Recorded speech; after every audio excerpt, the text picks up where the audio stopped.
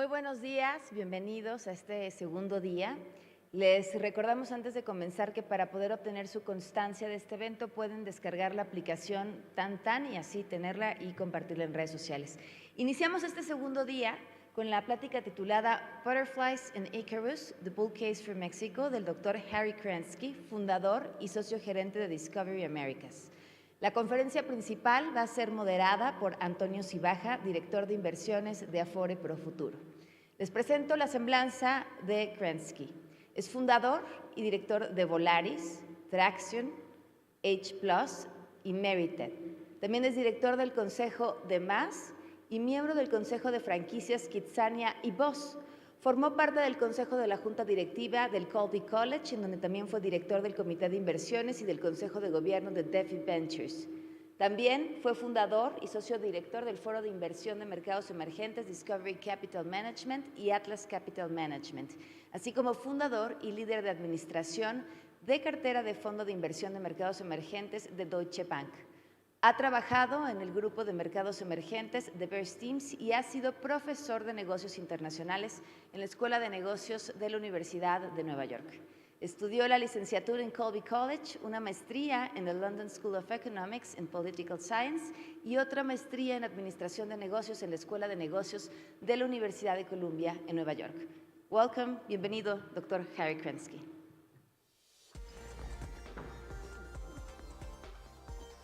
Buenos días, es mi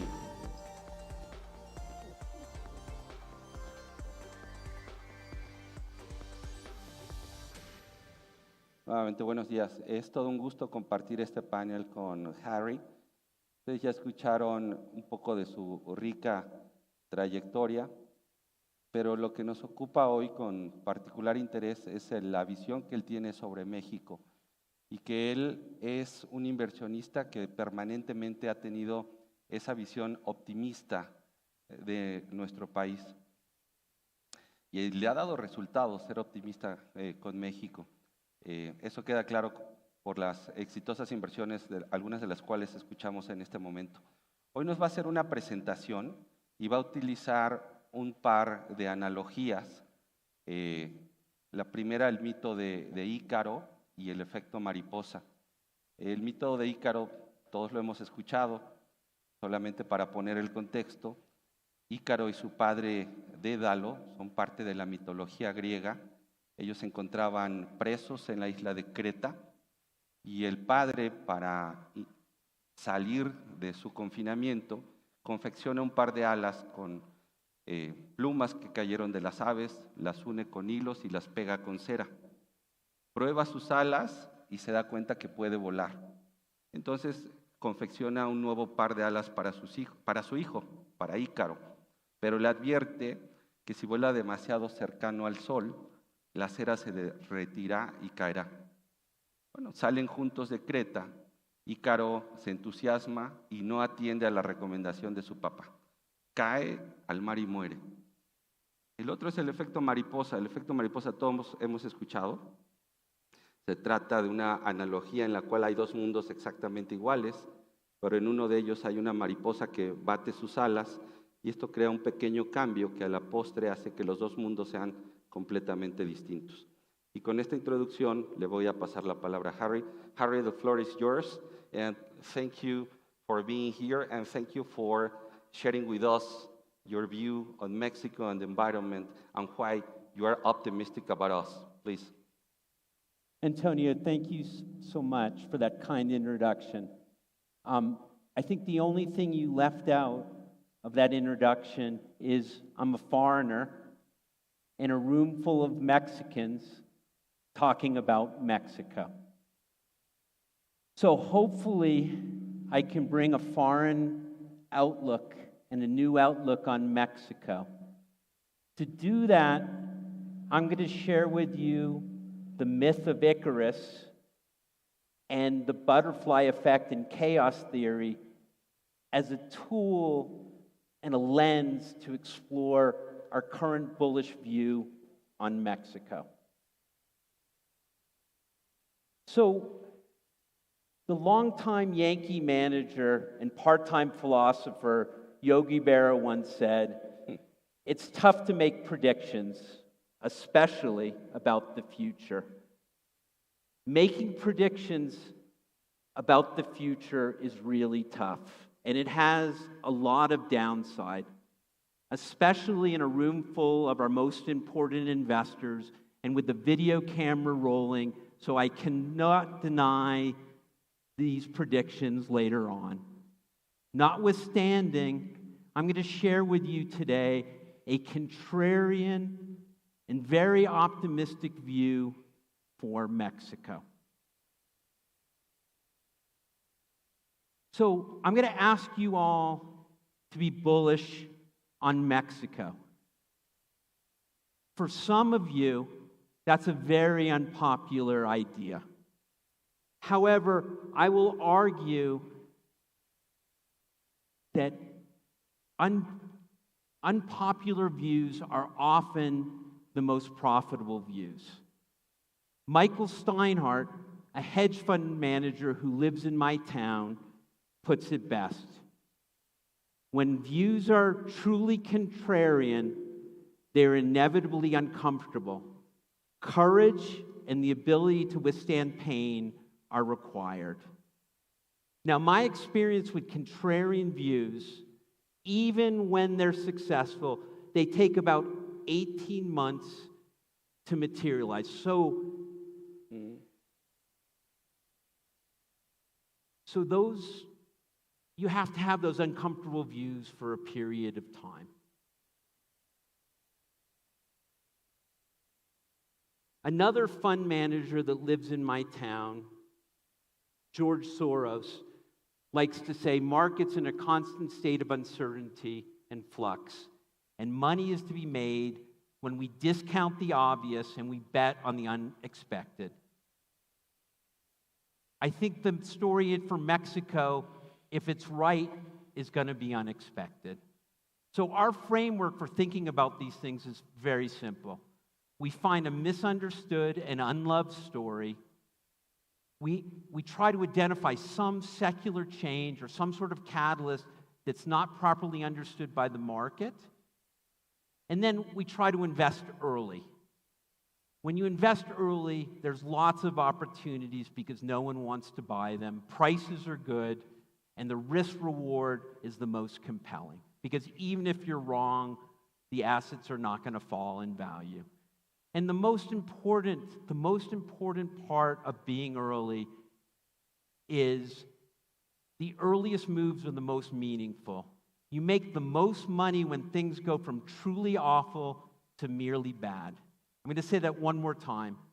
You make the most money when things go from truly awful to merely bad. So let's talk about our thesis in Mexico. We believe Mexico is currently misunderstood and underappreciated by locals and foreigners alike, following a really tough decade and a half for Mexico. However, during this period when Mexico was having its tough times, it made some really responsible policy choices in monetary and fiscal policy. And we believe this will put Mexico in a very good place for the future relative to other countries in the world. In addition, there are very important secular changes happening in Mexico, which are underappreciated and not currently priced into the markets. We believe that this is a once-in-a-generation opportunity that's materializing in Mexico financial assets. So why is Mexico underappreciated? I think it starts with growth. Mexico's been growing less than 2% a year over the last decades. And part of that is structural to the economy, and part of that is we've had a bunch of shocks in Mexico. In 2009, we had H1N1, when the economy fell 5.3% for the year. But in the first quarter, for those of you who can remember, and I can remember it like it was yesterday, the economy fell 20% in that quarter. The country went through a lockdown, and industry was thrown into disarray. In 2020, on the back of COVID, Mexico fell 8%. That is the worst performance in GDP in Mexico since the Great Depression. In addition to that, we've suffered through the subprime crisis in the United States that sent the world into a crisis. And right now we're going through the end of easy money and the return of inflation in the world. We've had really complicated geopolitical issues in Russia, in China, and we've had complicated politics all around the world, from Mexico to the United States to the UK, throughout the world. And then we've also had tremendous volatility in the foreign exchange markets and the real economy. They've been used as a buffer. When things go wrong in the world, Mexico lets the FX go and lets the economy go into a free fall to absorb these shocks. And there's both positive and negative things. If you look on the chart on the right, you get a sense of where Mexico places in growth. Mexico's growth, based on sorting this year's with the IMF data, is in the bottom third of countries in terms of GDP growth. And that's just about where it's been for the last 20 years. So, for those of you who have run an equity portfolio in Mexican equities over the last decade and a half, I am truly sorry. If you look at this chart, you can see that investing in the U.S. equity market has been a much easier path. In Mexico, over 10 years, over the 10-year period leading up to 2 days ago when I ran this chart, you would have lost money in dollars by investing in a portfolio of Mexican equities.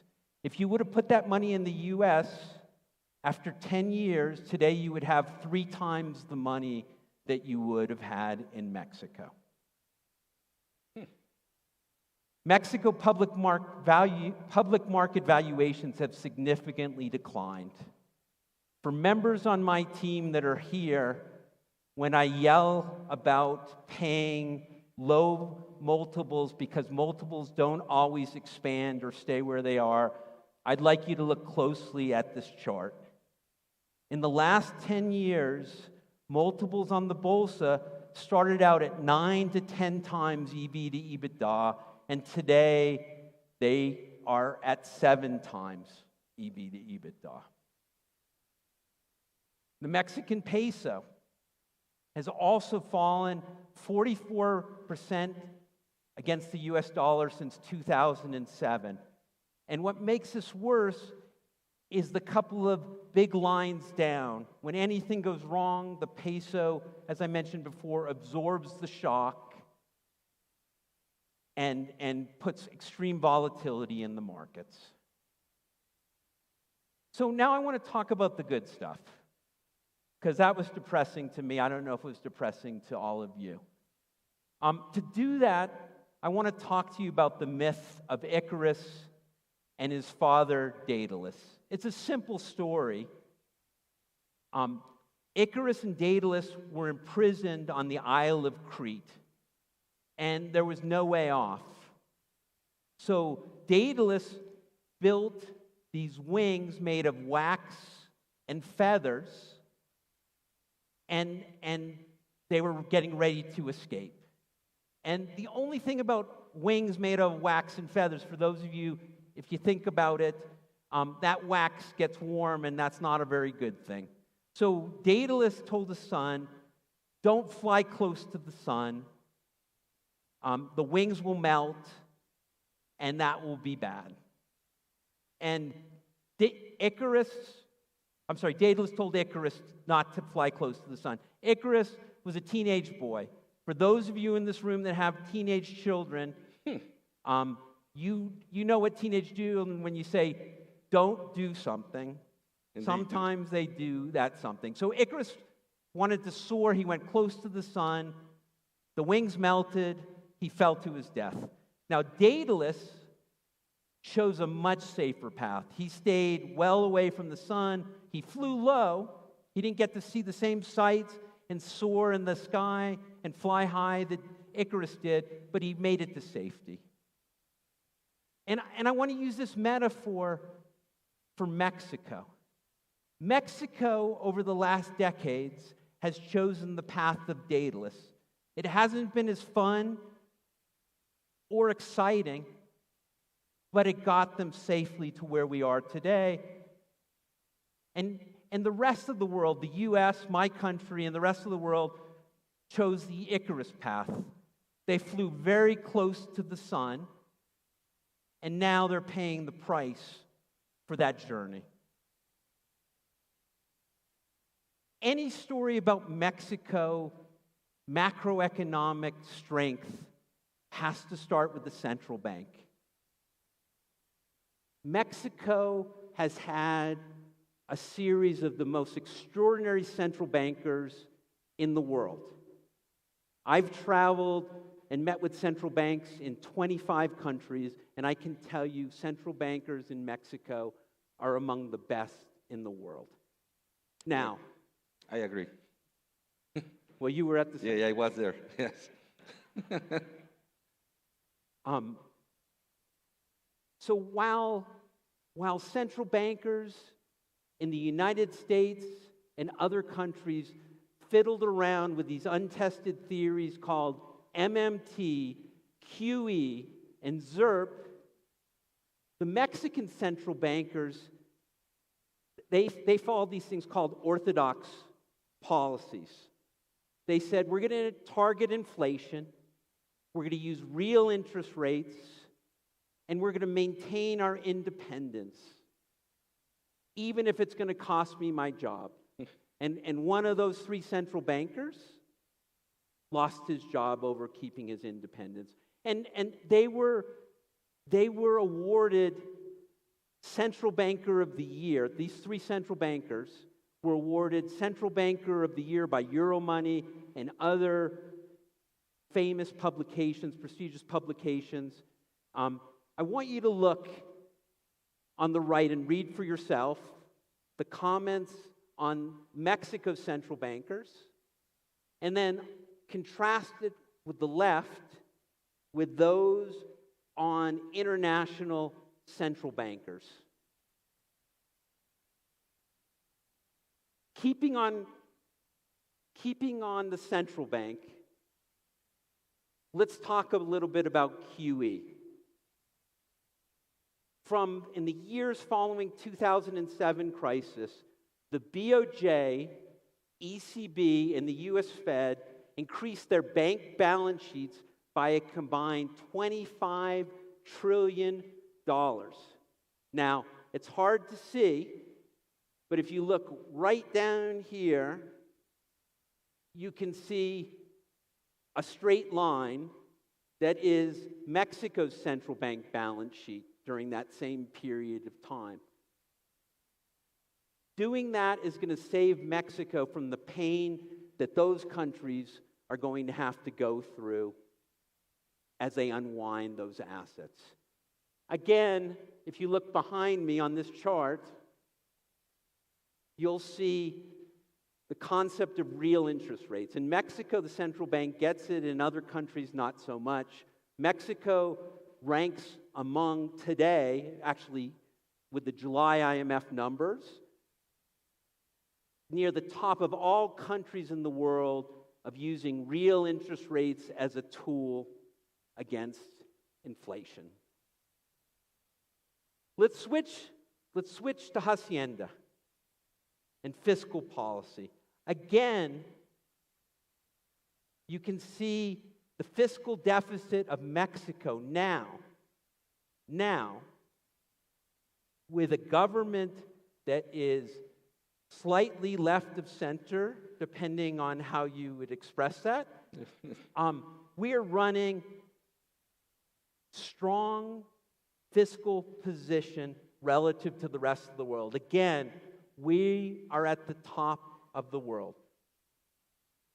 If you look to the chart on the right here, you can see over the period of time from 2007 to today, the U.S. ran cumulative fiscal deficits of almost 100% of GDP.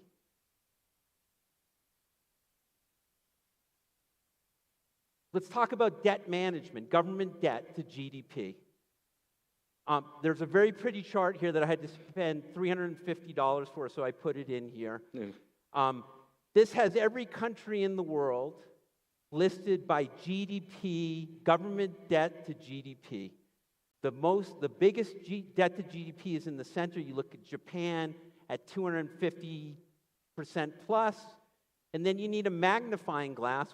We have an arrow to help you find it. Mexico is at the outer ring with one of the lowest levels at 60%. And here is just numbers where you can see it, the same numbers compared to certain countries in the world. So I want to talk about the secular changes I mentioned at the beginning. And I want to use the metaphor of the butterfly effect to do this. So I'm not a scientist, and these charts, some of the smarter guys that I work with had to explain to me how this all worked, but I figured it out eventually. In chaos theory, tiny, insignificant events can have outsized influence in shaping highly complex systems. The father of chaos theories, or one of the fathers of chaos theories, is Edward Lorenz. He described this phenomena in a seminal paper asking the question, does the flap of a butterfly's wings in Brazil set off a tornado in Texas? Using this analogy, in a complex world that we live in, events far away from Mexico can impact it greatly. So things happening in China, Russia, the U.S., and the rest of the world can have a profound positive effect on Mexico. And I want to talk about two of those things, nearshoring and remittances. First, let's talk about nearshoring. We went through a period in recent years where we had a trade war between the U.S. and China. We had COVID, and during COVID, China had this great idea to have a zero COVID policy, and any time a city had COVID, let's just shut down the city. We had an invasion of Ukraine by Russian forces. We've had geopolitical tension between the U.S. and Mexico. And with all of this stuff going on, companies around the world said, maybe having all of my supply chain in in China is not a very good idea. And then you look at Mexico. Its proximity to the U.S., the U.S. MCA treaty, and the cost advantages for Mexican labor over China, which you can see in the top chart on the right side, makes it an ideal location to nearshore some of your production and your global supply chain. So we think that nearshoring, while people are talking about it, it's the impact on the economy in Mexico is misunderstood and certainly is not priced into the assets. We think nearshoring will increase exports from Mexico to the U.S. by $75 to $150 billion. It will take some time to get there, but that's the number that we think is the right number. We think we'll see incremental FDI of over $10 billion a year. We think the impact on GDP and these are, I think, are very conservative numbers because I didn't want you to ask me the question how I came up with them. I won't. I think you're going to get in excess of 1.5 to 2.5% of GDP in Mexico. And finally, we're going to have a good old-fashioned employment and consumption boom in Mexico. Now let's talk about remittances. There is a thing that I've had a hard time explaining to people in Mexico called the Great Resignation. And it is a real thing.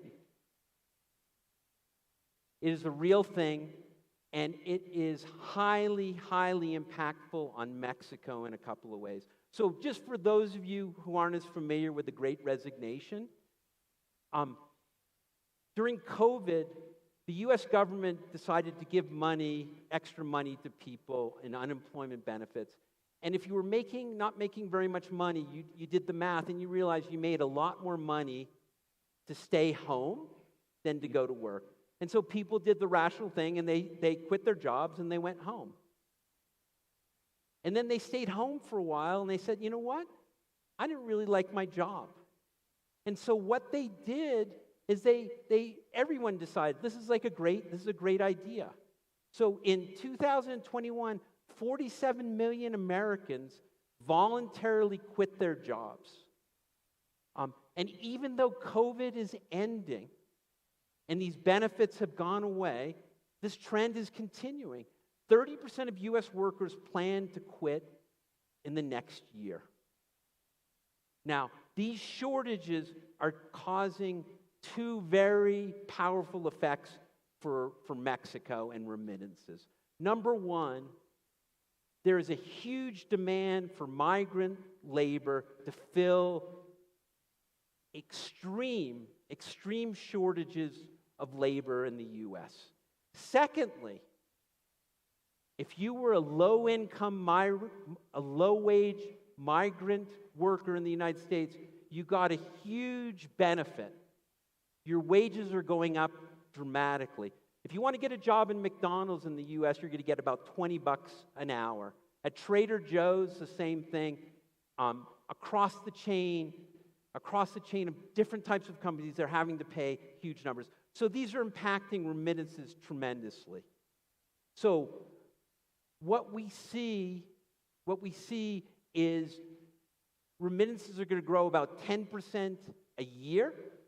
Now, if it happens next year, we are going to add 0.5% of GDP to Mexico because all of those remittances end up in consumption.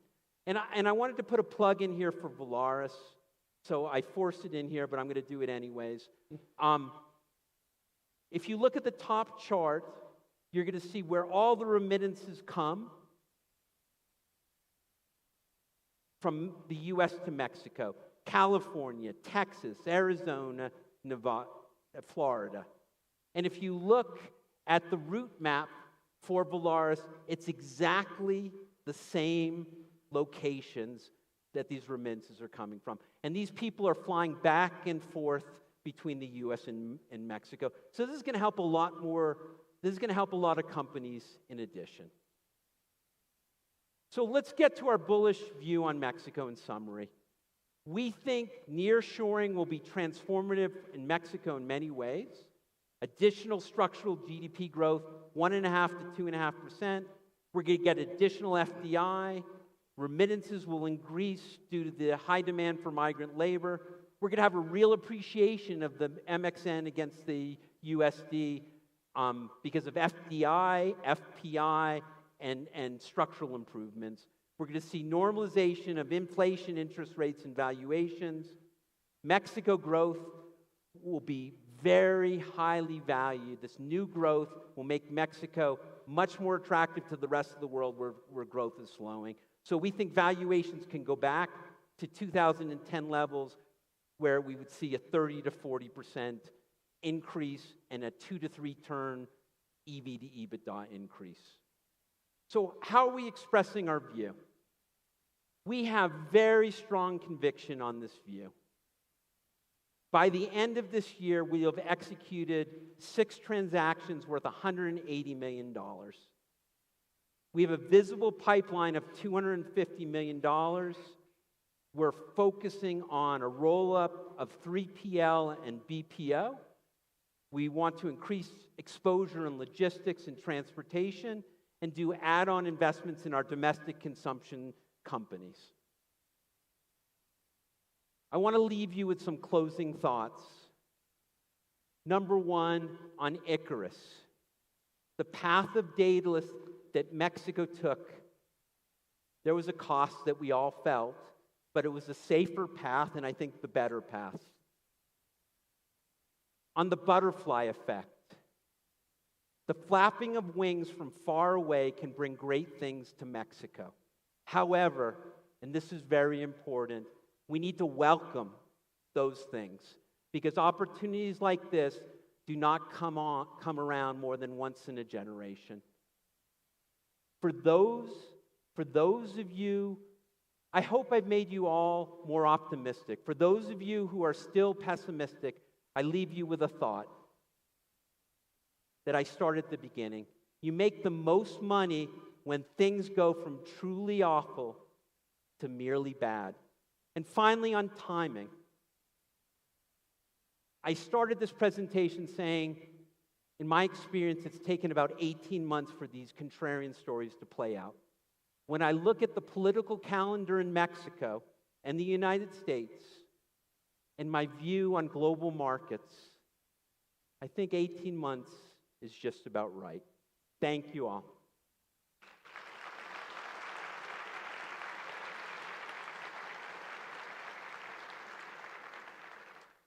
Harry, time is almost up, but I'd like to thank you, to remind us Mexicans that we may have a bright future, whether we decide to embrace it or not. Thank you very much. In Profuturo, we tend to be very optimistic about the future of our country, and having a Mexican foreigner like you come here and stress that there are many positive things that we can use for our own benefit is really welcome. And Harry, just in a couple of minutes, how has the Mexican business environment changed over the last years? What things have evolved in a positive way that we can use to have a more promising future? So I always like telling stories, and I'm going to be very quick. Okay. But your question reminds me of Charles Darwin and survival of the fittest, or the expression, whatever doesn't kill us makes us stronger. The last 10 or 15 years has been a very, very challenging time for Mexican businesses. However, there have been winners that have emerged. They've had to do everything right to be able to emerge through this process. And I think that environment is still difficult. As we talked about in the slides, first generation economic reforms, Mexico gets an A+. Second generation in microeconomic reforms, I'm not sure the grade I would give it, and I leave it to others in this room. But as a foreigner, I don't see it as vibrant and as welcoming as other markets. Okay. And Harry, any other thought you'd like to share with us just to close our conversation?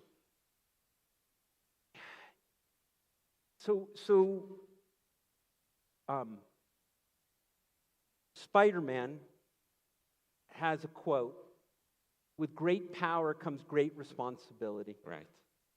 The people in this room have great power. They have the money of the pensioners of our country here, and they have the resources to invest in Mexico in this story. They also have the eyes of the world watching them. If Profuturo is not investing in Mexico, why should I?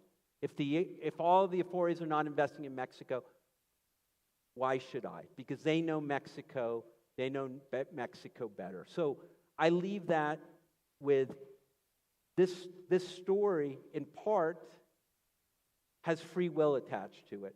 If the Afores make this investment, I'm going to look really smart. And if no one in this room makes that investment, maybe I'm never going to be invited back to Amafore. Of course. You see, our clients can have our word that we will use that power with the greatest responsibility. And thank you very much for being with us. Thank you. Thank you.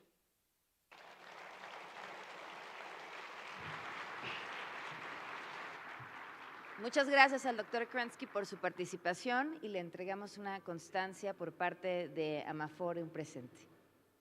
Si ustedes quieren aprender cómo se invierte en fondos de pensiones, no se pueden perder la siguiente charla: Estrategias y oportunidades de inversión en los fondos de pensiones. Esta siguiente charla será moderada por Eduardo Saluburo, director general de Afore Invercap, y las ponentes que nos van a acompañar en esta charla son Gabriela Santana, asesora financiera de Fibra Educa; John Christmas, codirector de Desarrollo de Negocios y Relación con Inversionistas de HPS Partners; Edward O'Donnell, tercero especialista senior de producto en DWS.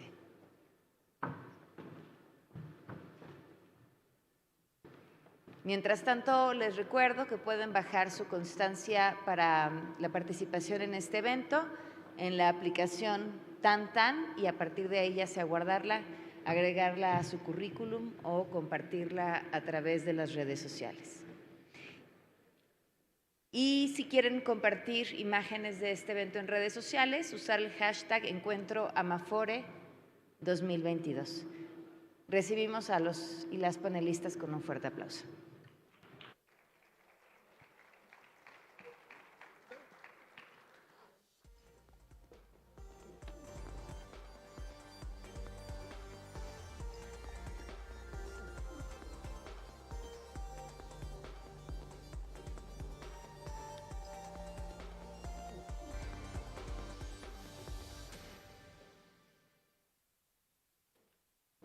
So good morning, everybody.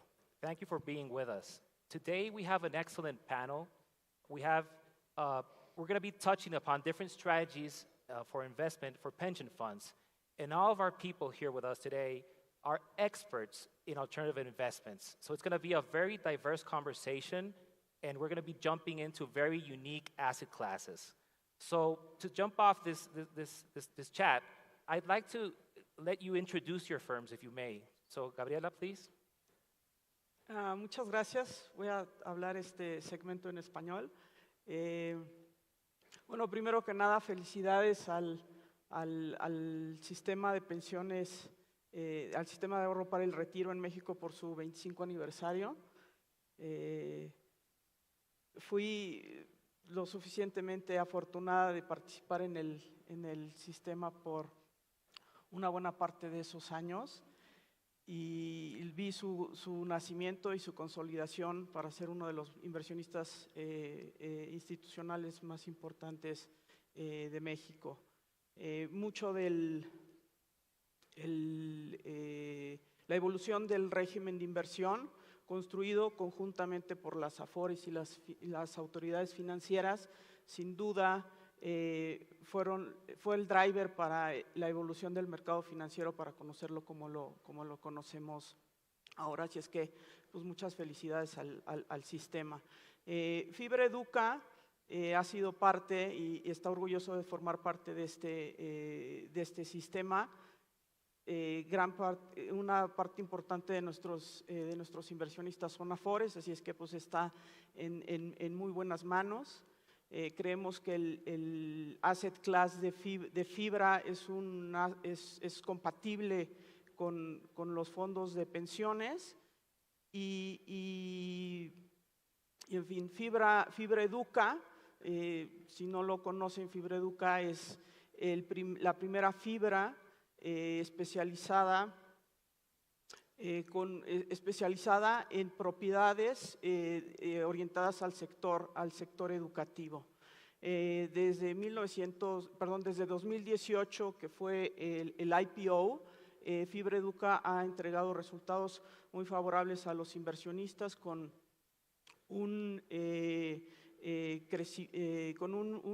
crecimiento en el valor un crecimiento importante en el valor un crecimiento en la ganancia de capital y un flujo constante e ininterrumpido en la distribución de los dividendos. Hemos crecido 51% en nuestro portafolio de propiedades. Tenemos un área bruta rentable de más de 530,000 metros cuadrados, distribuidas las propiedades en 20 estados con una ocupación del 100% y un sólido pipeline de adquisiciones. En la parte de nuestra estrategia ESG tenemos un compromiso fuerte con ella. En la parte de ambiental tenemos el compromiso de certificar con el criterio EDGE el 20% del área bruta rentable en los próximos años. Por la parte de gobernanza, recientemente este año una agencia especializada evaluó nuestro gobierno corporativo y los resultados arrojan que si fuéramos un REIT americano estaríamos clasificados como el sexto mejor REIT en términos de gobierno, en términos de gobernanza. Y por supuesto en el pilar social tenemos un compromiso con un programa de becas a estudiantes orientado a jóvenes de niveles bajos y medio bajos que buscan obtener educación superior en México. Este programa tiene una orientación de género, pero también está orientado y prioriza disciplinas STEM, que son de matemáticas, ingeniería, técnicas y ciencia, y también una orientación y priorización a las ciencias de la salud, de las cuales pues, hay una carencia importante en nuestro país. La tesis de inversión de Fibra Educa consiste en que creemos que el sector educativo, específicamente el sector educativo en el segmento de bajo costo, es un sector resiliente y va a mostrar trayectorias de crecimiento en el largo plazo por muchas décadas por venir. Les puedo comentar que la educación, nosotros creemos que la educación es el factor más importante para el crecimiento económico, porque genera movilidad social, genera mayores ingresos y mayor ingreso ingreso y riqueza para las familias, genera empleo, fomenta la formalidad laboral y sobre todo pues es un claro y auténtico motor de crecimiento. Entonces, Fibra Educa, además de otorgar, de tener el compromiso de otorgar rendimientos atractivos para nuestros inversionistas, al mismo tiempo creemos que nuestro enfoque hacia el sector, nuestro enfoque hacia la educación es un enfoque con propósito y que sobre todo tiene un clarísimo impacto social. Entonces, pues eso es Fibra Educa y bueno, estamos muy contentos de estar aquí para compartir información y intercambiar opiniones con nuestros colegas. John, can you tell us a little bit about HPS Partners? Yeah, sure. Thank you all for having us. It's a great conference. We're very happy to be here. My name is John Christmas. I'm a partner at HPS. HPS is the largest firm of our country. We run $100 billion, and all we do is lend money to people. All we do is non-investment grade credit. So the firm's 15 years. Private credit is about 80% of what we do. Private credit today is the same size as in the US as the liquid loan market. It is a $1.3 trillion market. Private credit exists because the federal government, the regulatory agencies in the United States no longer want banks making $500 million loans to companies and holding it on their balance sheet. After 2008, the federal government said banks can't do it anymore. I mean, they can, but it's very expensive. So this industry has grown because of that. Most of our money that we go out and collect from investors comes from insurance companies, pensions. They're people who are looking for steady income. Most of our, today we can offer a 9% income on most products. They're looking for the ability to invest in credit without having the volatility of public markets. It used to be you had to own equities. You had to own 60% equities if you wanted your portfolio to return 9%. I can offer you contractual 9% returns with less volatility. And that's why the industry has grown. Not just me, the industry. And that's why the industry has grown. So we think, we think it's an interesting way to add income with less volatility to a portfolio. And so, we've seen globally there's been an adoption. It has been slower in Mexico because of the benefits you get from local debt. The investment regime especially, right? However, the companies we lend to are not small companies. The companies we lend to have $150 million in EBITDA. These are companies that are worth $2 billion, right? These are that have long track records. And so while the return may be better, because we go out and we write the documents, we lend the money and then they pay us back, it's a much, we think it's a better risk-adjusted return as well. So excited to be here. We're excited for the opportunity that exists to become part of all of your portfolios. And that's it for now. Fantastic. Edward, how about DWS? Thank you. Gracias. Very nice to be here. DWS should be very well known to you guys as a provider of ETFs to our extractors.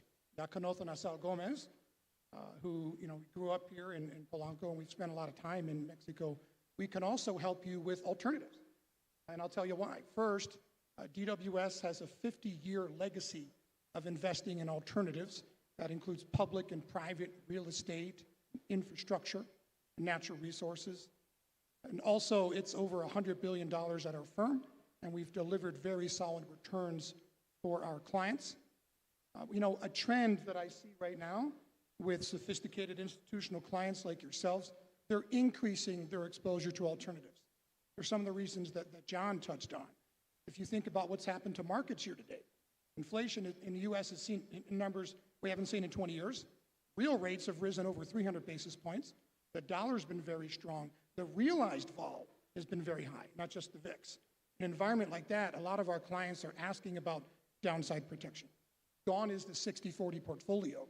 20 years ago, interest rates were at 1, inflation was benign, equity markets surprise on the upside, everyone gets paid in bonds. Why would I do anything else? Those days are over. So when I look at Mexico, for example, your equity markets have done extremely well year to date. Your currency markets have done very well. Your REIT market has also done very well. I have to say, Gabriela, congratulations. But what about the bond market and the liquidity of that? So if I'm an Afore, I love the SERPI structure. Makes a lot of sense.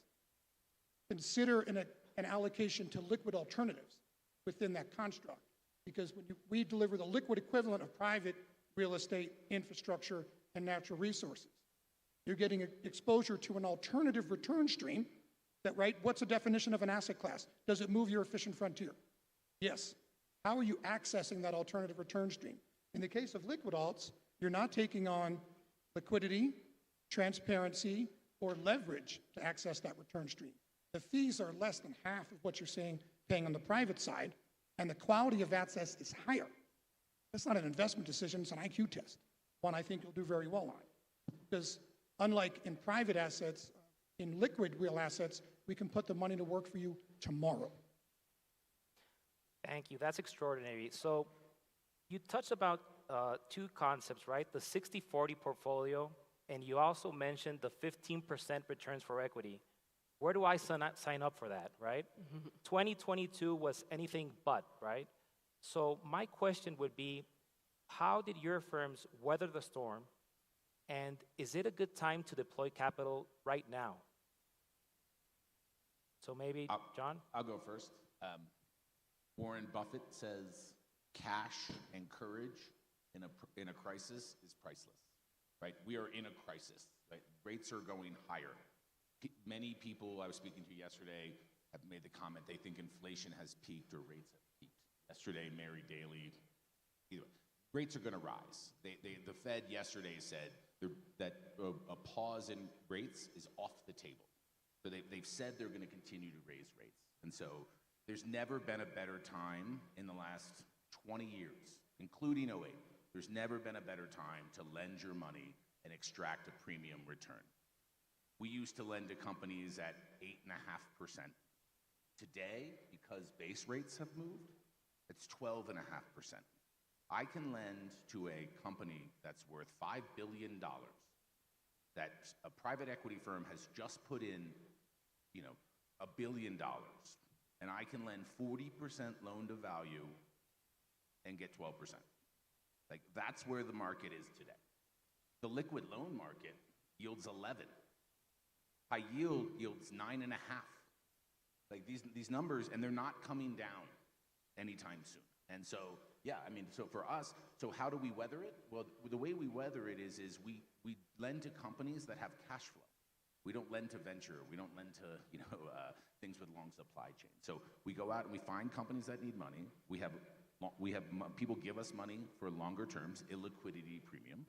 We write loans and we monitor them. And whether the stock market goes down today, it's down. If the stock market goes down 5% today or goes up 5% tomorrow, it does not affect the value of my loan. Like, how's the company doing? Are they going to pay me back?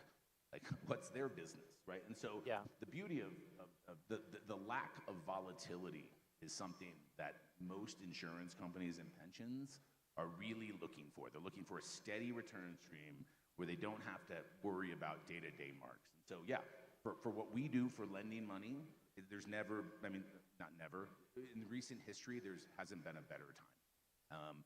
The banks aren't lending money. The public markets aren't lending money. And companies need it.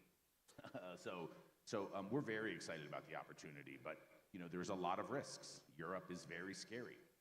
Rates, companies are not, in real estate, which is something we can talk about, people who own office buildings were paying 6%, and now they're paying 10% interest.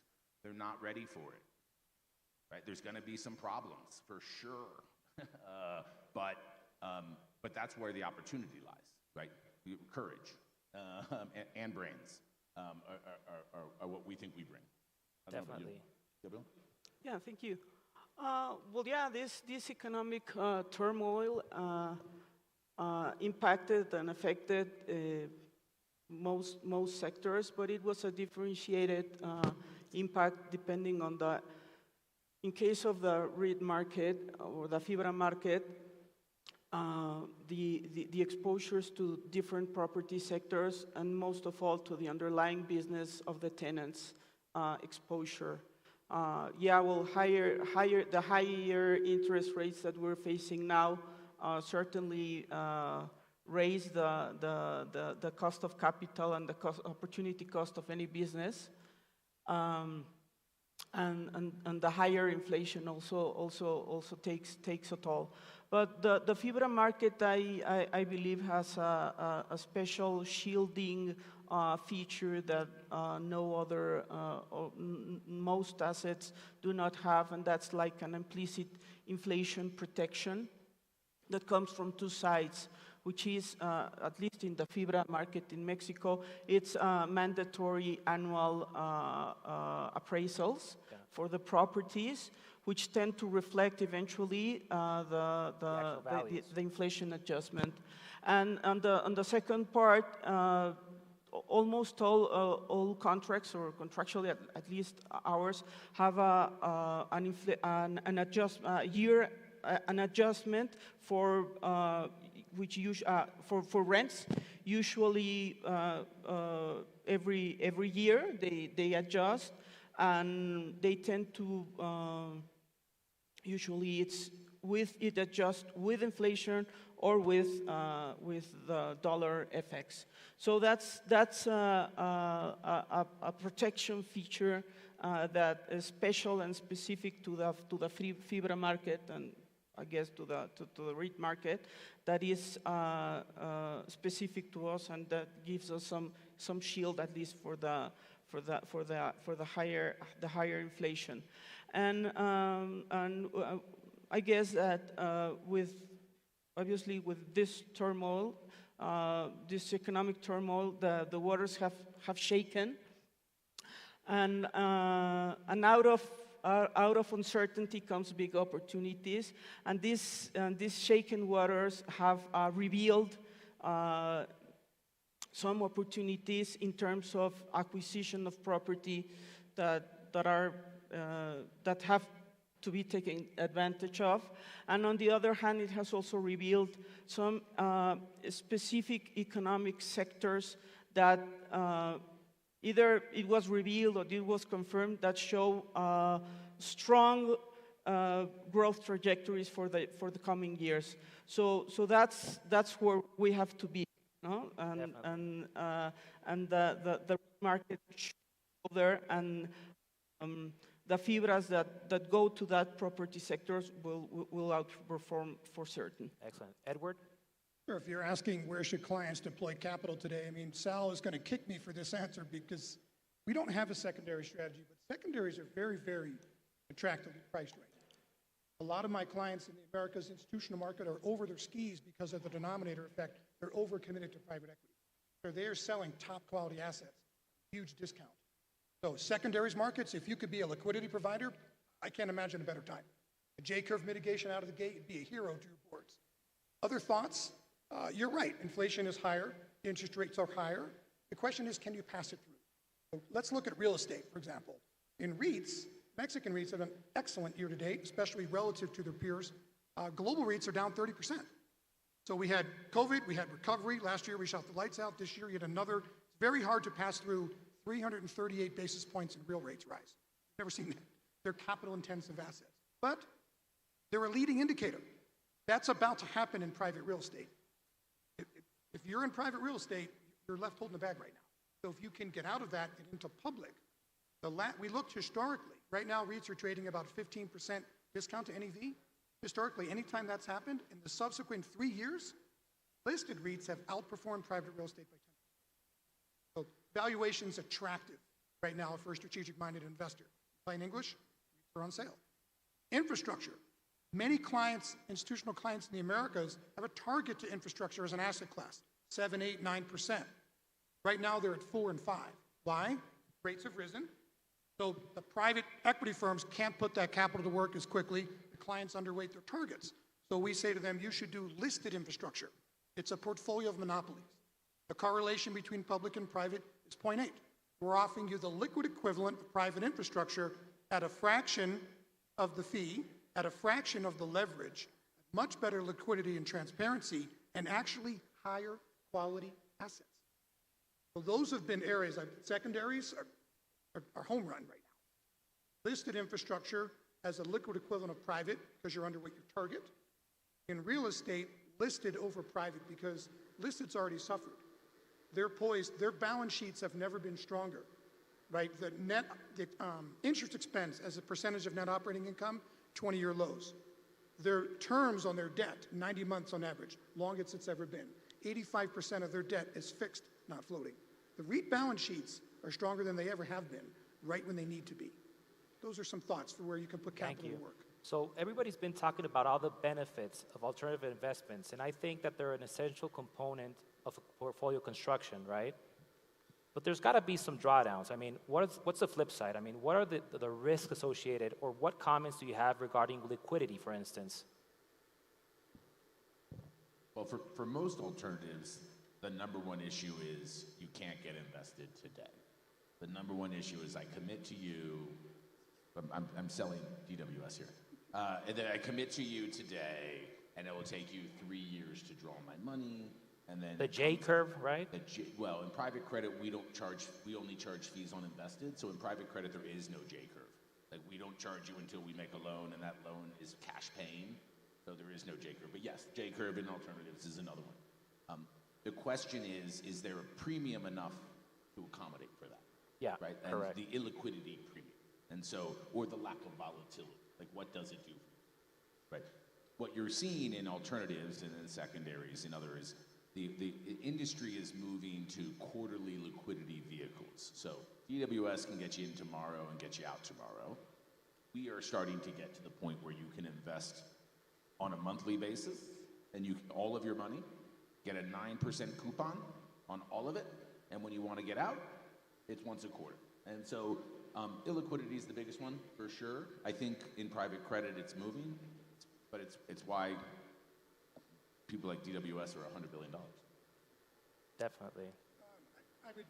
Thank you, John, and I appreciate that. We pay in gold bullion here. I would say another risk, if I'm a client, putting myself in the client perspective, liquidity is big, because if I have pension plan participants and I need to pay out, especially what's happened in the bond market locally year to date, that's certainly a challenge, liquidity. I think another challenge is transparency, but also leverage. If I'm using explicit leverage to get that return, you don't see that in liquid alts. It's also the downside protection. You know, John talked about rates. Rates are not done rising. Inflation may not be done. Don't forget, we had 2 for a long time in the US. Now 8 is the new 5, 9. So where is the downside protection? You know, you look back, calendar year drawdowns in the MSCI world average 15%. In listed infrastructure, it's 11. That's 400 basis points of downside protection. In REITs, it's about 270. So capital preservation, right? When you've got strong dollar, high inflation, high base rates, high realized vol, in a scenario like that, you're really considering my capital preservation and downside protection. So stable cash flows, very low volatility in my revenue stream, getting higher up in the capital stack, being paid well. Listed infrastructure is stable cash flows with cheap debt. There's a story behind it. I can show you pictures of bridges crumbling, but that's what you're really buying. So I think in an environment where inflation is higher than it has been in 20 years, real rates are higher than they have been in quite some time. Go back to the Volcker Fed, right? And in an environment like that, I think what's paramount if I'm a client is maintaining liquidity, not taking on leverage risk to get my return stream, and considering the downside protection and capital preservation. Obviously, I want to remain fully invested and put points on the board on the upside. Definitely. Down 5% may seem tough locally, but compared to your peers globally, you guys are number 1. It's fantastic. Yeah. But the downside protection is what I would emphasize more than anything else. Capital preservation will win in an environment like this. Definitely. Gabriela, can you talk to us a little bit about the evolution of the REIT market in Mexico? How do you see things going in the next 10 years? Sure.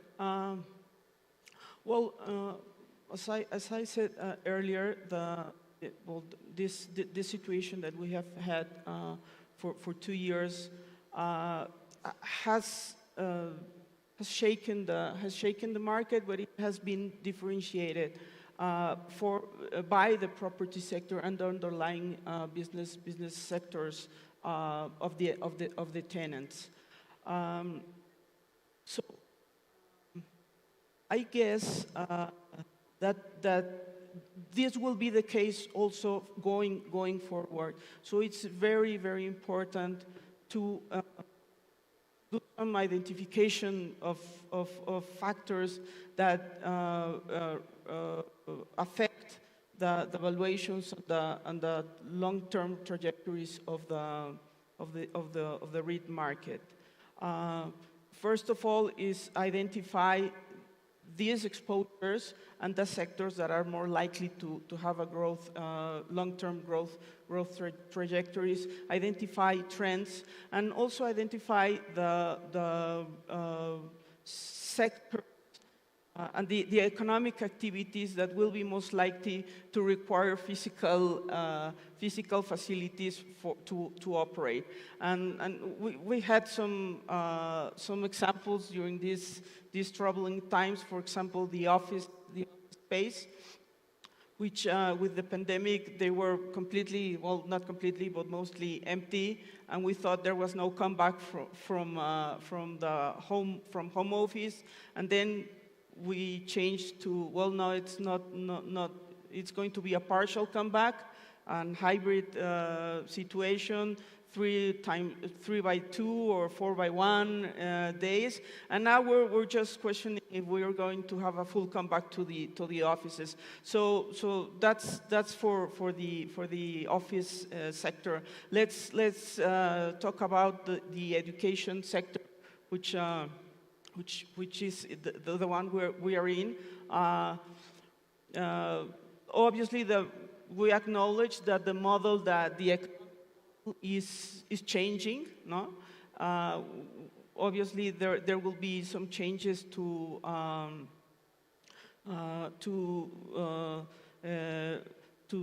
work and learn and dual model education, and online education has taught us some important lessons too. We thought that online education was going to be the thing. And these past years have shown us that there are some serious gaps on the online education. There's a recent study I just read about that in the U.S. The grades, the scores of math and reading have dropped to levels 20 years ago. So there is a big gap in learning from online learning, and it has promoted also school desertion, school dropouts. So we guess that in terms of the education sector, is going to be the knowledge is going to still be made present in person, and that will need schools and classrooms and campuses, and therefore the market. And just another example, the one that was talked about on the earlier session, is the nearshoring phenomenon. And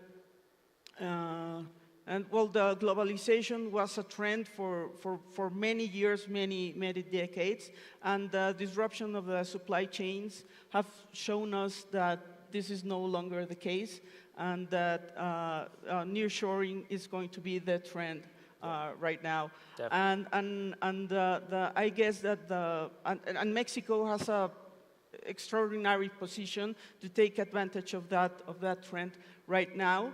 And the industrial properties are soaring already. The north of Mexico has 100% occupancy rate, and I think that the fibra market has been instrumental to taking advantage and giving facilities to the foreign investment to take advantage. Definitely. To come and sit here and for Mexico to take advantage of the nearshoring. So bottom line, we just need to focus on the underlying economic sectors that feed back to the real estate sectors, and identify the sectors and the economic behavior of that will brand a long-term trajectory of growth for the following years. So John, you travel all over the world. Do you see any differences in terms of risk appetite between investors in developed markets and emerging markets for alternatives? I think what we see is when people move into alternatives and they're trying to allocate to credit, they're comparing it to this private equity portfolio that magically makes 20%, right? Or they think they do 20%. Where are those? Right. And so what you're seeing is from large insurance companies in Europe is they're allocating to us from their fixed income bucket, right? Like fixed income they used to own as a stabilizer, and now it can be additive to returns. And that's irrespective of what you think equities will do, right? And so, yeah, like at first people look at their alts bucket and they say, I want to do distress, I want to do secondaries, I want to do private equity. And then maybe they do private credit, right? But once they start doing it and they see the cash flows, they realize the benefit and they end up taking it from fixed income. So first steps first, but yeah, eventually, you know, it spreads beyond the alternatives bucket as a stabilizer and a return driver for them. Perfect. And Edward, finally, what does it mean to be an investor for New Now? In the new now, I mean, it's a very new normal. So first of all, talk about global macro trends. Since '08, policymakers have heavily influenced capital markets. So number one, inflation. That it's unlikely to go down anytime soon. Maybe there's a scenario within 18 months, you get to 5. We were spoiled by 2 for quite some time. So let's first of all describe the landscape of the new now. One, inflation is higher than it has been in a while. Keep in mind something. If I have a $100 bill in my wallet on January 1st, on December 31st, I have $92, and that never left my wallet. That hurts me as a consumer. It really hurts me as a pension plan with an annual liability stream. Inflation doesn't just hurt your asset values, right? Stocks go down. Why? It kills the profit margin. They can't pass through that rising input cost. Bonds go down. Why? Yields go up to compensate for what they know is going to be lower value in the future cash flows. So that hurts asset values. It also hurts your purchasing power. So number one, the new normal is rising inflation. 5 or 6 could be the new 2. Number 2, real rates have risen. That's a challenging environment. The dollar has been quite strong. That needs to be corrected. Volatility, higher vol. Not just the VIX, but the realized vol. And so in an environment like that, your typical portfolio, what we call the 60, 40, 70, 30, so 70% bonds and then fixed income. I know here things are different. If you only held Mexican bonds and some REITs, could you meet your return hurdle that your actuary tells you or that your participants need on an inflation-adjusted basis? No. There's a 200 to 300 basis point gap between what the traditional stock and bond markets are going to give you for return and what you need to make. So what options do you face as someone who's working with an Afore? One, do nothing. That's called career risk, okay? What capital market risks can you take on to bridge that gap? You could be a provider of liquidity and lend into markets. You could buy REITs, the very high inflation pass-through. Infrastructure has 95% inflation pass-through. It's a portfolio of monopolies. So I think in the new normal of higher inflation, higher interest rates, higher vol, and currency vol, finding strategies that can pass it through. Interest rates are rising, I'll lend. Inflation's rising, who can pass that through faster than broader equity markets? That's the pivot, that's the question, that's the challenge. That 200 to 300 basis point gap between your stock bond portfolio and what you need is going to be filled by alternatives. Thank you. Yeah, that 500 basis points used to go to the equity people. Right. And now it goes to the lender. Right. Higher up the that's capital new, structure, right? That's the new norm, at 40% loan to value. Yeah. That's the new norm. And he's higher up in the capital stack at lower volatility. Yeah, definitely. So, I mean, I got about 15 questions here in my cheat sheet. I think we got through like 4. And that clock has been flashing red for quite a while. So maybe just to wrap it up, any final closing remarks that you would like to add, Gabriela? Yeah, well, we have faced some really troubling times, but I think we have come through, and a lot.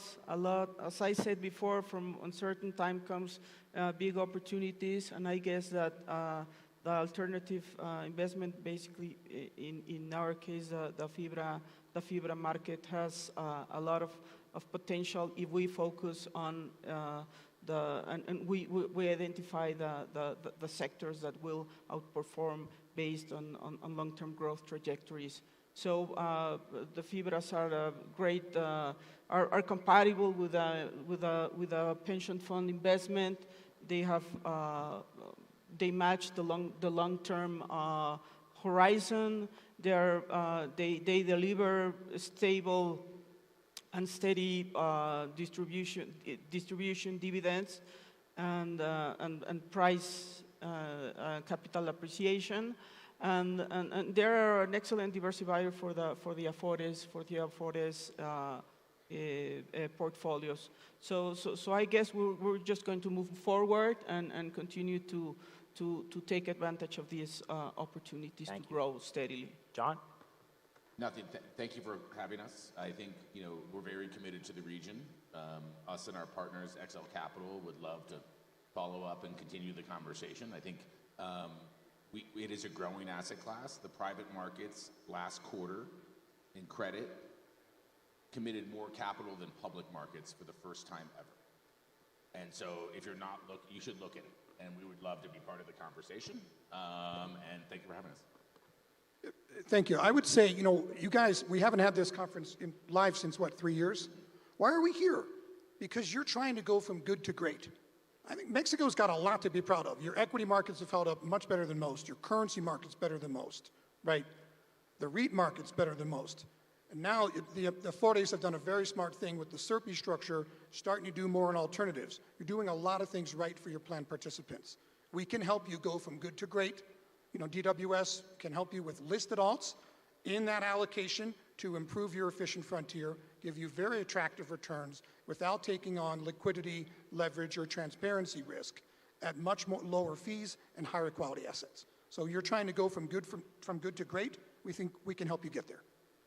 Well, thank you so much for your time. On behalf of Amafore, we really appreciate you sharing this podium with us today.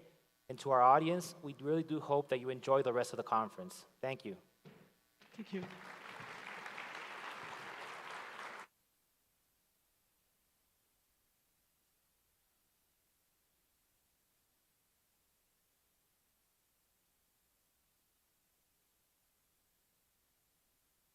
Gracias.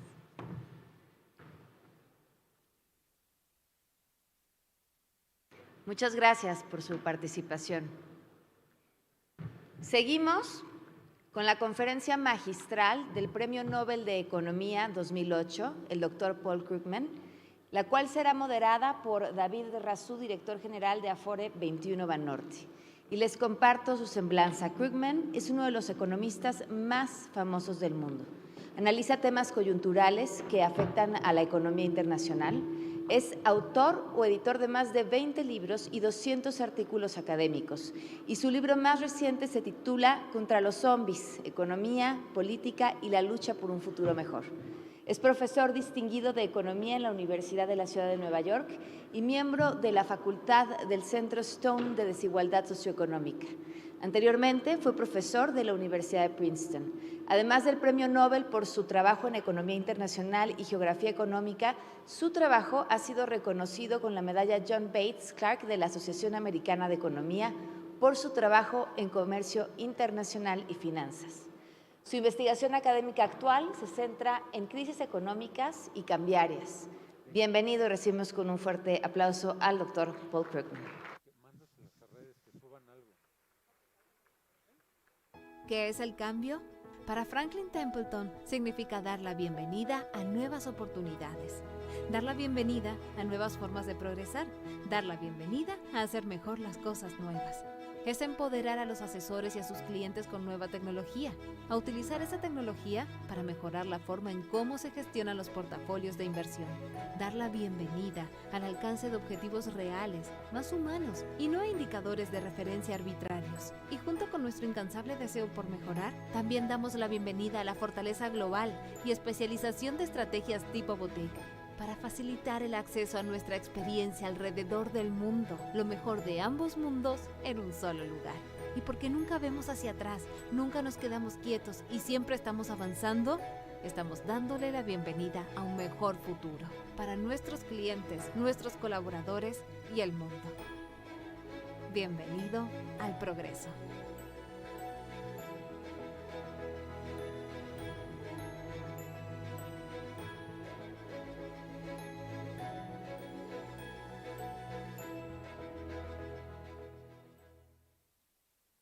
¿Qué es el cambio?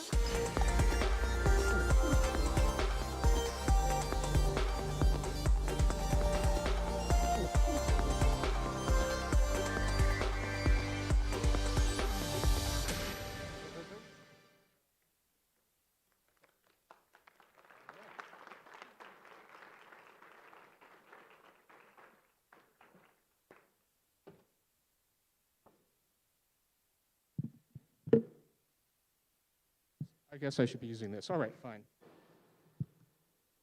Or there, even better. So, okay. Sorry, folks. Yeah, I'll do that. Well, hi, everyone. Thank you for coming to listen to me.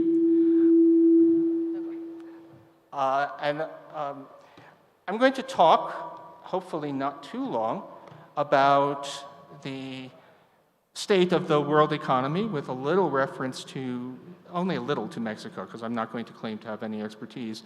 And then hopefully we can have a discussion afterwards. As I guess everybody knows, we've been through a really extraordinary period here. We're almost now at the 3rd anniversary of the beginning of the COVID-19 pandemic. The pandemic is not entirely over. People are still dying.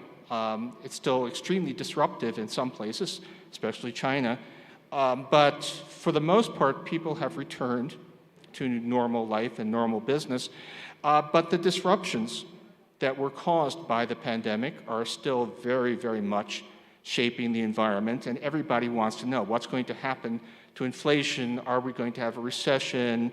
And then beyond that, how much will the world, once this settles down, look like the world before the pandemic? What fundamental changes are we going to have? So I'm going to try and run through all of that, and with a, I think, mostly relatively optimistic message, but acknowledging the problems we have. So let's background before I get to slides showing you, recent developments.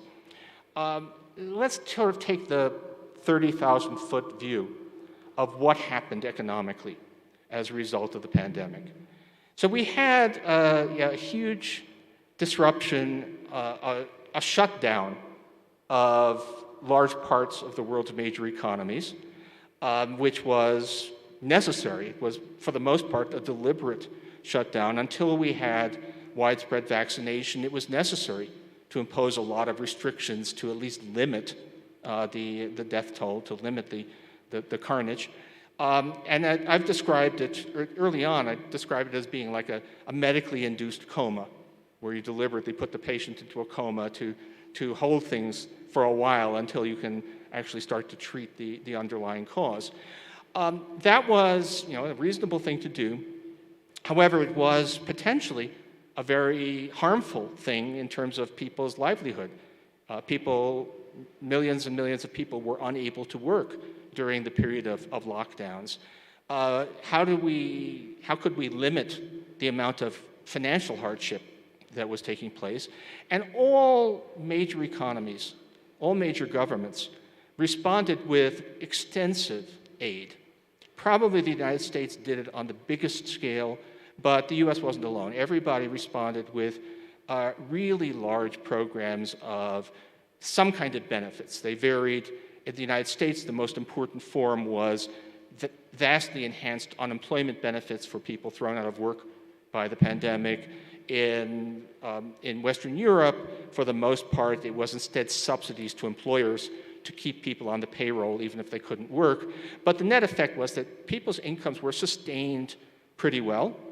In the United States, poverty actually fell during the pandemic because we were providing so much aid. People's purchasing power was sustained, which was, in a lot of ways, a very good thing, but also meant that you had reduced economic capacity because of the pandemic, and yet purchasing power stayed high, which is a recipe for some inflation. And there was a lot of dispute about how much inflation. I underestimated how inflationary the combination would be. But the legacy of the pandemic aid is basically a spurt in inflation. That because we provided people with money when they couldn't work, provided sustained purchasing power in an economy that was forced to shrink temporarily, we had classic too much money chasing too few goods. Now that's not the only story. and the world would look quite different right now if Russia hadn't invaded Ukraine. So on top of, even as we were starting to work out the kinks from the pandemic, then we got this whole new shock, which has been particularly severe for Europe. The nature of the shock was, the reason it was inflationary was not just that we've sustained spending in the face of reduced capacity, but also that the pandemic has produced wild swings in what people spend their money on. So during the worst of the pandemic, there was a drastic reduction in demand for in-person services because face-to-face contact was dangerous. To some extent, it was just forbidden, but even when it was permitted, people didn't do it. And people made up for that by consuming goods. So there was a big increase in durable goods. And the classic example now, it's a bit of a extreme case, but people stopped going to the gym and bought Pelotons instead. So, or people stopped going to restaurants, so they bought kitchen equipment instead. So that initially produced a huge strain on our ability to provide people with the goods they were demanding. I don't think I ever heard anyone discussing supply chains until 2021. Then all of a sudden it was all over, because suddenly we realized that all those things that magically appear on your doorstep actually have to get there through containers which are in limited supply, port capacity that's in limited supply. So we had one set of disruptions, and then as that let up, then we got hit coming and we got hit going as demand swung back towards services, leading to surging prices of things like hotel rooms. And also, and this is a story I'll talk about quite a lot in the United States, changes in the way people lived. Work from home was clearly an emerging technology, but its pace of development was vastly accelerated by the pandemic. And the thing about when people work from home is they want more home to work from. So we had a big one-time jump in demand for housing. Again, huge disruptions. Commercial real estate still has massive vacancies, but housing demand is way up. And all of this contributed also to inflation. The reason, you might ask, well, if people buy more of one thing and less of another, okay, the thing they're buying more of goes up in price, but doesn't the thing they're buying less of fall in price?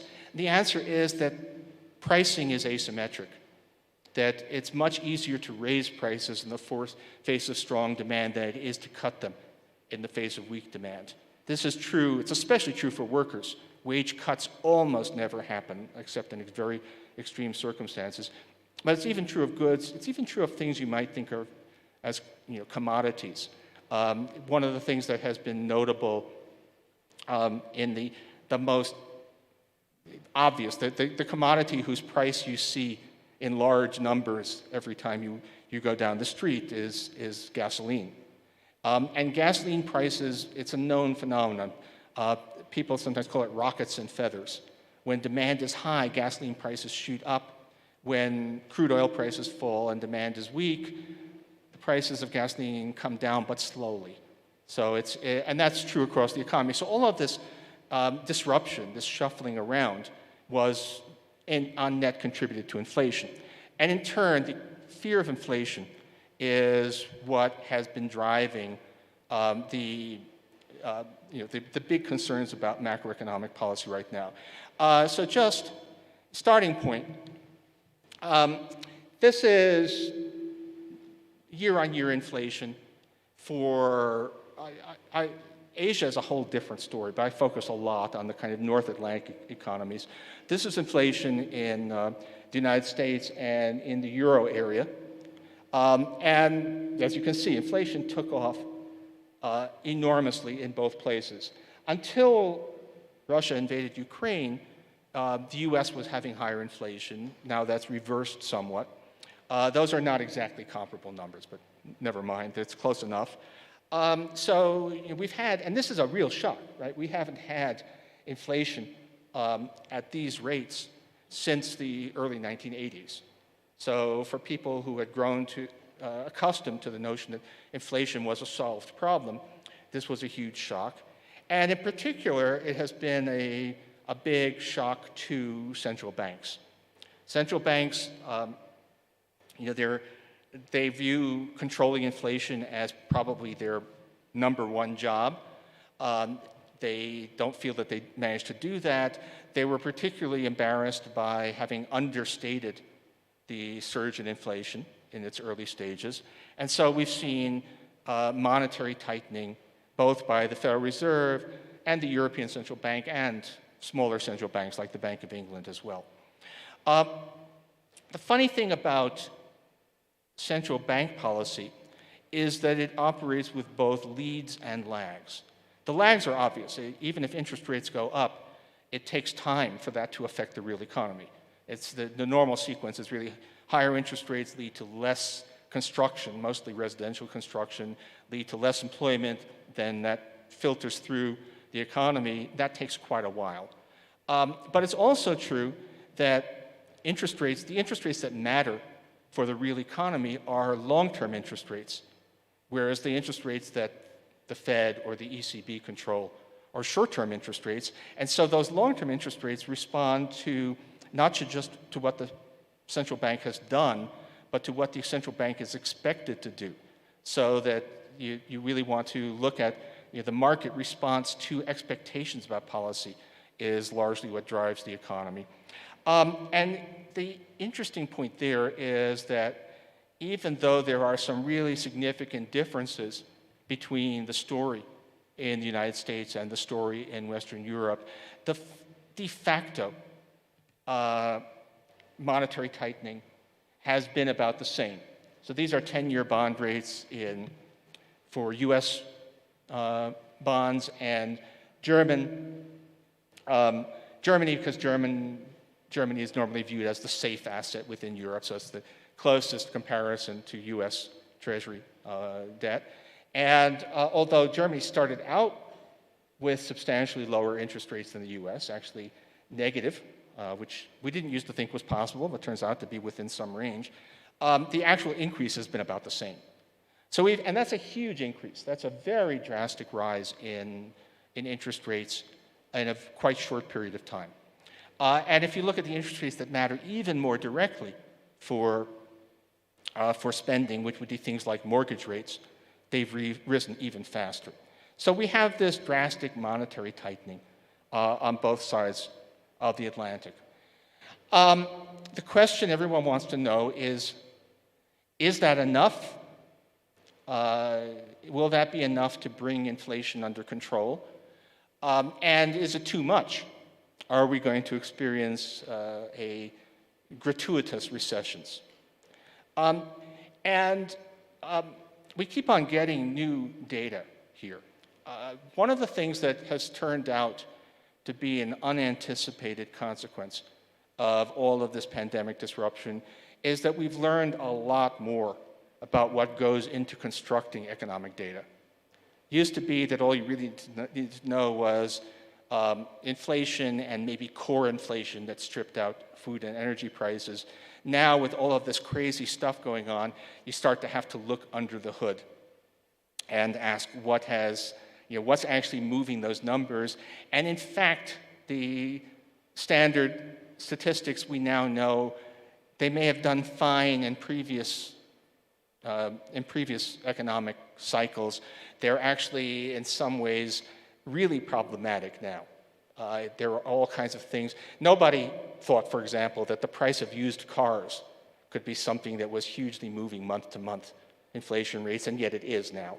And there's a bigger problem, which I'll get to in a second, which is in some ways causing the official numbers in the United States to be excessively pessimistic on inflation.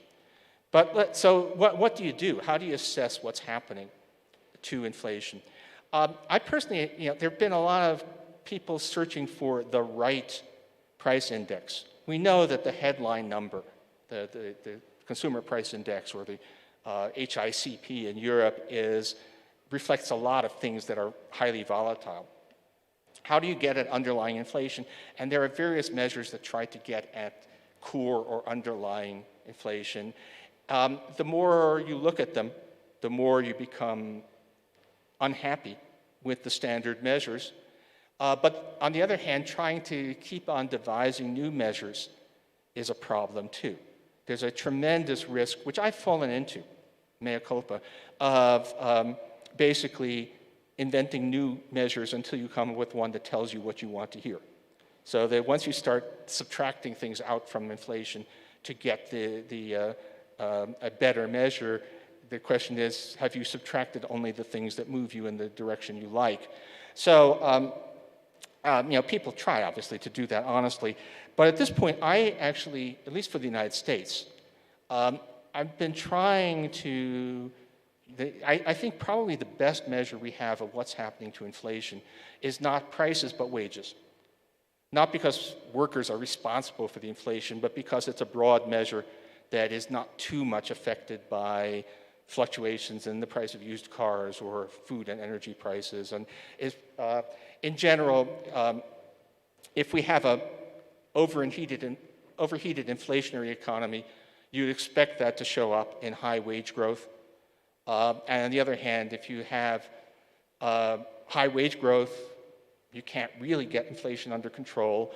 If you have low wage growth, inflation is very likely to come under control. So wages are in some ways the best index. Even wages are problematic. They were very problematic early in the pandemic because the workers who were laid off tended to be low wage workers. So the average wage shot up just because of spurious effects and then came down for spurious effects. But that's less of an issue now.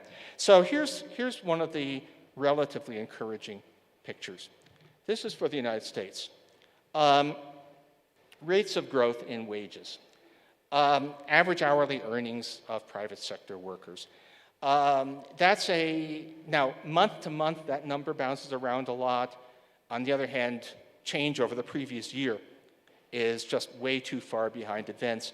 So many of us have settled on 3 months as the kind of, looking at the 3-month rate of change as our best indicator. And what it says, again, there was some odd stuff happening early in 2022, but what it says is that wages are growing, but more slowly than they were before. It does look like underlying inflation is coming down.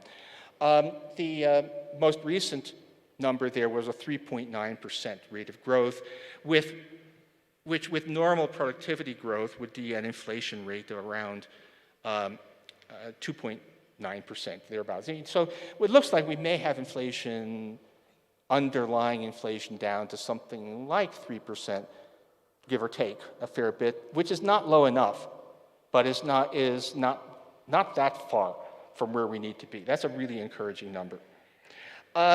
You don't see that yet in the inflation numbers per se, but it turns out that there's something we never really thought about much before, but is huge now.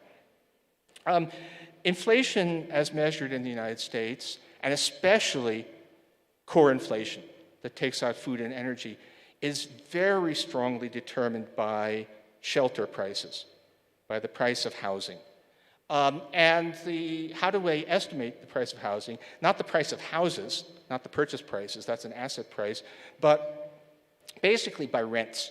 We look at the rents that people pay, and the statistical authority then imputes rents based on that number even to people who own their own houses, so it's treated as renting their house from themselves, which is perfectly reasonable, except that what it's meant to do is it's meant to measure the cost of living, but if you're trying to assess the state of the economy, you want to know what's happening to rents now, whereas the average rent that people pay is, most people who rent do so with long-term leases. So the average rent in the market the average rent that people pay lags well behind what new tenants are paying. And ordinarily that's not so big an issue. Now it's a huge issue because of that surge in housing demand. And so we have, this is what the shelter component of the US Consumer Price Index looks like. And it's going through the roof. It's almost at 10% in the most recent numbers. So shelter inflation is really driving measured inflation. It's 40% of core inflation. It basically is median inflation. But that's not reflecting what's happening in the economy now. That's reflecting what was happening in the economy 9 months ago. And if you look at, now we don't have standard numbers, but we have a bunch of sources for, the internet is actually helpful now. The fact that we have Zillow.com and apartmentlist.com and all of that means that we can actually get a rough private sector indicators, high frequency indicators of rents. And they tell a picture of a huge surge in rents, but basically last year and through the winter, which has now gone away. This is actually from Goldman Sachs. They've been on this case. I had to send these slides in before the latest numbers, which are even better. The red line is kind of an average of what's happening to new rental rates in the United States, which was down to pre-pandemic rates of inflation already, is now even lower with the latest numbers having come in. So that if you take that instead of this conventional shelter inflation and plug it into the US core inflation number, inflation in the US is down to 3% or less. Now that's not what people's cost of living is still going up more than that because they're having to renew their leases, but if we want an indicator of the economy, we're actually quite a long way there. There's a lot of disinflation already in the pipeline, and as it happens, that number basically agrees with what the wage numbers are telling you. So the story for the US is that we've done a lot to bring inflation down already. We're far closer to success on that front than many reports or conventional numbers would say. Now, that leaves the question, the Fed has already raised rates a lot. A lot of the effects of that are still working their way through. People are not taking out mortgages for houses, but residential investment isn't down that much yet. And the answer to that is, I don't know. The Fed is aware of this. So it's not as if this comes as news. They're following this stuff. And that's why some Fed officials have been talking about, well, we'll need to look around. They're going to do an interest rate hike at the next meeting, but probably 50, not 75 basis points. And then they're going to look around and see what comes next. And we'll see. But the news for the US is, on the inflation front, it's pretty good.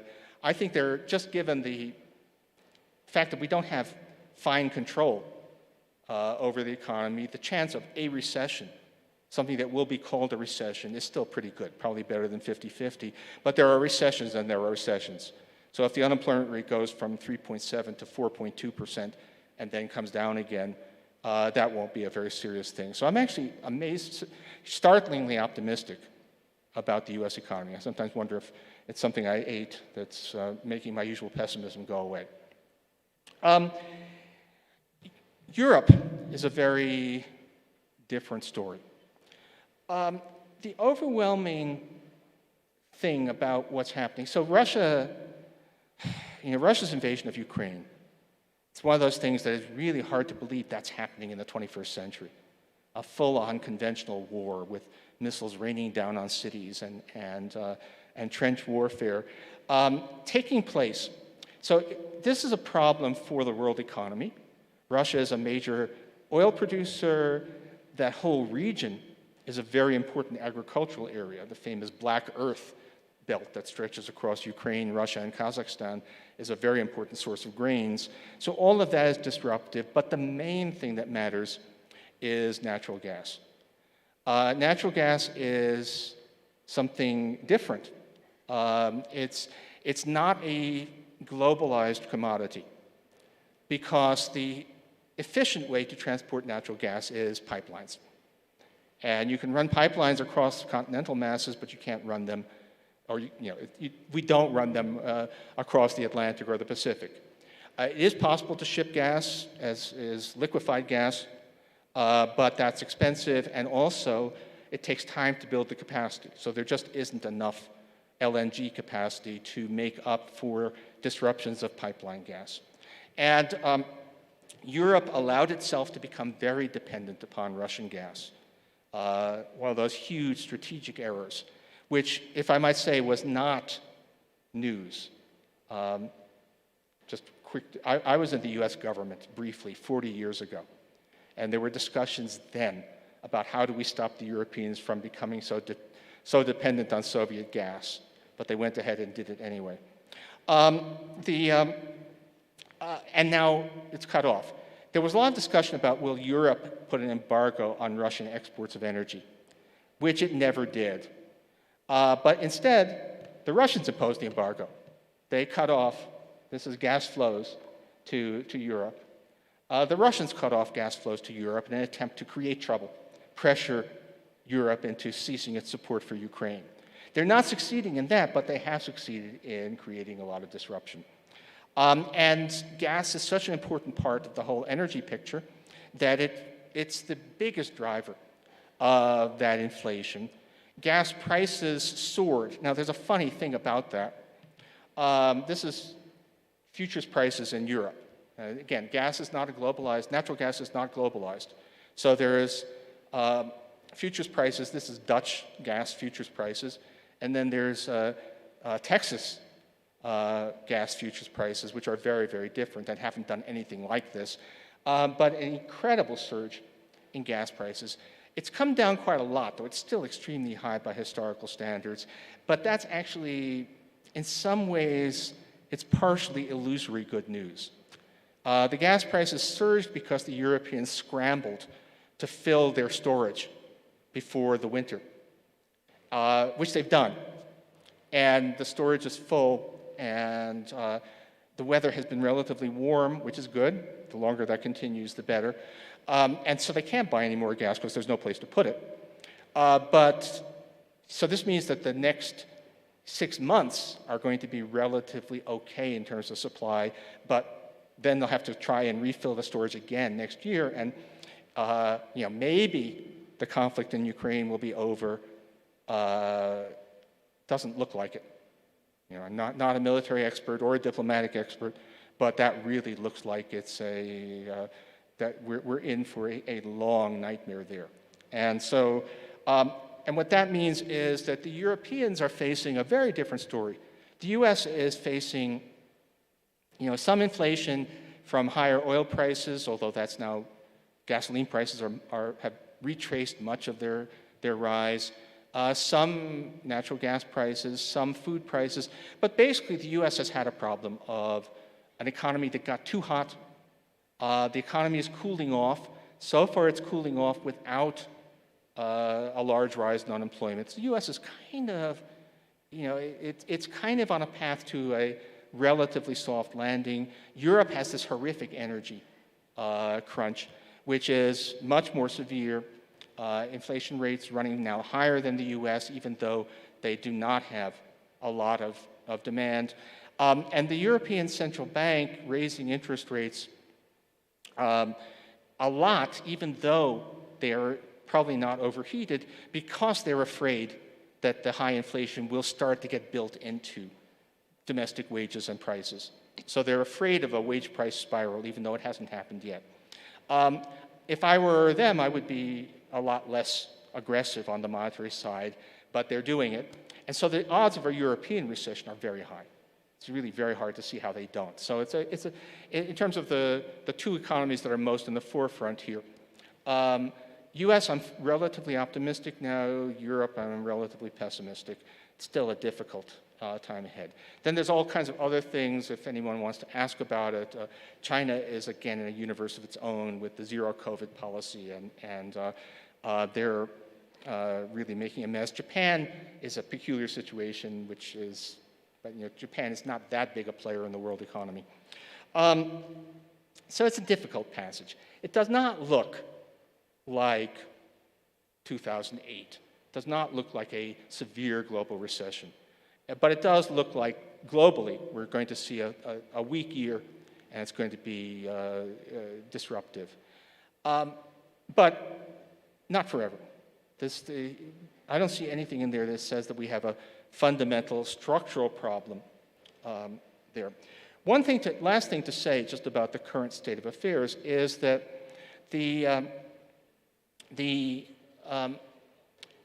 mostly now it's Ukraine. The war there has disrupted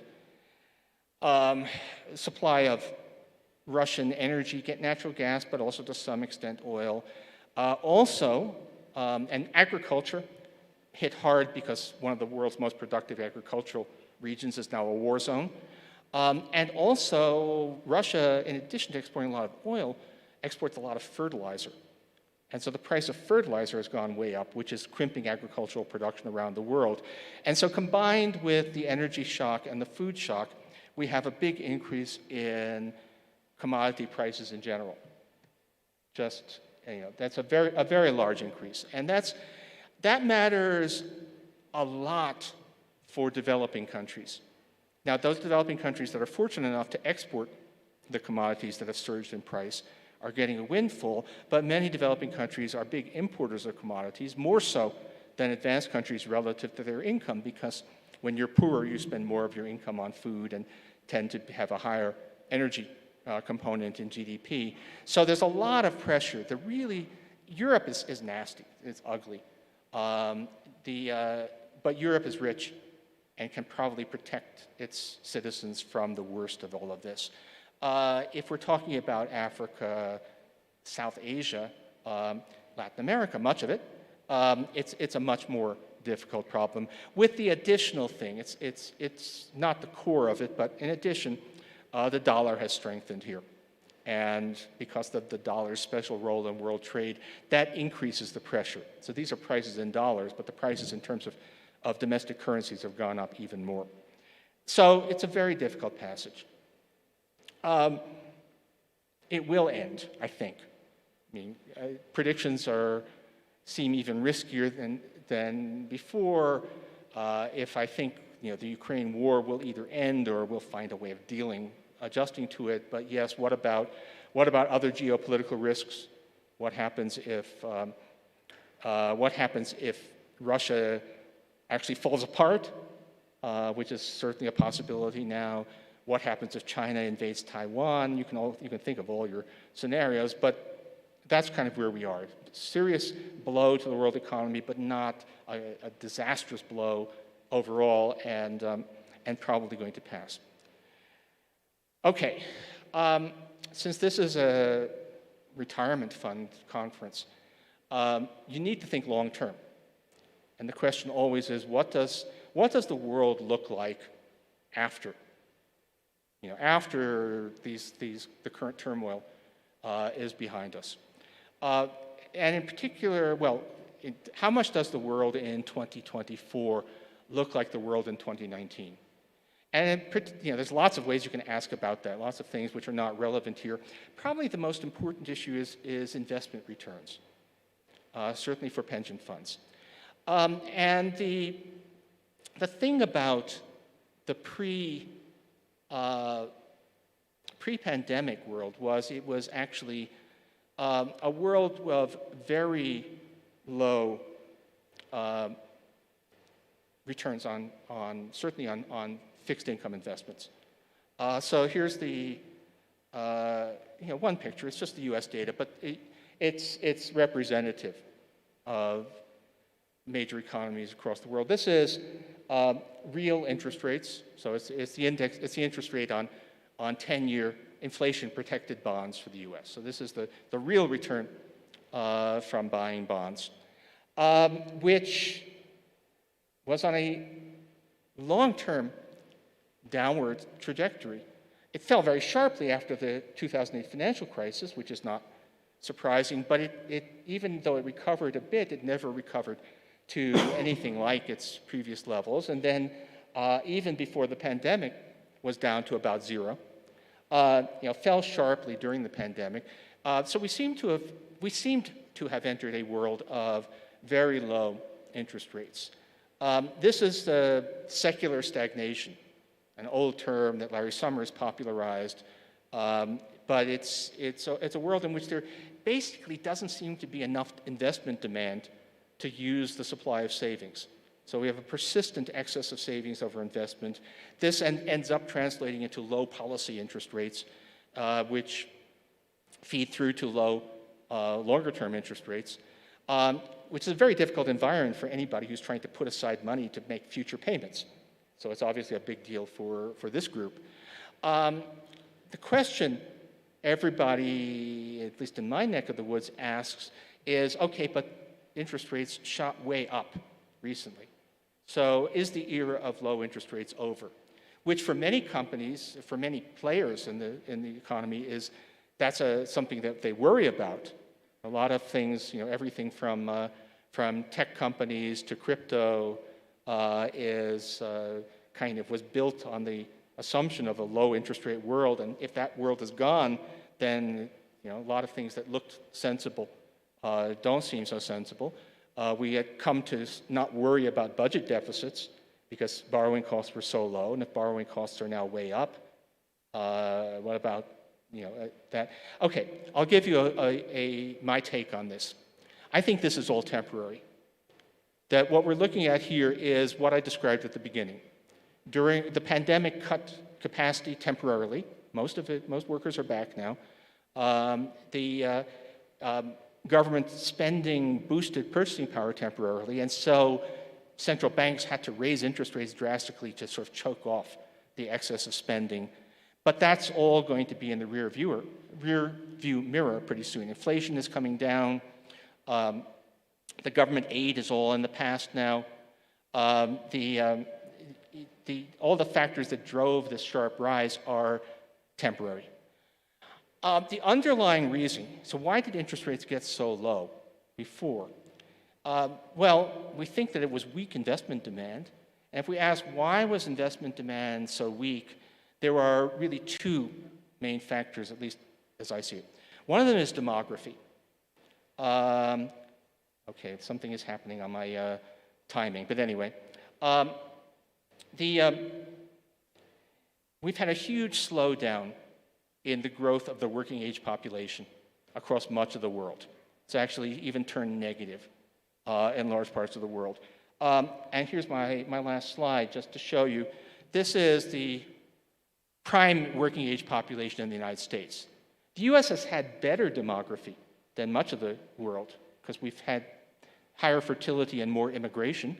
But here, and it's a log scale, so the slope is the rate of growth.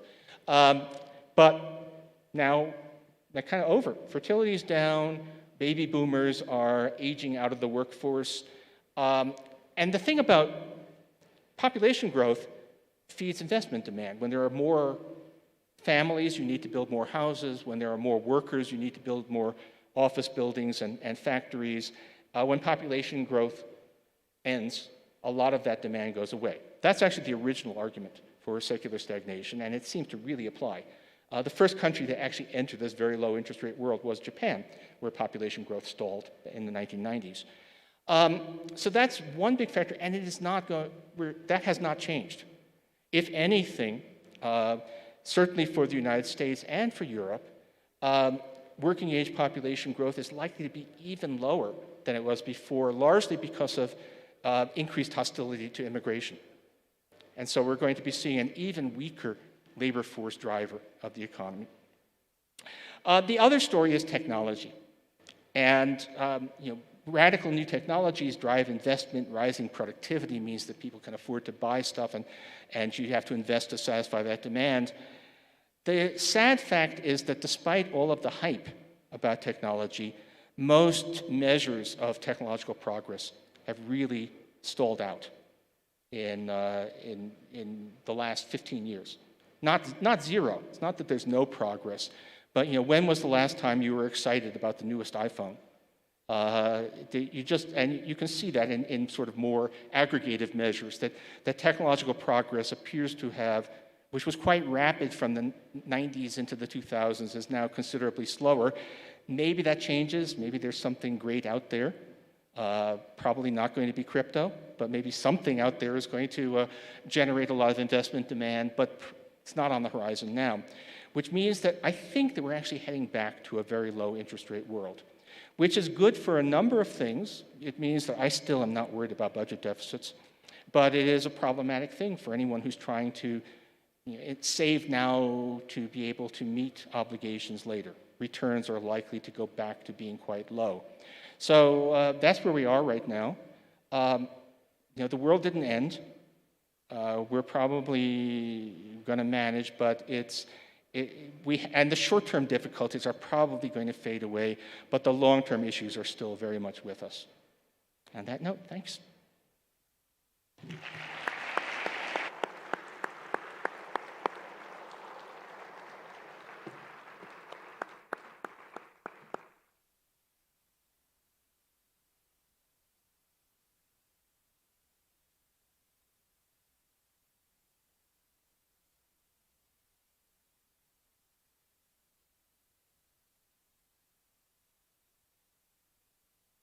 ¿Tengo sonido ya? Thank you so much, Professor Krugman. I have to tell you, it's an honor for Amafore, for all of us that are in the industry to have you here. And I guess for a lot of us, it's also an honor to listen to you directly after you were the author of one of the most important textbooks for our careers in different points. Some former students of yours are even here. And thank you so much for your conference. And of course, there are some things that would be very interesting for you to delve into. One of the things that I think it's really interesting is what happened with inflation. I mean, after the very massive relief program in the U.S., it was, I guess, pretty much foreseeable that a huge inflation would come at some point, right? So do you think the Fed was timely in its response, given this idea? I mean, I'm asking you for what happened, for what do you think of the actions that the Fed did before the burst in inflation and afterwards, which is a lot of what you said. But okay. You think it was timely, the first hikes? Okay, I think that there we go. I think, well, the Fed clearly, they themselves would admit that they got behind the curve, that they did not see as much inflation coming, which I view as completely forgivable, which I would because I also got it wrong. So, the Fed made exactly the same misjudgment I did. And if you want to know how was that possible with all that spending, the answer was that a lot of the spending did not look likely to lead to a short-term surge in, government laid out a lot of money, but a lot of it seemed likely to be saved in the short term rather than spent. Which in fact was true. So one of the things that you see for the United States is that the economy did not surge way above pre-pandemic levels of employment or even GDP. The economy, if you had told me or told the Fed in the fourth quarter of 2019 where we would be now in terms of unemployment and GDP, they would not have predicted, I would not have predicted as much inflation as we're seeing. So what you really missed, I think, was partly that's not a perfect measure, but partly that it was the disruptions, what nobody really saw coming. Partly for a while there, we did have the Great Resignation. It didn't last. Most people are back in the workforce, but a lot of people did temporarily drop out of the workforce. And then these disruptions, these wild swings in what people spend their money on, turns out to have been inflationary in a way that nobody saw. Now, if the Fed had realized what was happening, it would have started to raise rates earlier. It's not clear to me that would have made very much difference. In the end, particularly if you look at the inflation right now, it's very much driven by those shelter costs, by housing, and the big shelter cost rise is very much driven not by an overall overheated economy, but on people suddenly demanding a lot more space. People wanting bigger houses, people wanting someplace where they can work from home. Work from home is a majority of the workforce, but it's the highly paid workers, so it's a much bigger deal. If the Fed had raised interest rates in September of last year, would that really have done very much to contain the shelter of inflation? And the answer is not really. And even, and, you know, and now, and you do want to step back and say, look, we got, you know, after the last crisis in 2008, you know, we didn't get back to pre-crisis levels of employment for about 7 years. This time we got fully back within 2.5 years. And plus, you know, we're back to basically the same unemployment rates we had before. So that's actually that's a success story. And if the inflation turns out to have been temporary, the whole story will have been, you know, that wasn't so bad. All right. Right. So you think, I mean, after all that you've said, you think we're still on time, and I guess with what you said about the wage growth and alternative rent indices, you think we're still in time for a soft landing if yeah, I mean, call it a semi-soft landing, because I think that there's at least an even chance, as I said, of having something that will be called a recession. You know, the definition of a recession that we actually use in the United States is actually a judgment call, there's no formula. But something like it, there's something, I don't know if people know, there's something called the Somm rule. Claudia Somm, who's a very interesting character, but also very good, who found that if the unemployment rate rises by 0.5 percentage point, that's a very good predictor of a recession. But I actually view the rule differently. I think it's not a bad definition of a recession. So if we actually get and the odds that the unemployment rate will rise by 0.5 percentage point is pretty good. I mean, so we will very likely have something that will be classified as a recession, that will show up as a shaded bar on the charts. But there are recessions and there are recessions. So if the unemployment rate goes up to max, let's say 4.5%, that will be classified as a recession, but it won't feel anything like the last recession. And so if that's all that happens and we do get inflation under control, then I would call that a soft landing, even though many people will say, well, how can you say that's a soft landing? We had a recession. All right. And now, turning a little bit to Mexico, since June at least, our central bank, Banco de Mexico, has been mirroring and trying to even anticipate the Fed movements. I think that has given pretty good results here in Mexico. I mean, you know about the peso stability. Do you think it's, and there's an ongoing debate right now in certain places on whether or not it should be wise to start with some sort of detachment process from our central bank, from the Fed. You think that's a relevant debate, and there should we go either way? Should we stay on mirroring, or maybe start with some detachment from it? Okay. And as a general principle, I don't think Mexico should commit itself to always just matching U.S. monetary policy. You know, you do not, in fact, you don't want to be Denmark, which is not on the euro, but might as well be because they just totally shadow the European Central Bank.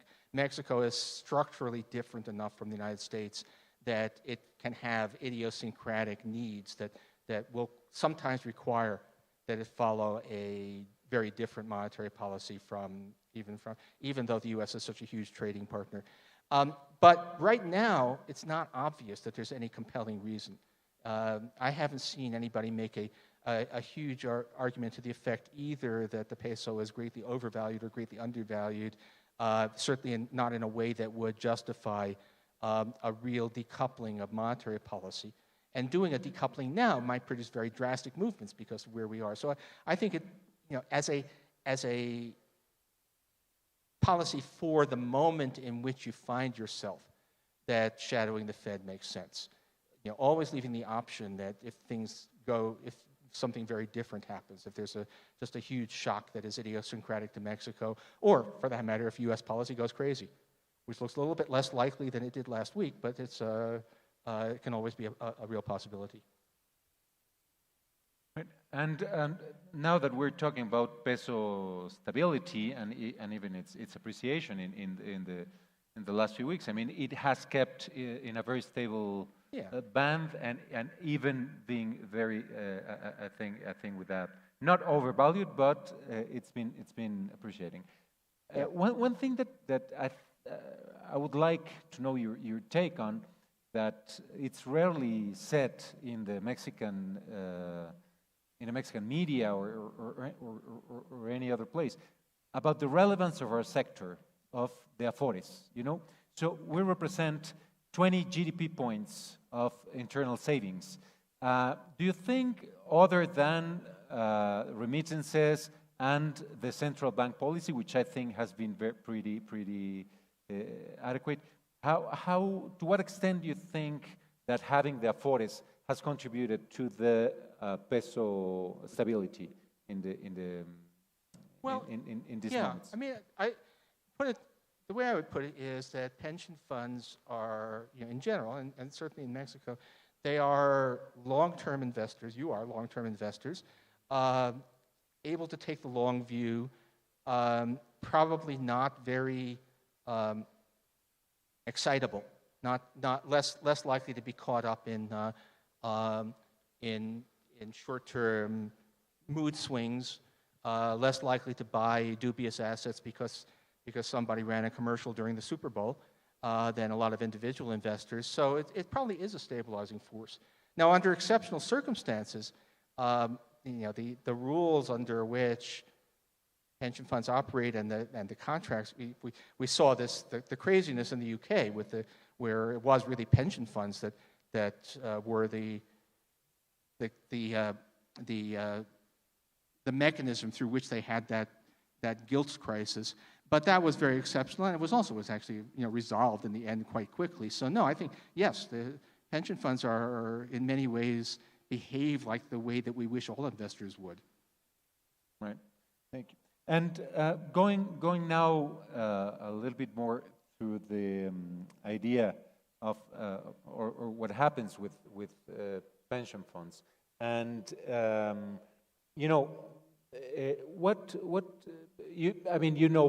how we work and our defined contribution system, that we have individual accounts here and most of Latin America, but we have the particularity that we have a lot of transitions of workers between formal and informal sectors, which affects greatly their cotization, the time they're actually registered. What would be your advice for a country such as ours?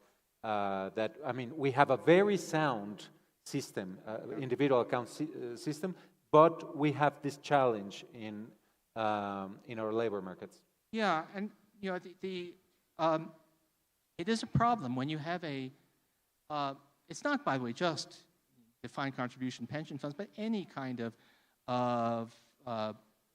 retirement scheme is going to have a bit of a problem when a lot of the economy is informal. Who is entitled to what, and if the only thing where that's really not an issue is if you have just a flat benefit that is unrelated to what you paid in. But in many countries, you do have a little bit of that, but it's not. But that's almost never adequate for the great majority of people. So there's a kind of a tension between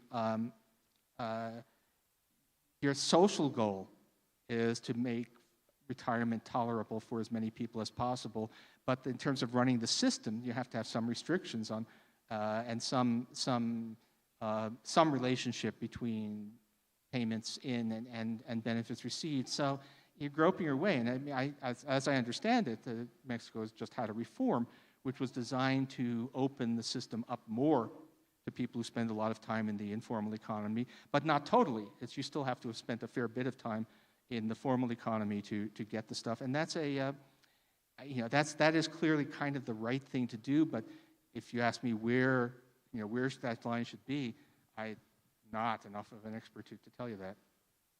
Thank you so much. And finally, maybe because I think we're on time, but I don't want to leave this outside of this chat. Is yesterday and all over the recent discussions everywhere in investments, we're talking a lot about ESG. So everything that has to do with energy, with climate change, we're making a huge investment, I think, in trying to change our practices. So the question is very simple. What I'm wondering is, you think from what you have seen that investment funds have done, not only here, but in the world, in ESG, do you think we're making a dent? Are we being able to actually change somehow the paths of investment towards greener energies, or we're more in the greenwashing side of it? Well, obviously there's a lot of greenwashing that goes on, but there's also some of it is real. And I think you always wobble between, on the one hand, it's easy to be cynical, to say that, and in the end, of course, the climate is going to be government policy that is decisive. There's no amount of ethical investing is going to substitute for massive public subsidies for green energy. So, the Inflation Reduction Act in the United States, which is basically mostly a climate bill, that's far more important than all of the ESG that's taking place all around the world. But on the other hand, to say that it doesn't matter at all is just too cynical. I mean, business responsibility, people often have if we go back to, in many ways, for workers in the first world, we think of the 1950s, 1960s as being a golden age. And that wasn't just public policy, it was the fact that corporations at the time viewed themselves as serving multiple stakeholders, not just stockholders. And even a modest move back in that direction is a good thing. So I'm pro ESG it's not a silver bullet at all, but it's anything that helps a bit. And given how severe the environmental issues are, anything that makes a contribution should be celebrated. Thank you so much, Professor. And I think, sadly, our time's up, but I want to really thank you on behalf of Amafore, of all the people here, to have your conference today and your presence. Thank you so much. Thank you. And have a great trip back. Thank you.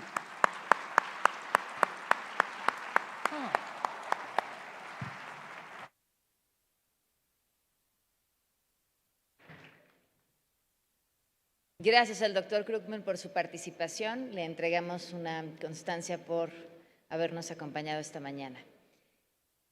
Brevemente invito al fundador de TanTan, la aplicación de la que les he estado mencionando, Jorge Ortiz, para que nos explique qué es y cómo utilizarla. Que si le regreses el micrófono. Gracias. Pásale, Jorge.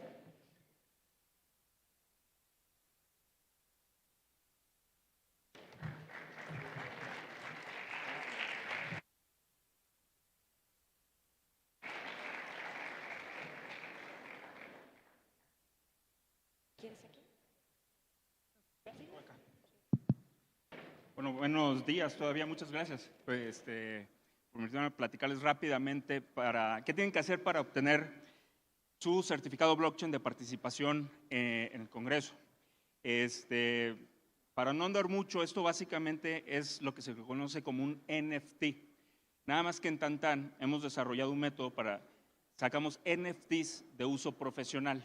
Estos NFTs hoy en día ya están siendo utilizados en toda Latinoamérica y por instituciones como la ONU a través de nuestra plataforma, que orgullosamente es 100% mexicana, tecnología 100% mexicana. Entonces, para que obtengan su certificado, 2 pasos muy sencillos. Bajen la aplicación de TanTan, la pueden encontrar en cualquier tienda de apps, como TanTan Solutions. Van a ver que tiene un Wi-Fi de color naranja, y dice TanTan. Eso es número 1, que bajen la app. Y el segundo paso es que se registren con el mismo mail con el que se registraron para el evento de la Amafore. Con eso, en cuando se firmen por Bernardo, por el presidente de la Amafore, les va a llegar su certificado a su correo electrónico y a la propia aplicación. Ahí lo van a poder portar para siempre. Eventualmente, desde la app también van a ver, tiene varias funcionalidades en el apartado de certificados. Lo van a poder compartir tanto en redes sociales o para los perfiles de LinkedIn. Ahí pueden copiar en LinkedIn para que lo puedan subir, ya temas curriculares. Copian el token, LinkedIn les indica los pasos. Tienen que copiar el token, el cual van a tener ahí en la app. y la liga, que también la tienen ahí desde la app o en su correo. Así de simple, van a poder tener su primer NFT gracias a la Amafore. Y tan, muchas gracias.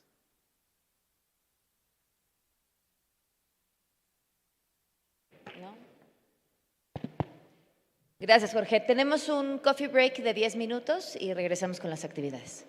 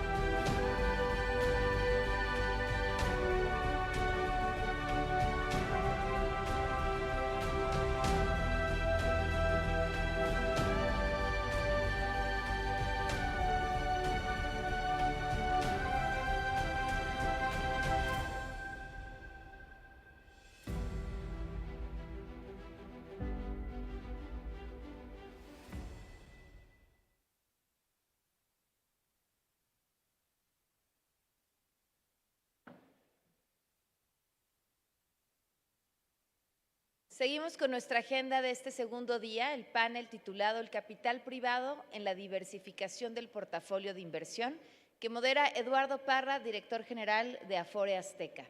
Y los ponentes son Daniel Murphy, director gerente de ACMS Group de Goldman Sachs, Renato Weiss, senior principal en Lexington Partners, Michael Domínguez, director de inversiones de Providence Equity Partners, Arturo Zaval, presidente de Nexus Capital, y comenzamos.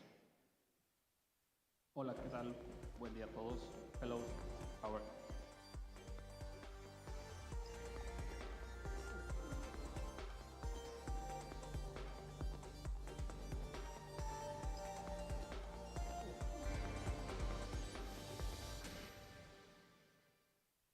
Hello, everybody. Well, let's start. I want to start this panel with some facts and figures. Currently, the assets under management of the Afores are $241 billion, and the investment in alternatives is $19.6 billion US dollars, which represents 8.1% of the assets under management.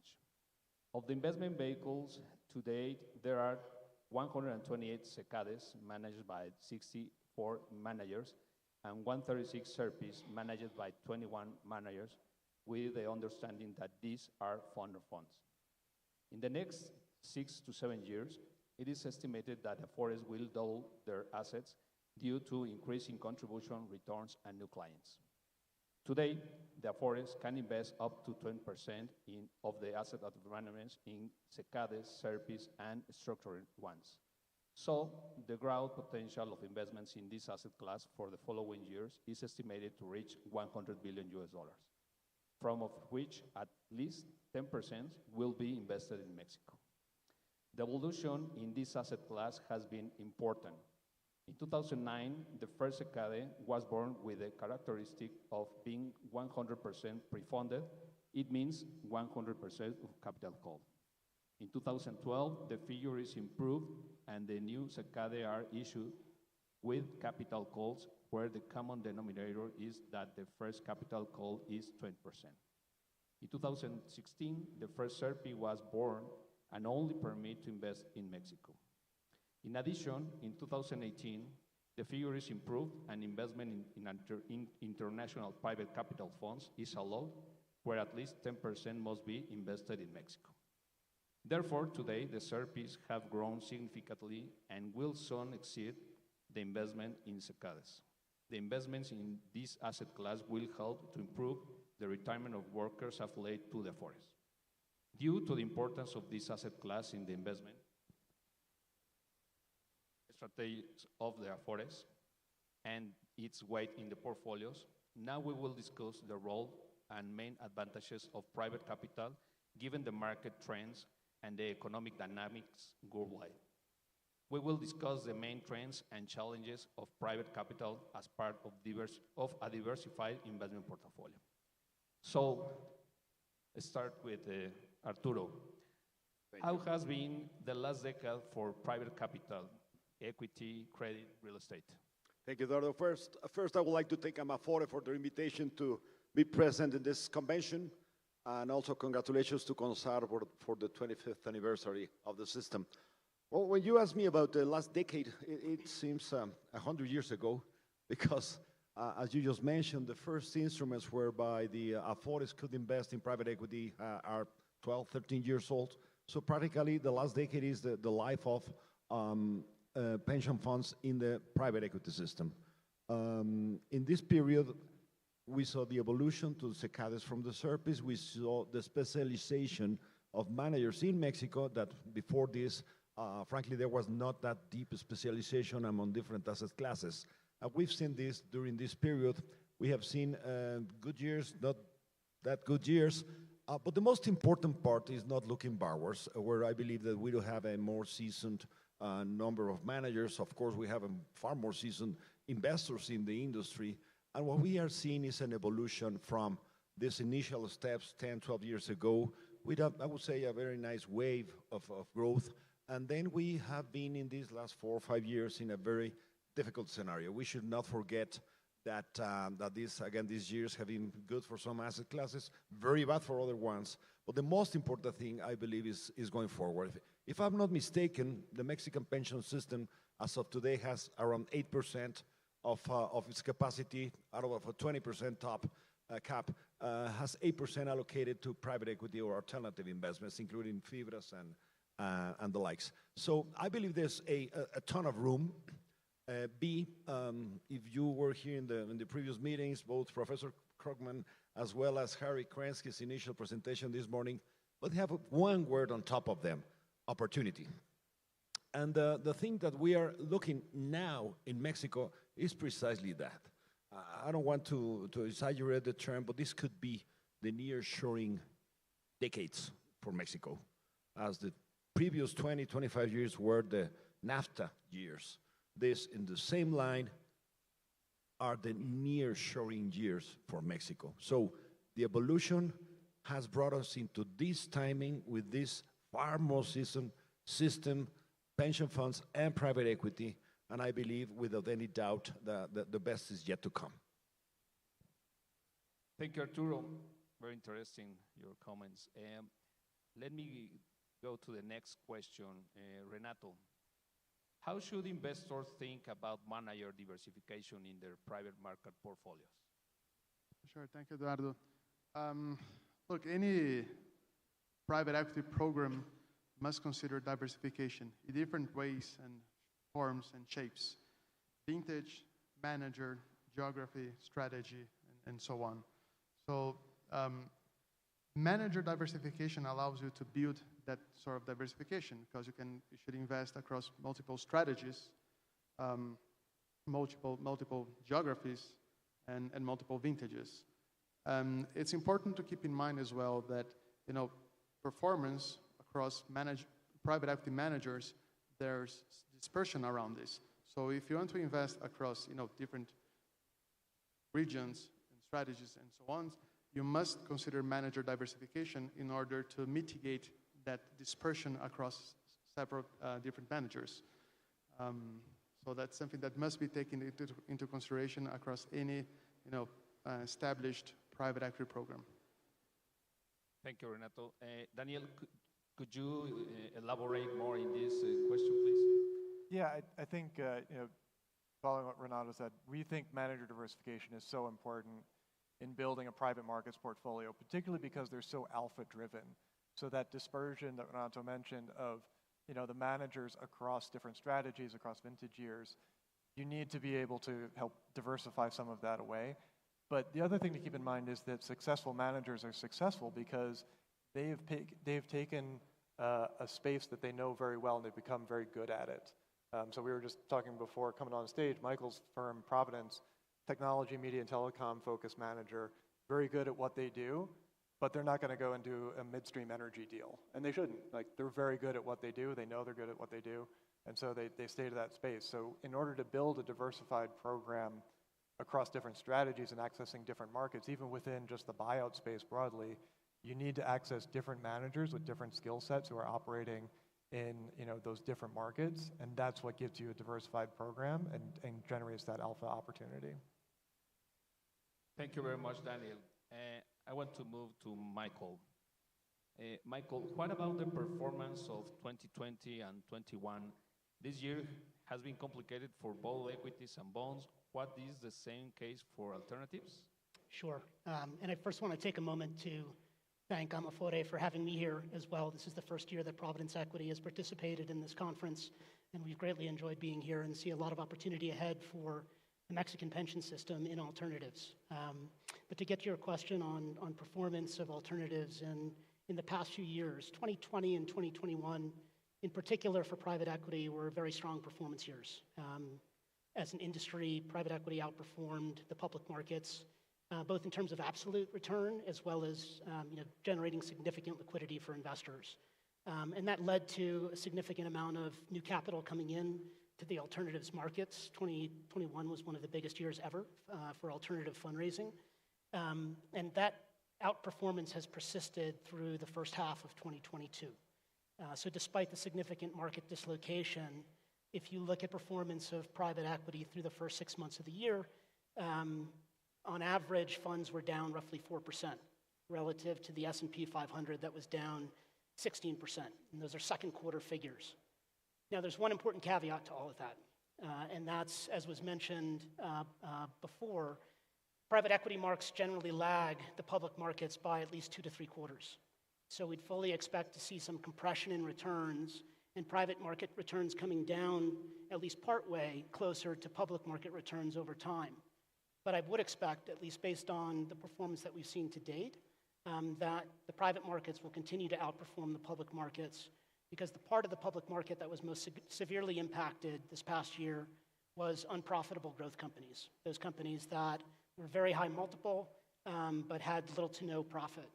Those companies were down 60, 70, some cases 80+%. And generally, those were not the types of companies that private equity managers are investing in. So that should explain, hopefully, some outperformance over the back half of this year. Thank you very much, Michael.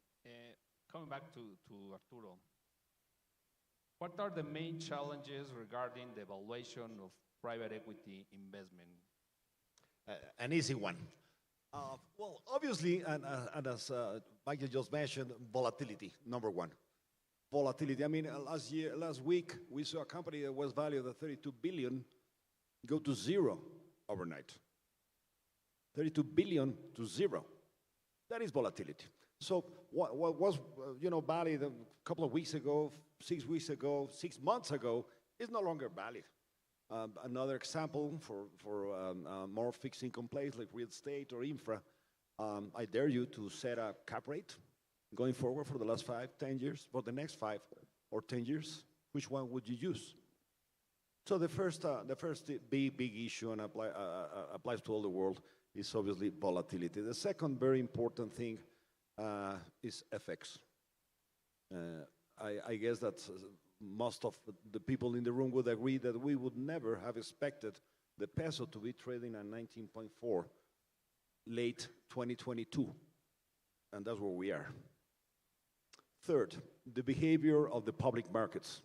As you were saying, again, the volatility has been so large in the public markets, and of course, in the end, it has an impact on the private valuations. And again, it's very funny to see a lot of our colleagues, and also our case, to see the companies, going well, growing, having growing margins and volumes, and nevertheless, the valuation taking the opposite direction. And the comparison you have, once you apply that to the Mexican market, is even more dramatic because of the graphs that we saw this morning, whereby the Mexican multiples, publicly listed companies' multiples, are probably 25 to 30% below what they used to be 5 years ago. So all that set of components make it very difficult to assess a right valuation. However, as everybody knows, the standards of valuation calls you to have, yes, some basic valuation, but also some convergence of different methodologies and different aspects to consider into evaluation. And I believe that, at least in the things that we do report, the valuations are the closest to the real fair market value, as far as we know. Thank you very much, Arturo. Let me comment the next.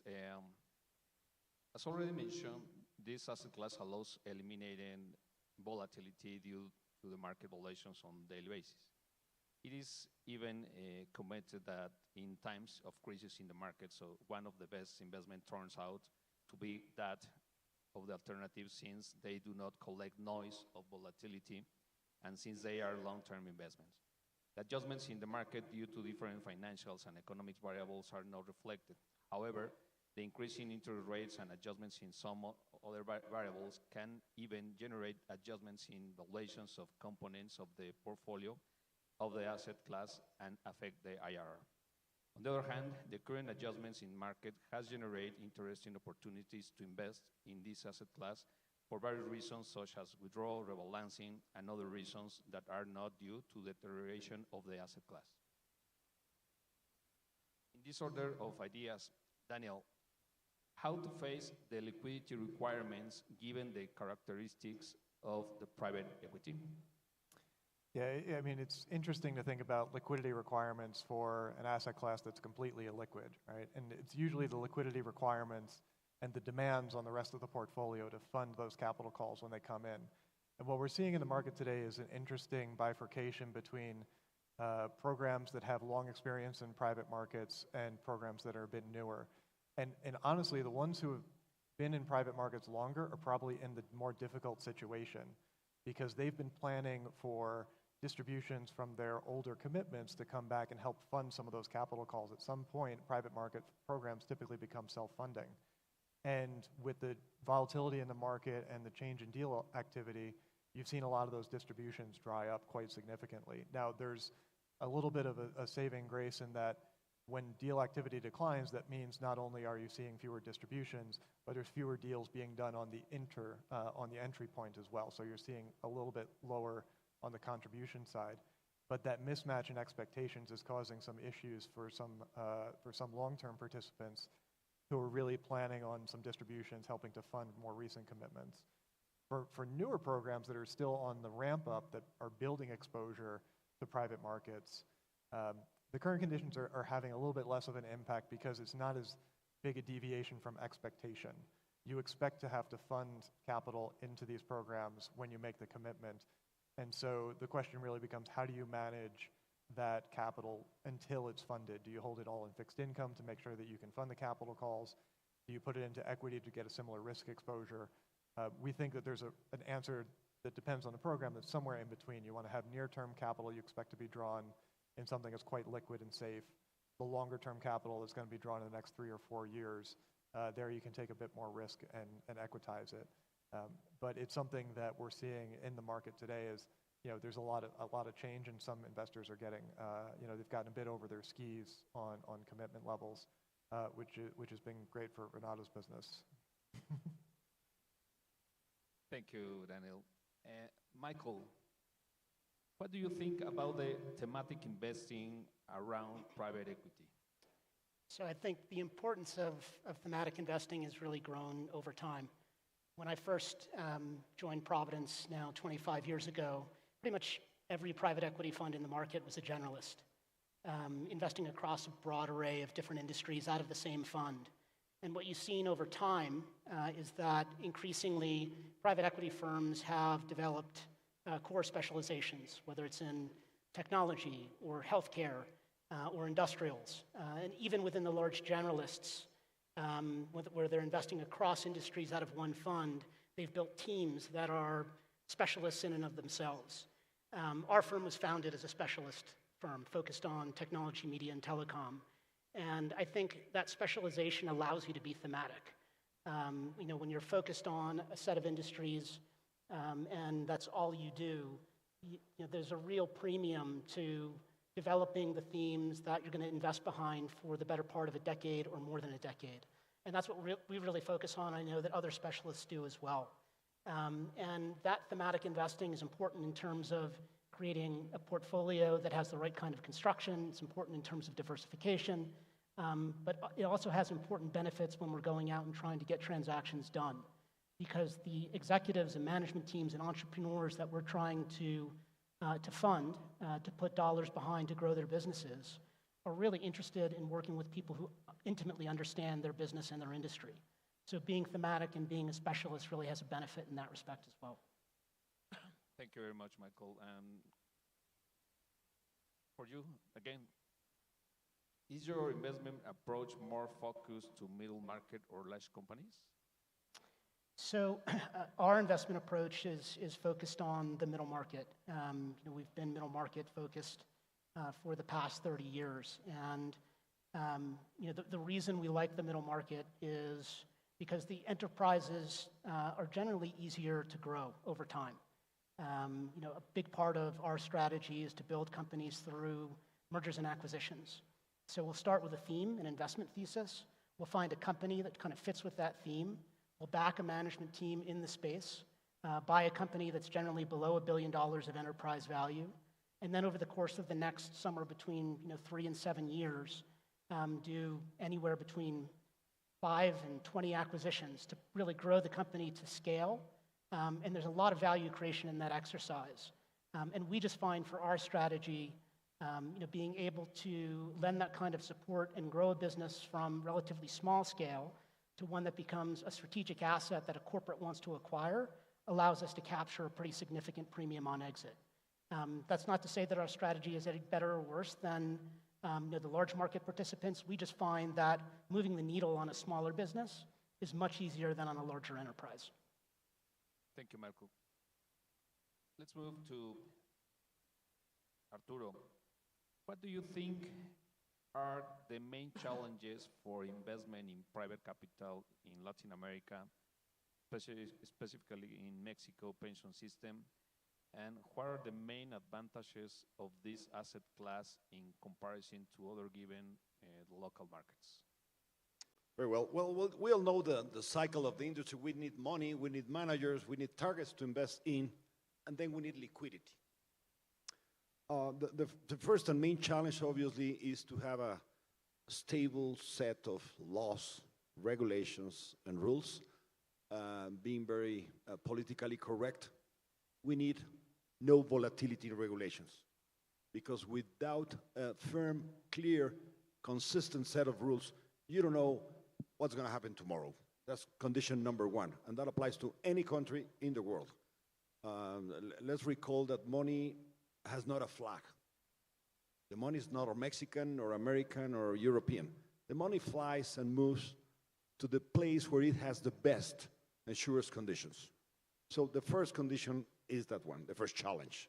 Second one is to have the liquidity, again, to be provided to managers that do have the necessary experience to add, again, more than value to a project, to a company, in such a way that at the end of the investment period, the company or the project is finished or the company is far better, okay? Which is, again, the private equity managers always talk about intelligent money or adding more than money, and that's the key.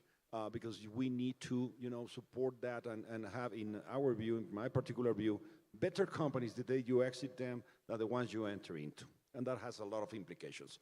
And the third, and finally, the most important one, recalling that this business closes when you do return the money to the investors that have faith in you and in a given project, is when you return the money. And in order to return the money, you need far deeper liquidity. If you ask me, my personal perception is that the largest challenge that Latin America, and in particular Mexico, does have is the lack of liquidity in public markets for a series of reasons, and in private markets, in the secondary market. I guess we're all aware that the secondary market in private equity in Mexico has had a very small number of deals of securities or securities invested by the pension funds.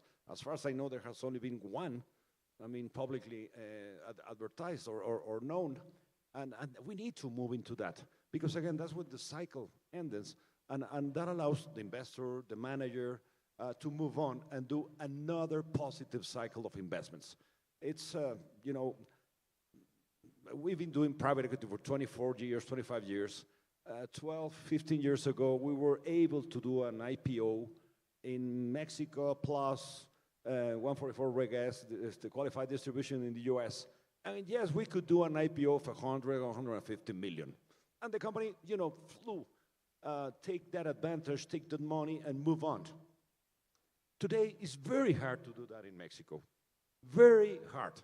And again, the public markets do have its own series of problems, but I have to stress the fact that the private equity natural exit is public markets. So we need to fix that as well, okay? Because what's the main worry of an LP, of an investor, is when are these guys going to return my money plus its result to me? And frankly, it's very hard to have an answer nowadays. And when you combine this situation with the lack of stable regulations and laws, then you have a big issue. And that's why we have seen a lot of private equity sponsored companies going to other markets or going on being sold on a consolidating strategy by an international or local buy and build consolidator. That's the most relevant part, assuming again that you have the necessary capacity and experience on the managers and of course good projects. Thank you, Arturo. Renato, could you elaborate for this question? Sure. So, look, from a foreign investor perspective, I think one of the main challenges we have is the FX. So just to recap, as a foreign investor here in Mexico, one of the main challenges we have when looking into investments in Latin America and Mexico is the FX risk, because our funds are denominated in US dollars, and we need to return in strong currency. Our returns are measured in dollars. So look, I think it's important for us when we're understanding the underlying companies, if they have any sort of natural hedge, for example, against FX variations, or even contemplate a potential hedging strategy, but that's very expensive. So that's one of the main concerns we have. And the other one, which Arturo mentioned, is liquidity. Typically, in more developed markets, you have multiple exit paths. There are multiple private equity funds seeking to buy your business when you sell it, or strategic players, or public markets, or even secondary deals. But in Latin America and Mexico, this is a constraint. The exit windows are short and volatile, and therefore that's a major consideration for us as well. Now, on the other hand, I think there are some interesting, market dynamics. There's not much private capital available in Latin America and in Mexico. So when there's an interesting opportunity, you don't see like 15 private equity firms competing for the same company, for the same opportunity. So that creates nice entry valuations or entry opportunities as well. Thank you very much, Renato. And Daniel, what is your view regarding this topic? So I think I'd echo a lot of the points that Renato made on the challenges in kind of exiting into the market and the FX challenges as well, particularly. Similarly, most of the capital we're managing is denominated in US dollars, so the considerations that LPs have had in making new commitments have also been impacted by some of the changes in FX rates. Investors who are in currencies that have weakened relative to the dollar have pulled back on commitments in US dollars, sometimes even taking a pause and focusing more on local currencies.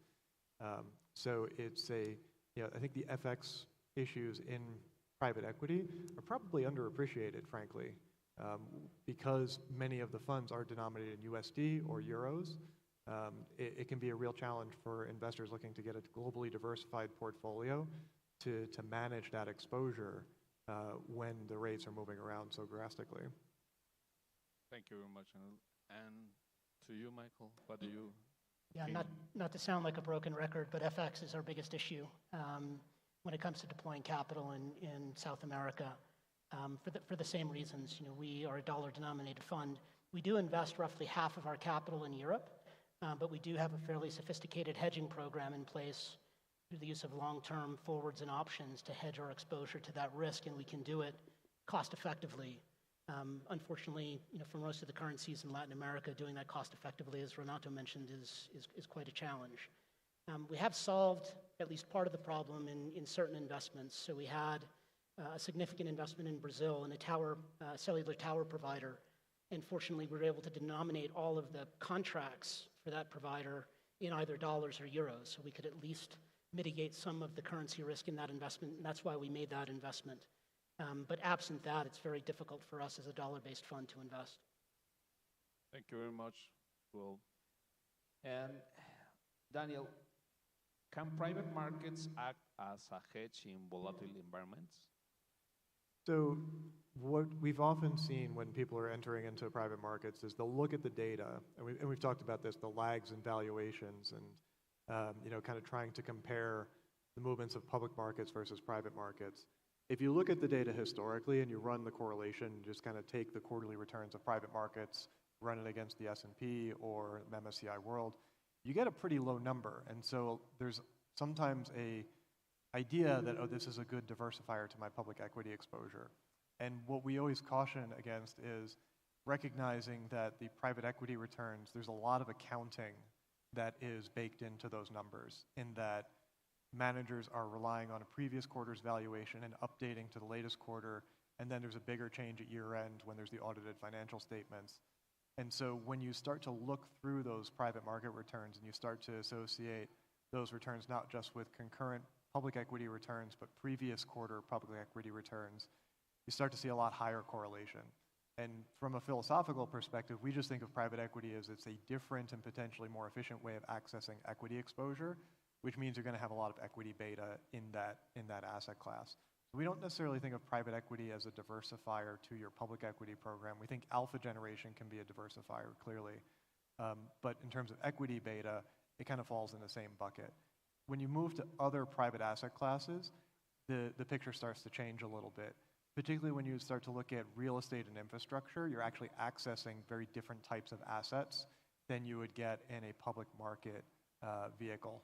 And so those are places where we think you can get true diversification in the portfolio that you can't access in the public markets. Credit, we would say, is somewhere in between. And we heard earlier today, private credit, has actually surpassed in the most recent quarter the volume of the public credit markets, which is something pretty amazing to see, considering that the private credit market almost didn't exist 10 years ago. But the terms that you're negotiating in private credit, the structures of the deals, the types of lending that you're doing is oftentimes quite different than what you get in the public markets, and that's frankly why it lives in the private markets. These are financings that companies need that customization, and they're not able to get it in the public markets, and so they turn to the private markets in order to get that. And so we do see some diversification there as well. Thank you very much. Renato, how important is vintage year diversification? Sure. So look, I think vintage diversification, just like manager diversification, is critical for any private equity program. It allows you, it is extremely difficult to predict whether a vintage will perform well or not. I mean, we all try to have our own crystal balls, but in private equity, you're looking 10 years ahead. I don't know what's going to happen in 2023 or 2024. I have no idea what's going to happen in 2031, 2032. Typically, a private equity fund invests across 4 years, 3, 4, 5 years on average. Then you work on these portfolio companies for another 5 years, and you sell these companies down the road. You don't know how the macro environment will be after you buy these companies, or at least for the 5, 6 years you have these companies. And by the time you sell, then the environment is even more important, the market conditions. So the best way to mitigate this risk is invest across multiple vintages. Now, there are other benefits as well involved in that. So first is that investing across multiple vintages allows you to build a self-sustaining program, because distributions received for more mature vintages will help you fund capital calls from newer vintages. So you'll start building a self-funding program. This is very, very important. And the other thing is it allows you to get access to a more diversified range of private equity managers.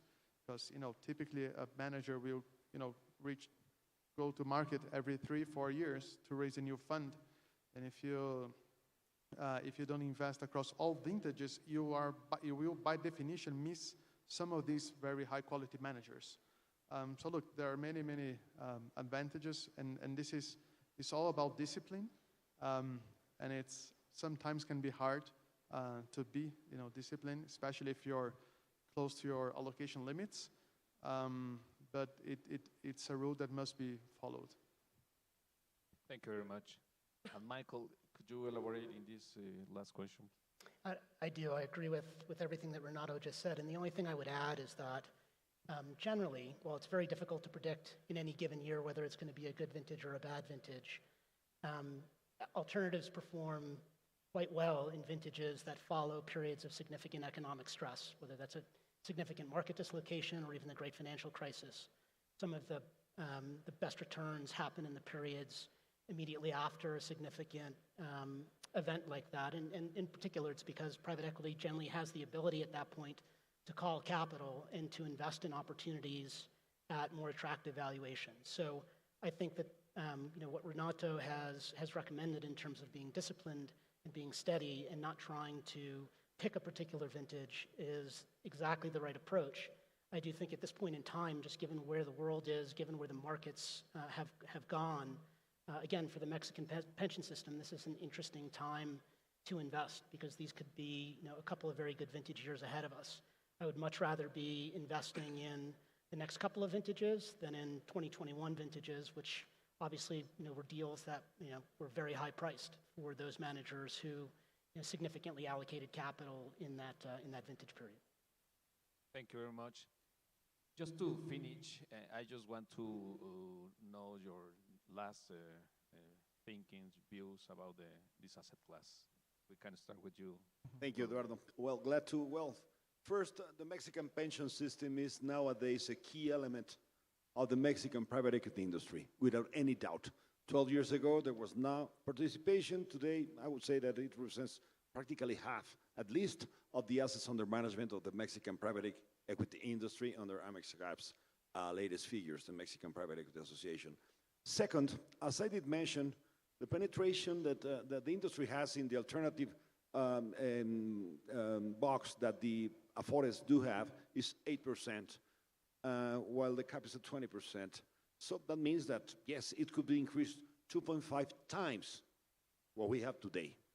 The investment decisions, the volatility, all the situation we have in the last years, and obviously the results, given all these situations, have precluded the industry of investing deeper into the asset classes. But I do believe that now, again, if we believe in this opportunity, I do believe that these numbers should increase dramatically.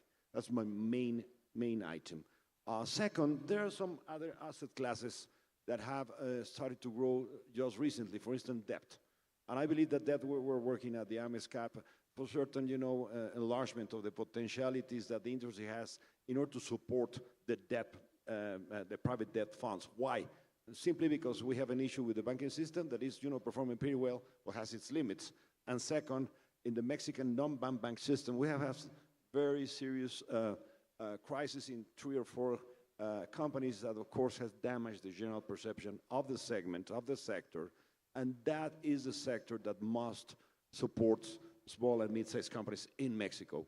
And these companies do have a hard time getting to the public market. So I believe that that debt area should increase dramatically going forward. Third, again, money has no flag. The Mexican pension funds do have the capability via the CERPI of investing abroad. And they have, as they should, because of country risk diversification. I believe it's our turn of the managers that do operate private equity in Mexico to show the results A plus B, again, the opportunity. I don't want to be contrarian, as Harry Krensky was saying this morning, but the point is that we have this very low valuation situation, very low. Second, we have the nearshoring as a reality. Reality, take the number, pick a number, I don't care. It's a reality. And I don't see a lot of opportunities as large as these ones in any country in the world. The good part of Mexico's government not supporting the companies or its citizens during the pandemic is that, yes, we have a very solid financial system from the Mexican government. The bad part is that the country did not grow. So the opportunity is there. The money is there. We, the managers, need to show that. And as long as we are able to maintain stable regulations, A plus B, provide for a more liquid public markets that are required to end the cycles, I do believe that, and this is, believe me, very real in my view, we're poised for one of the best seasons for private equity in Mexico, advancing during this couple of years, 3 years, 4 years that ahead of us into investing, because I believe that the results are going to be there very rapidly and very clearly. Thank you very much. Michael, your last comments, please. Yeah, thank you, Eduardo. And just picking up on what Arturo was highlighting in terms of where the pension system is invested today in alternatives relative to the cap, I think there's some data that's helpful as you consider where you want to be relative to the cap. And if you look at the U.S. endowment system, so the colleges and university endowments who have been longtime investors in the alternative space, and where there's a lot of data and a lot of public data. If you look back at the past 25 years of returns for endowments, those endowments who had alternative allocations that were in the low teens generated overall returns of roughly 6% across their portfolios.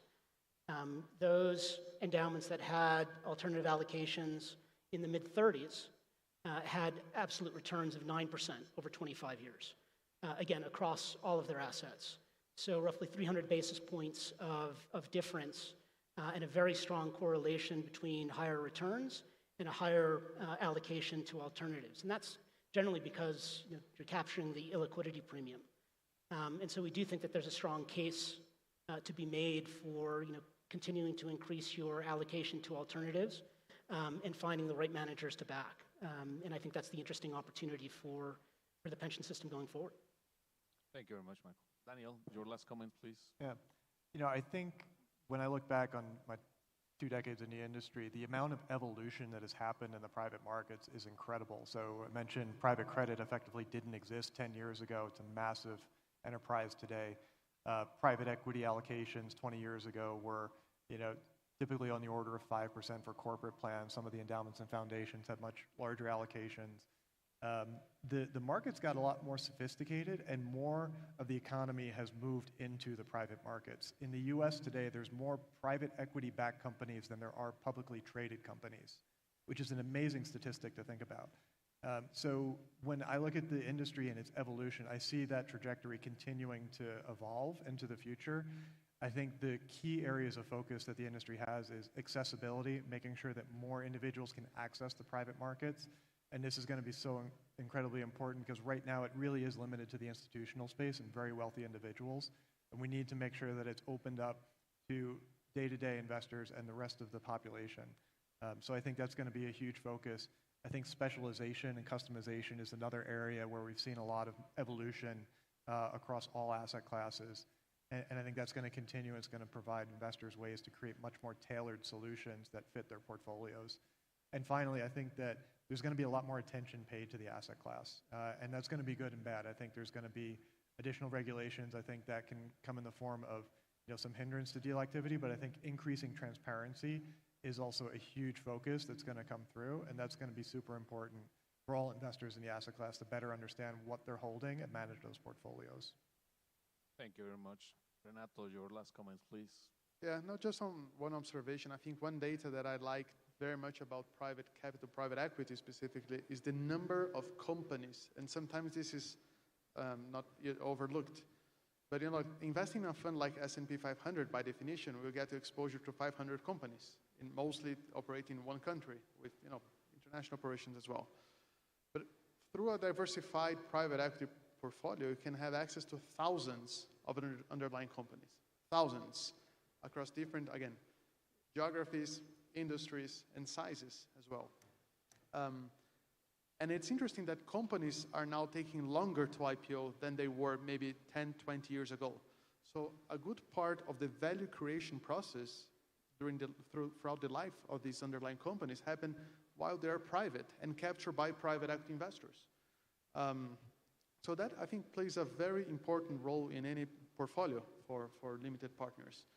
And it happens for various reasons, and I don't think it's going to change dramatically anytime soon. So I think it speaks well for advantages of investing in private equity funds across any diversified portfolios. Well, thank you very much to all. I think my conclusion is that alternatives is one of the best asset class to invest in this time. I think the opportunity of several things, the volatility, the offshoring, and whatever we comment here, it's a very good time to invest in this alternative. So thank you very much. Thank you very much, and thank you. Thank you. Thank you very much. Thank you. Thank you.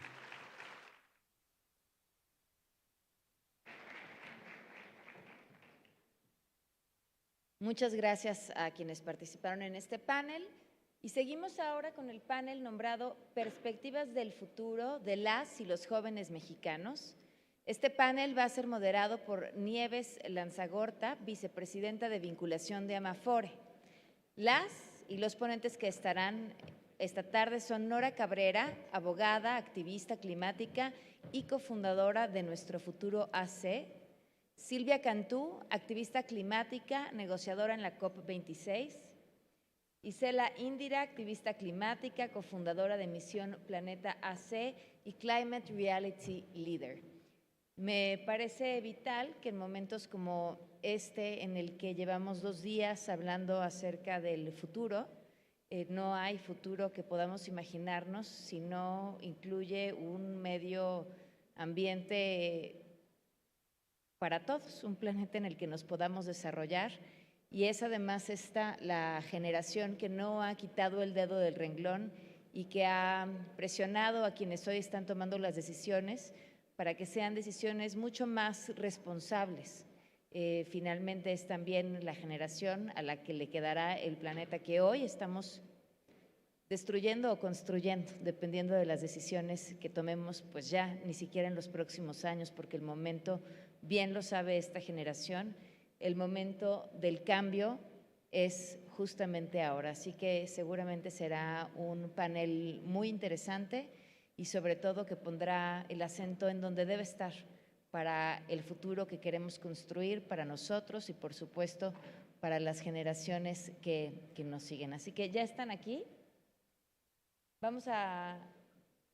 ¿Ya están? Vamos a recibirlos con un fuerte aplauso.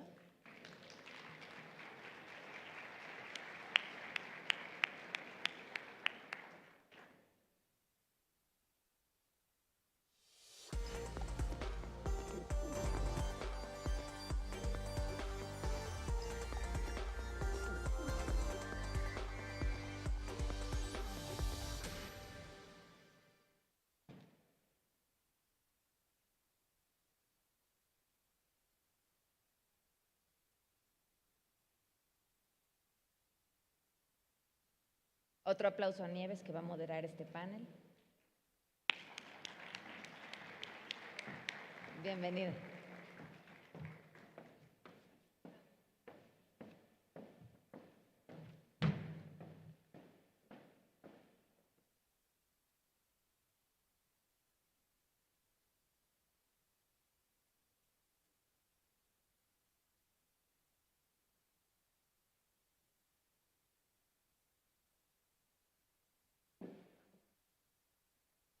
Buenos días, buenas tardes, gracias a todos por estar aquí con nosotros.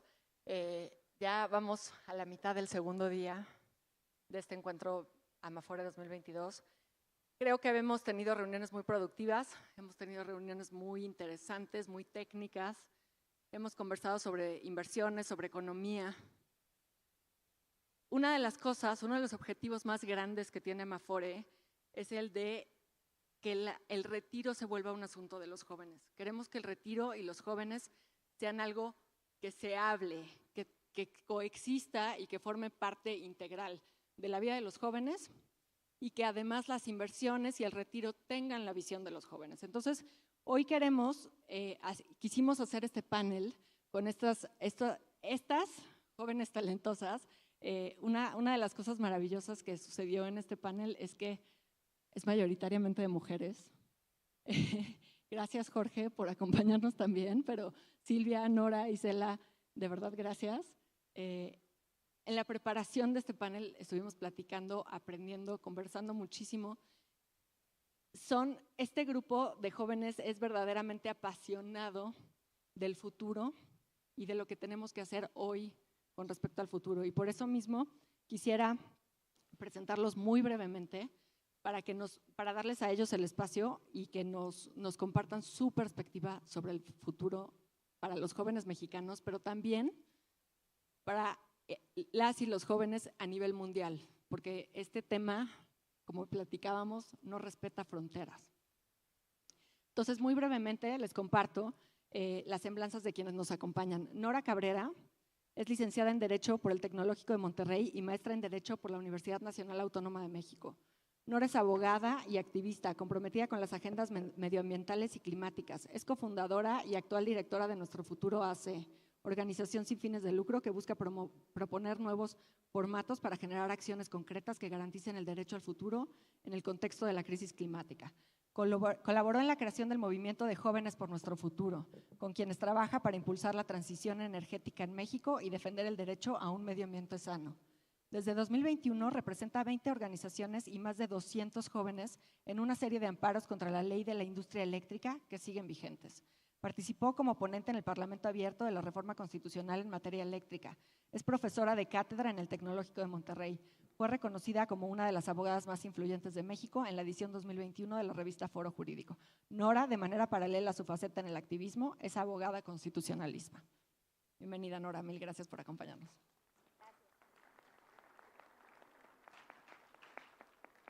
Isela Indira Salas es cofundadora de Misión Planeta AC. Es un movimiento que motiva a agentes de cambio para cuidar los ecosistemas y construir soluciones colectivas que ayuden a resolver los retos que enfrentamos actualmente. A los 12 años inició su primer proyecto con el cual logró sembrar en colectivo más de 2 millones de árboles en la Ciudad de México, sentando así un precedente que dio origen a la primera ley de movilidad ambiental en la ciudad. Además, forma parte de otras redes de agentes de cambio con Ashoka, Women and Gender Constituency, Climate Reality Project, entre otras. Gracias, bienvenida Isela.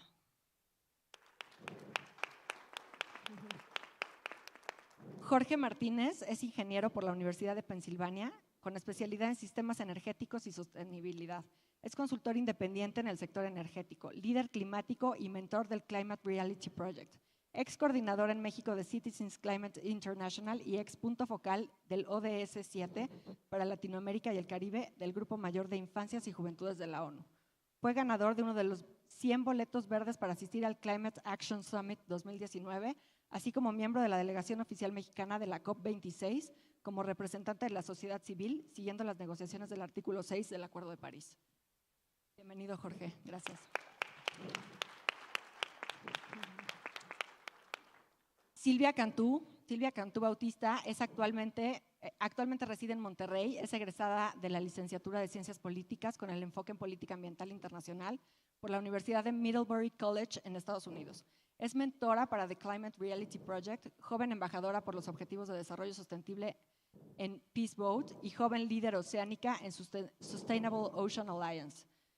También es buzo certificada y fotógrafa profesional, apasionada por el activismo para la justicia climática y la educación ambiental inclusiva. Durante el verano de 2021 lideró la campaña de Acción por los Océanos en México para impulsar la cooperación multiactor y la alfabetización oceánica en conjunto con 15 organizaciones y colectivos de conservación marina en el país. Silvia también fue parte del programa de entrenamiento Operación COP Jóvenes Embajadores por el Clima, el cual le permitió asistir a la COP26 como joven negociadora de la delegación mexicana para los tracks de Global Stockade y Second Periodic Review, balance mundial y segundo examen periódico. Actualmente es coordinadora de acción climática en la Secretaría de Desarrollo Urbano y Sostenible del municipio de Monterrey. Además nos acompañan de diversas partes de la República. Gracias, Silvia, bienvenida.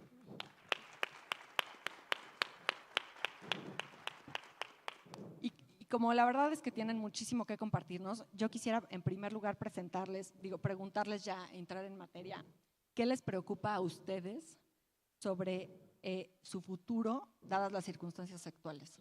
Me queda claro que hay un énfasis en lo ambiental, pero si tienen comentarios en otro sentido, me encantará escucharlos. Silvia, ¿podrías empezar?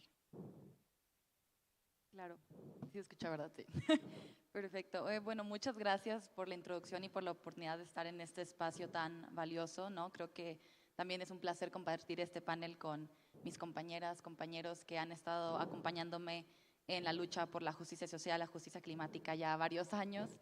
Y bueno, eso es una pregunta que me dejó pensando varios días cuando nos la compartieron, ¿no? De qué nos preocupa del futuro, dadas las circunstancias actuales, ¿no? Y creo que quise empezar primero por entender a qué nos referimos con circunstancias actuales, ¿no? Tanto para las juventudes como para las demás generaciones, ¿no? ¿Qué implica habitar el mundo hoy, ¿no?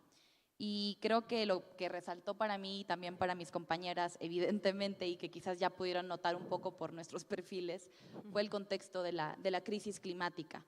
Y me gusta decir crisis climática y no simplemente calentamiento global o cambio climático, porque creo que resalta precisamente la circunstancia del momento, ¿no? ¿Qué es lo que estamos viviendo hoy en día?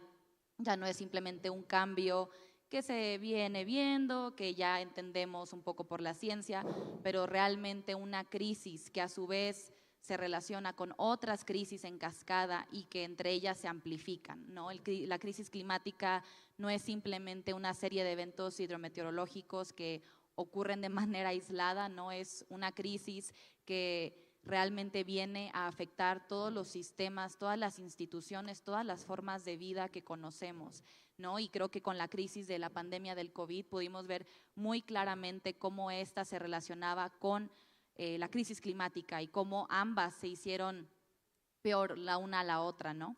Pero volviendo unos pasitos atrás, creo que es importante entender que cuando hablamos de la crisis climática, sí hablamos de un incremento en la temperatura promedio del planeta, ¿no? Ahorita, bueno, considerando los niveles preindustriales, que es la manera en que, el punto de referencia que tomamos. Actualmente estamos a 1.1, 1.2 de grados de calentamiento promedio por encima de los niveles preindustriales y se pronostica que muy pronto estaremos a 1.5, 2 grados si continuamos con business as usual, ¿no? Si seguimos en la misma trayectoria de crecimiento y desarrollo que hemos visto en los países, sobre todo en los países industrializados. Creo que es importante entender este contexto de crisis porque ¿qué significa entonces para nosotros como juventudes habitar un mundo cada vez más caliente, cada vez más, con más eventos hidrometeorológicos extremos impredecibles, ¿no? ¿Qué implica habitar un planeta que sentimos se está desmoronando, ¿no? Y no es una exageración, realmente se viene desmoronando desde hace varios años y creo que justo son las juventudes activistas que han estado sonando la alarma para decir, oye, los ojos están en esta crisis es la que importa por cómo se relaciona con las demás crisis y si la seguimos ignorando, los daños van a ser incalculables y la manera en que nos vamos a poder adaptar cada vez va a ser más costosa y más difícil y más personas van a perder sus vidas y sus estilos de vida y sus patrimonios. Entonces, para ir un poco como cerrando la idea y que yo sé que mi compañera Isela va a poder complementar muy bien en esto es… lo que nos preocupa es esta incertidumbre del futuro, pero no una incertidumbre usual de, bueno, ¿qué se vendrá en el futuro? ¿Cómo planeo ante algo que todavía no podemos ver, intangible? No, es una incertidumbre ya muy analizada, muy calculada, basada en la ciencia. Las predicciones no son buenas y las juventudes lo saben. Entonces esto genera una desesperanza muy profunda, ¿no? ¿Cómo vamos a imaginar siquiera dónde comprar una casa, en qué invertir, en qué ciudad vivir? ¿Cómo vamos a atender nuestros hábitos de consumo si las predicciones para el 2030, que ya se siente que es mañana, son tan duras, ¿no? ¿Cómo le piensa a las juventudes que piensen en sus retiros, en sus pensiones, en su tiempo de ya viviendo en el 2040, 2050, cuando el futuro inmediato es tan incierto? Realmente hay una dificultad muy intensa a la hora de tomar decisiones, de saber a dónde orientar nuestras vidas y de esta ansiedad que sentimos, ¿no? De cómo planeamos a mediano y largo plazo, cómo imaginamos nuestra vejez si sentimos que el mundo se está desmoronando, ¿no? Y creo que esa es la preocupación que queremos canalizarles y que también ustedes abran este espacio de reflexión, ¿no? ¿Qué implica también para ustedes desde sus trincheras esta crisis? Silvia, Isela, ¿nos puedes compartir tú? Muchas gracias. Antes que nada, pues agradecerles la invitación. Estoy muy contenta de estar aquí, compartir este panel con personas no solo que quiero, sino que admiro muchísimo y que pues ya nos conocemos de mucho tiempo en esta larga carrera, ¿no? De activismo climático. ¿Qué nos preocupa a los jóvenes, ¿no? Y creo que hay una cifra que me gustaría compartir y es que al menos el 48% de las juventudes, y esta cifra se incrementa cuando lo trasladamos hacia infancias, sentimos ansiedad climática, ¿no? Esto significa que 2 de cada 4 jóvenes vivimos con esta preocupación constante y latente, nos quita el sueño, no nos permite concentrarnos, no nos permite desarrollarnos plenamente, porque tenemos esa ansiedad hacia qué es lo que va a pasar en el futuro. Estamos conscientes de esas predicciones, de esas proyecciones que nos han hecho los científicos acerca de cómo ha ido evolucionando esta emergencia climática. Crecimos, nacimos básicamente con la evolución a la sombra de la emergencia climática. Hemos ido viendo las consecuencias cada vez más graves, cómo nos han ido afectando a nosotros, a nuestros hogares, a nuestras familias, a nuestros amigos, y eso evidentemente causa una tensión porque no somos nosotros quienes estamos siendo representados y quienes podemos tomar las decisiones actuales. Se necesita una acción climática hoy, para poder hacer un cambio, para poder tratar de contrarrestar, poder adaptarnos a lo que va a venir por esta emergencia climática, por estos efectos del cambio climático que son tan crudos, que son tan rudos, y nos genera una impotencia tremenda el hecho de no ser nosotros quienes estamos al frente, quienes podemos tomar las decisiones. De repente, cuando nos invitan a este tipo de foros o nos invitan a espacios de toma de decisiones, es increíble ver cómo los líderes nos felicitan o nos aplauden porque dicen, wow, qué bueno que siendo tan jóvenes sean tan conscientes y qué chidas sus propuestas y están increíbles. Espero que cuando les toque estar al frente o estar en un puesto de toma de decisiones, puedan llevarlas a cabo. Y no saben la impotencia que se siente el decir, es que no necesitamos los puestos de toma de decisiones en un futuro, lo necesitamos ahora, porque la acción se necesita tomar ahora. Simplemente para 2025, me parece, se proyecta que más de 12.5 millones de niñas en todo el mundo no puedan concluir sus estudios únicamente por los efectos del cambio climático. Y esta es una de las muchísimas cifras y de los muchísimos panoramas a los que nos vamos a enfrentar. Hoy por hoy, 20 millones de personas son desplazadas de sus comunidades, de sus hogares, por las consecuencias de la emergencia climática, ¿no? Como bien lo decía mi compañera, estas consecuencias no solamente son en el clima, no solamente son a futuro, están violentando y caen en cascada sobre los derechos humanos que nosotros tenemos actualmente. Algunos los tenemos garantizados, algunos otros no. Sin embargo, todo esto se ve en peligro debido a las consecuencias y a la falta de acción climática que hay hoy en día. Entonces, si a mí me preguntan qué es lo que nos preocupa a los jóvenes, es el hecho de no poder tomar las decisiones que se necesitan el día de hoy. Muchas gracias. Muchas gracias, Isela. Y creo que en la línea con lo que estás diciendo, a mí me gustaría ahora preguntarle a Nora y a Jorge si nos pueden compartir qué sienten, si sienten, me imagino que puedo leer lo que sienten, pero sí, que se está haciendo lo suficiente en términos de justicia intergeneracional y de justicia climática. Bueno, primero, pues muchísimas gracias por la invitación y también muchísimas que vemos un auditorio pues casi lleno y eso habla ya de inicio de que se está tomando en serio por quienes están tomando las decisiones el abordar estos temas. Se está tomando en serio hacer actos simbólicos desde un gafet que ya es renovable, ¿no? Hasta otro tipo de acciones más específicas y creo que eso siempre habla de un tema muy importante dentro de estos contextos que adelantaban mis compañeras, que es la esperanza climática y no perder esa esperanza en que hay muchísimas cosas que hacer. Pero al mismo tiempo, pues hay que ser críticas y críticos de la realidad y hay que ser realistas de que no se ha hecho lo suficiente desde el sector público ni desde el sector privado para frenar las crisis planetarias, que son básicamente tres crisis. La crisis del cambio climático, que es de la que más hablamos, pero también tenemos la crisis de la pérdida de la biodiversidad y la crisis de la contaminación.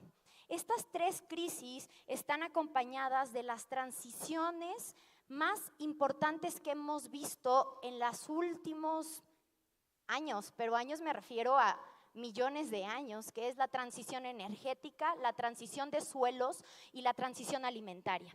Estas transiciones están acompañadas y ahí es donde hay muchísimos mecanismos de acción que no han hecho ni los gobiernos, pero tampoco los privados y las personas hemos intentado desde lo individual o desde la sociedad civil impulsar muchas cosas.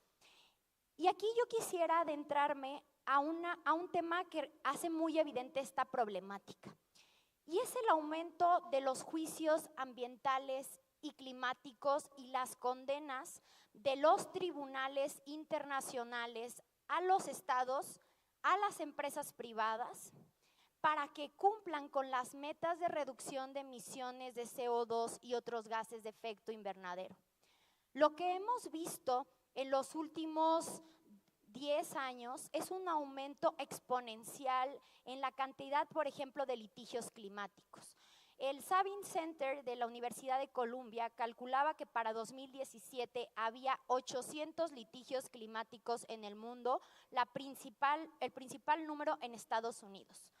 Para el 2020 ya tenemos más de 2.500 litigios y hay un dato que es muy importante. Ya hay 47 litigios contabilizados en América Latina y en el Caribe.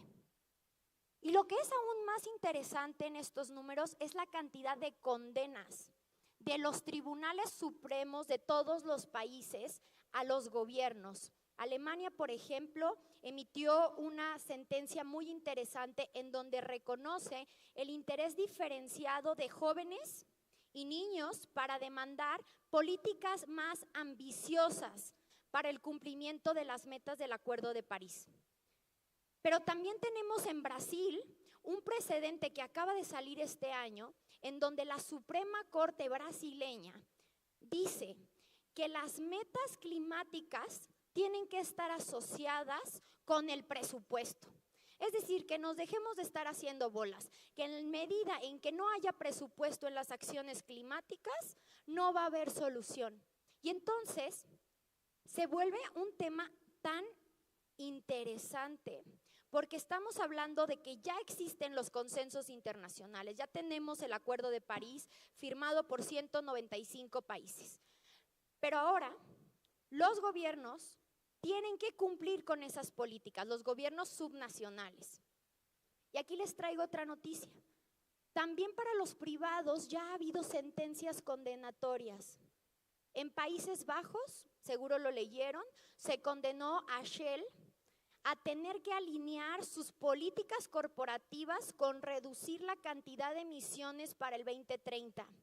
Y eso ha desencadenado otro tipo de litigios en contra de los propios consejeros de la empresa Shell.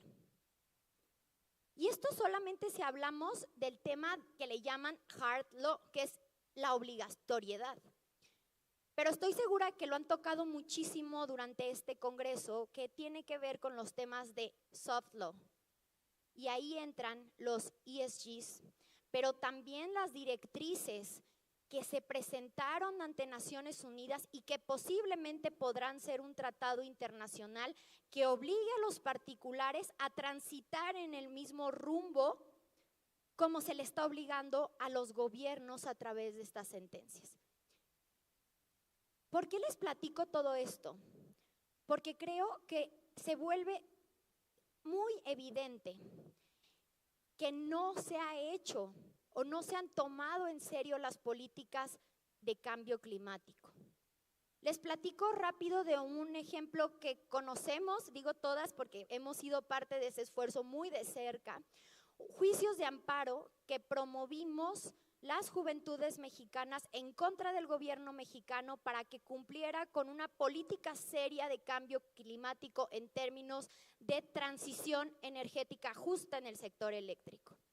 Lo promovimos en contra de la ley de la industria eléctrica, nos concedieron la suspensión, pero ahorita también tenemos un juicio en la segunda sala de la Suprema Corte, en donde lo que le estamos diciendo a los ministros es: reconoce que las juventudes y los niños tienen un interés diferenciado al resto de la sociedad y son a quienes les debemos el derecho al futuro.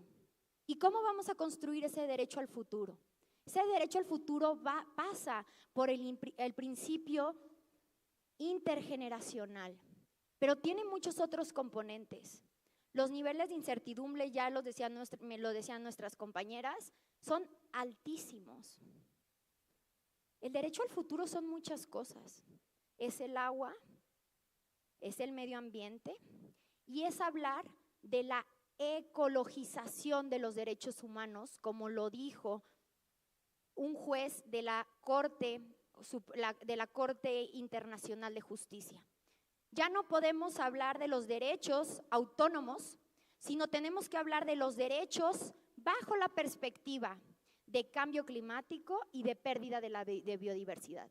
Cuando entendamos que el derecho, la vida y sus decisiones para construir el derecho al futuro se tienen que dar bajo la perspectiva del cambio climático, entonces habremos entendido cuáles son las acciones correctas y para dónde tendría que ser el rumbo para realmente construir y garantizar, que es lo más importante, el derecho al futuro de las generaciones presentes y futuras.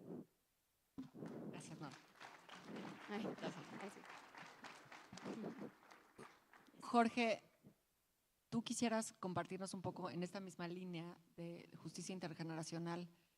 ¿Cuál es tu visión? Bueno, yo quisiera responder directamente a la pregunta. También quisiera agradecer y decir que es un honor estar aquí con ustedes platicando de estos temas.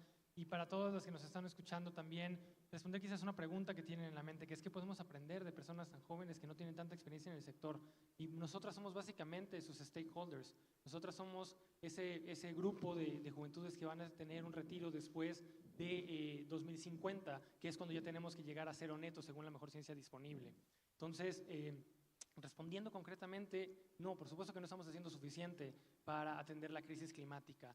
Y hay buenas noticias y malas noticias. Por un lado, quisiera comentar algo que se mencionó ayer. El futuro sí se puede predecir y la ciencia climática lo viene haciendo desde hace más de 5 décadas. Exactamente lo que nos dijeron las científicas que iba a pasar, está pasando. Quizás años más, años menos, hay incertidumbre, por supuesto, pero está pasando. La tendencia es muy clara y afortunadamente, gracias a los tratados internacionales, a las mejoras en tecnologías y a políticas públicas de ciertos países, ya no vamos encaminados a 3 o 4 grados de aumento de temperatura promedio. Lo malo es que estamos viendo muchas de las consecuencias que esperábamos a 3 o 4 grados centígrados hoy por hoy, mucho antes de lo esperado. Hablamos de sequías extremas que se predijeron hace 30 años, por ejemplo, la ciudad de Monterrey o el estado de Nuevo León ya lo vivió y esto se vio venir desde hace 30, 40 años y no se hizo lo suficiente. También se estaba viendo el alza de nivel del mar alrededor del mundo. En 2019 tuve el gusto, el honor de conocer a personas de Kiribati y de Palau, quizás no les conozcan, búsquenlas. Una de las cosas que nos dijeron era que si seguimos como vamos, no solo iban a ser los primeros en desaparecer, además no iban a ser los únicos. Hoy por hoy vean los videos que están saliendo del estado de Florida, las casas están básicamente yéndose al mar.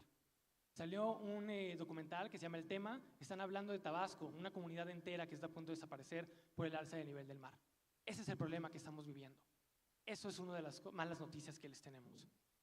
Si creemos que la pandemia fue disruptiva, que la guerra o la invasión rusa a Ucrania fue disruptiva, imaginen una migración de cientos de millones o de miles de millones de personas alrededor del mundo, porque no tienen suficiente comida, porque no tienen agua, porque están perdiendo todo lo que conocen.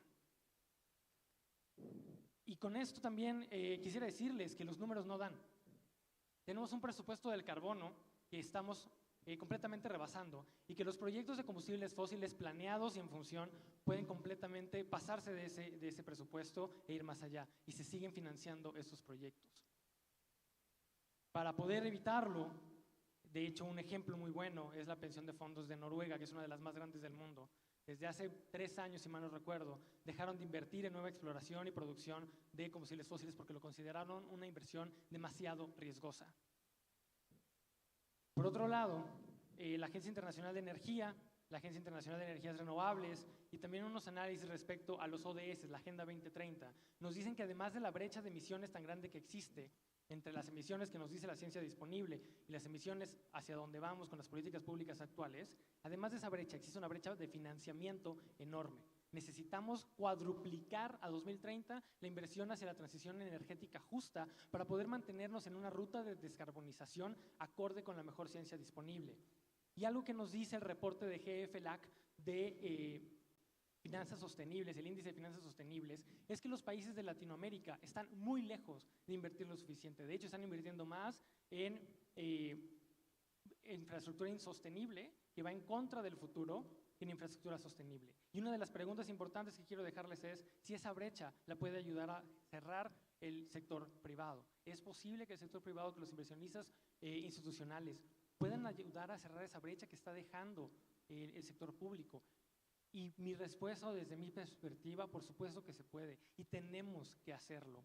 Entre menos haga el sector público, más puede hacer el sector privado, que tiene una capacidad enorme de invertir. Se necesita solamente 1% o 2% del PIB como póliza de seguro para tener un futuro hacia 2050. ¿Vale la pena proteger todo lo que conocemos, toda la economía, por un seguro que nos cueste 1 o 2%? Me parece que la respuesta sería sí, y parte de lo que sigue es cómo podemos hacerlo. Y me parece que Amafore, debido a la posición que tienen, la visión de largo plazo y los fondos, la cantidad de bienes que manejan, tiene una posición única para mover la balanza en la dirección correcta. Gracias, Jorge. Qué responsabilidad. Qué responsabilidad, y gracias por cerrar en una nota positiva, al menos. Silvia y Isela, quisiera ahora preguntarles a ustedes, ¿qué hace falta? ¿Cómo le hacemos para que los jóvenes sí decidan sobre su futuro? ¿Cómo hacemos para involucrarnos? ¿Por qué no estamos involucrando suficiente a los jóvenes?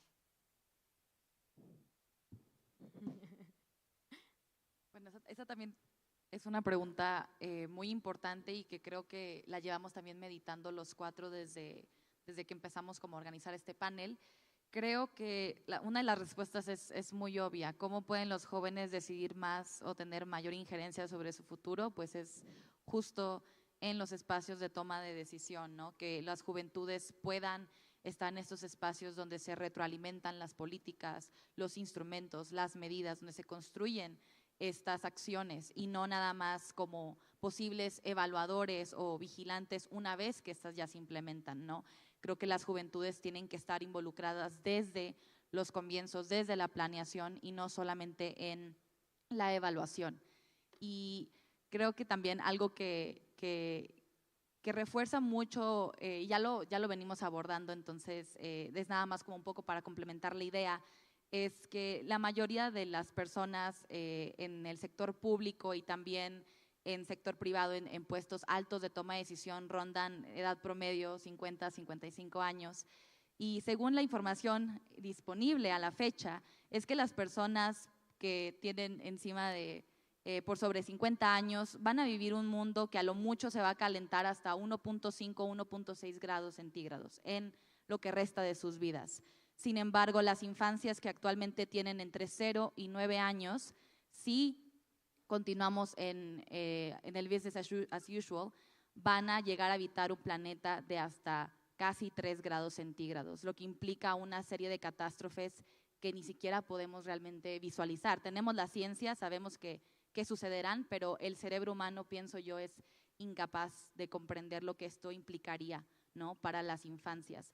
Entonces, ¿cómo es que esto impacta, ¿no? Si estás en un puesto de toma de decisiones y a nivel personal, esta es la perspectiva que tienes de tu propio futuro, ¿no? No es que las personas adultas o adultos mayores no puedan preocuparse por las generaciones más jóvenes, es simplemente que a la hora de tomar decisiones, todas estas vivencias y experiencias importan, ¿no? Y como comentaba Nora, ¿no?, son estas preocupaciones diferenciadas y también que a fin de cuentas pues somos nosotros quienes vamos a tener que vivir el resto de nuestras vidas y claro que nos importa que ese resto de nuestras vidas no sea bajo una crisis que constantemente empeora, ¿no?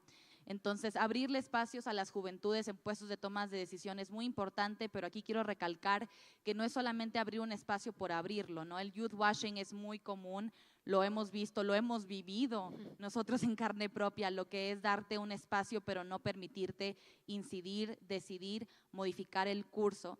Así como se habla mucho del greenwashing, ¿no?, en el sector privado y que yo sé que es algo que conocen bien, también el youth washing es una problemática y creo que muchas instituciones caen en eso, ¿no? Abren el espacio, pero al momento de que las juventudes son contestatarias, son un poco más incómodas y rebeldes, entonces ya no les encanta tanto tener a juventudes en puestos de toma de decisiones, pero es muy importante precisamente para que estas políticas públicas y estas acciones tengan una verdadera visión a futuro y sean sostenibles, también porque en la cuestión de la implementación importa quiénes van a seguir para implementarlas, para verlas en tomar forma, ¿no?, y desarrollarse y modificarse conforme vamos descubriendo también cosas nuevas, ¿no?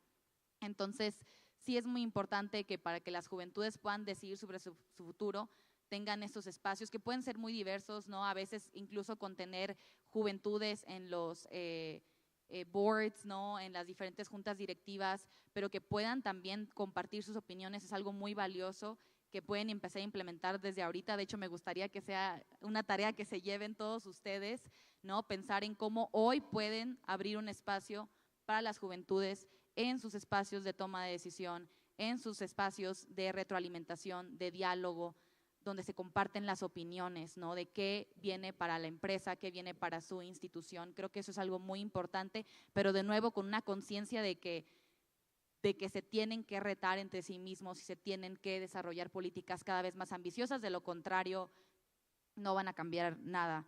Y creo que también para ir cerrando un poco mi intervención es que precisamente las juventudes también ya están muy profesionalizadas, tenemos mucho conocimiento muy diverso en muchas áreas, ¿no? Esta idea de que las juventudes no saben, no han vivido lo suficiente es realmente muy arcaica y creo que nos metemos el pie entre todos al seguir reforzando esto, ¿no? Creo que al contrario, las juventudes ya tienen vivencias de haber nacido y crecido en una crisis climática que son únicas y solo por cuestión de haber vivido estas experiencias es valioso escucharles. Y precisamente a las infancias y a las juventudes de comunidades más vulnerables, a las mujeres y niñas, ¿no? Creo que es muy importante que así también como se abran espacios para las juventudes, tenga una mirada crítica de, bueno, ¿cuáles juventudes? Porque también sabemos que hay juventudes que en sus vivencias y en las oportunidades que se les ofrecen, pues van a tener más espacios, ¿no? Más privilegios de incidir. Entonces también tener una mirada crítica de a quiénes estamos involucrando y a quiénes estamos escuchando, porque algo que comentaba con Isela, bueno, que Isela comentó y que yo sé que podría también reforzar, es precisamente que a fin de cuentas las comunidades más vulnerables son la mayoría del planeta, ¿no? Las que van a vivir los efectos más drásticos del cambio climático, tan solo pensando en el impacto diferenciado que viven las mujeres, que ya son poco más de la mitad del planeta, ¿no? Y eso es sin considerar todas las demás sectores sociales, ¿no? Entonces es muy importante entender que las juventudes ya pueden tomar decisiones, ya se deben de involucrar y que poseen las herramientas necesarias para hacerlo y que también recae mucho en ustedes apoyar a su constante profesionalización, a su constante crecimiento técnico, laboral, etcétera, para que se sigan involucrando, ¿no? Creo que mientras más generaciones podamos integrar en nuestras acciones, en nuestras políticas, más resilientes van a ser nuestras acciones, entonces realmente es para el beneficio de todos y todas que desde hoy se tenga esta perspectiva, ¿no?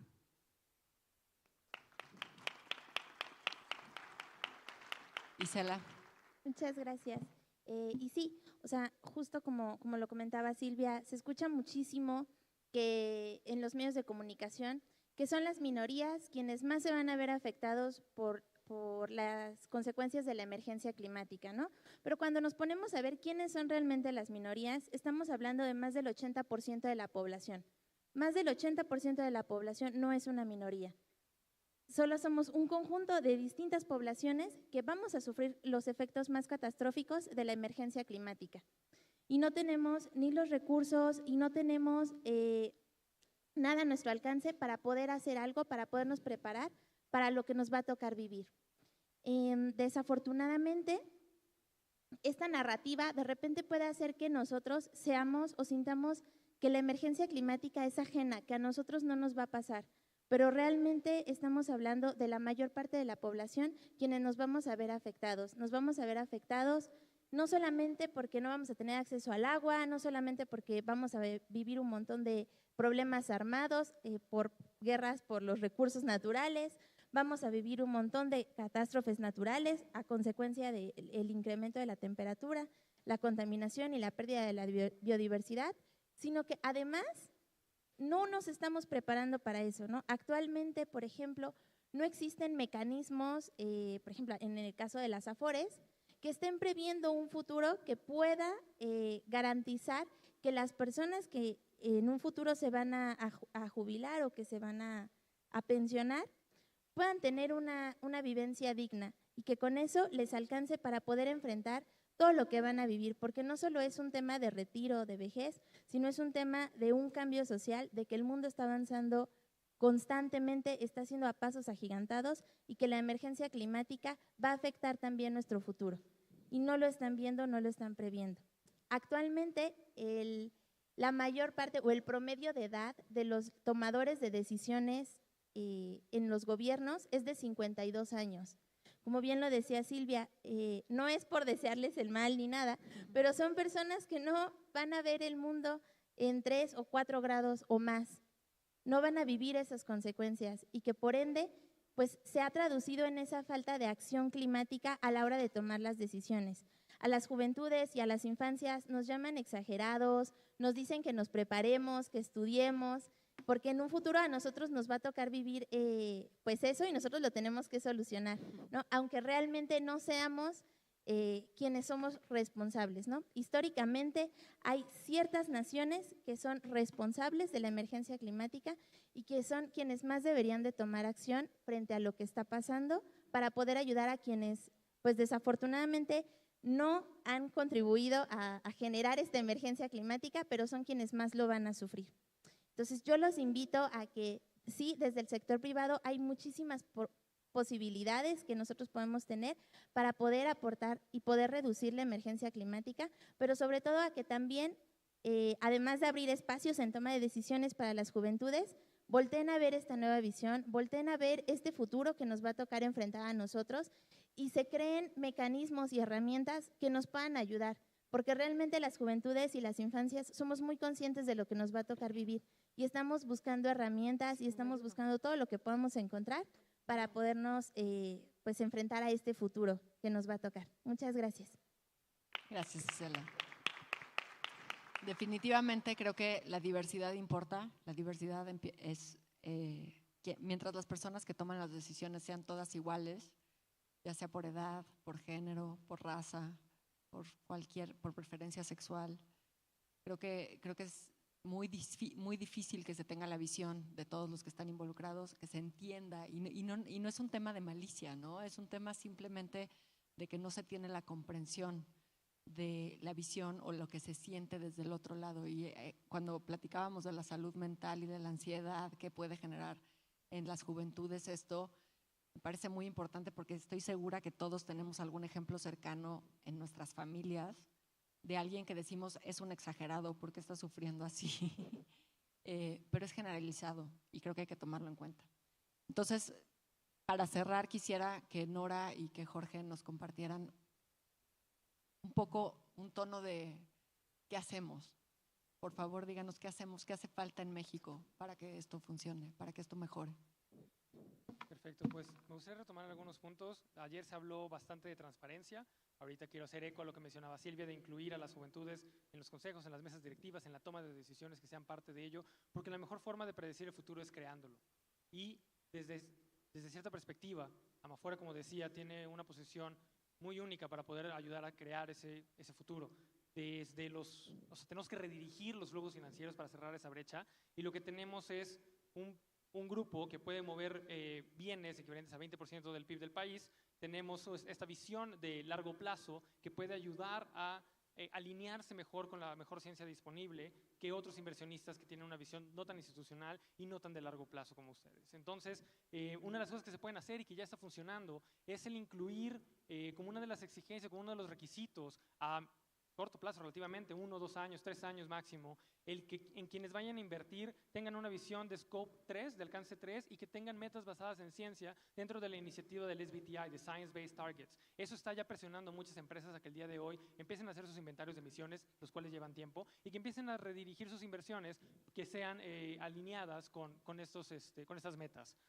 Por otro lado, es muy importante que revaloremos, que evaluemos de manera correcta e internalicemos los riesgos, costos y beneficios de las diferentes políticas, de los diferentes proyectos con respecto a los ESGs en los temas ambientales, sociales y de gobernanza, porque si no, vamos a tomar decisiones equivocadas, vamos a tomar decisiones solo viendo una parte incompleta de toda la imagen.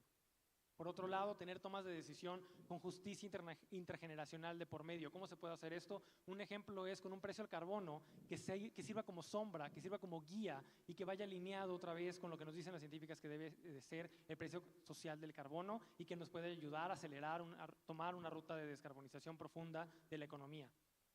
Por otro lado, invertir en infraestructura resiliente. Tenemos que tener infraestructura de agua, infraestructura para la electricidad, para satisfacer las necesidades básicas de las personas, no solo para proteger su bienestar, sino para también proteger la economía, para proteger las finanzas, para proteger todo lo que les decía que valoramos y que queremos. Entonces, sin esa infraestructura resiliente, la cual hoy por hoy es carente, la cual hoy por hoy no tiene suficiente inversión, no vamos a poder satisfacer nuestras necesidades básicas y todo lo demás va a caer en cascada, como han comentado. Y por último, quiero dejarles de cierta forma con una serie de preguntas respecto a de qué lado queremos estar, de qué lado de la historia quieren estar. ¿Cuál es el punto de tener un fondo para el retiro si estamos preocupadas por siquiera tener un planeta estable, un planeta, un futuro en el cual podamos disfrutar de ese retiro? ¿Cuál es el sentido de todo eso entonces si no vamos a estar protegiendo ese futuro? Lo dijo el presidente Macron en Estados Unidos. ¿Cuál es el sentido de la vida si no vamos a dejarle un mejor futuro a las siguientes generaciones? Entonces, ¿para qué estamos trabajando? ¿Para quién estamos haciendo todo esto? Tenemos que tomar eso en cuenta en nuestra toma de decisiones. Aquí les comenté algunas posibilidades y pues con muchísimo gusto podremos hablar más de esto. Habemos muchas personas con toda la disposición de trabajar y colaborar para que esto pase, para que el sector financiero sea un motor que redirija no nada más los flujos financieros, sino quiénes van a ser los ganadores y perdedores de esta transición energética, de toda esta situación. Hay oportunidades, hay enormes oportunidades. ¿Y cuál es el costo de dejar pasar esa oportunidad también de inversión? ¿Y cuál es el riesgo que hay en la vida hacia el futuro? Y pues les dejo con la pregunta de cómo les podemos ayudar a construir ese futuro de manera conjunta.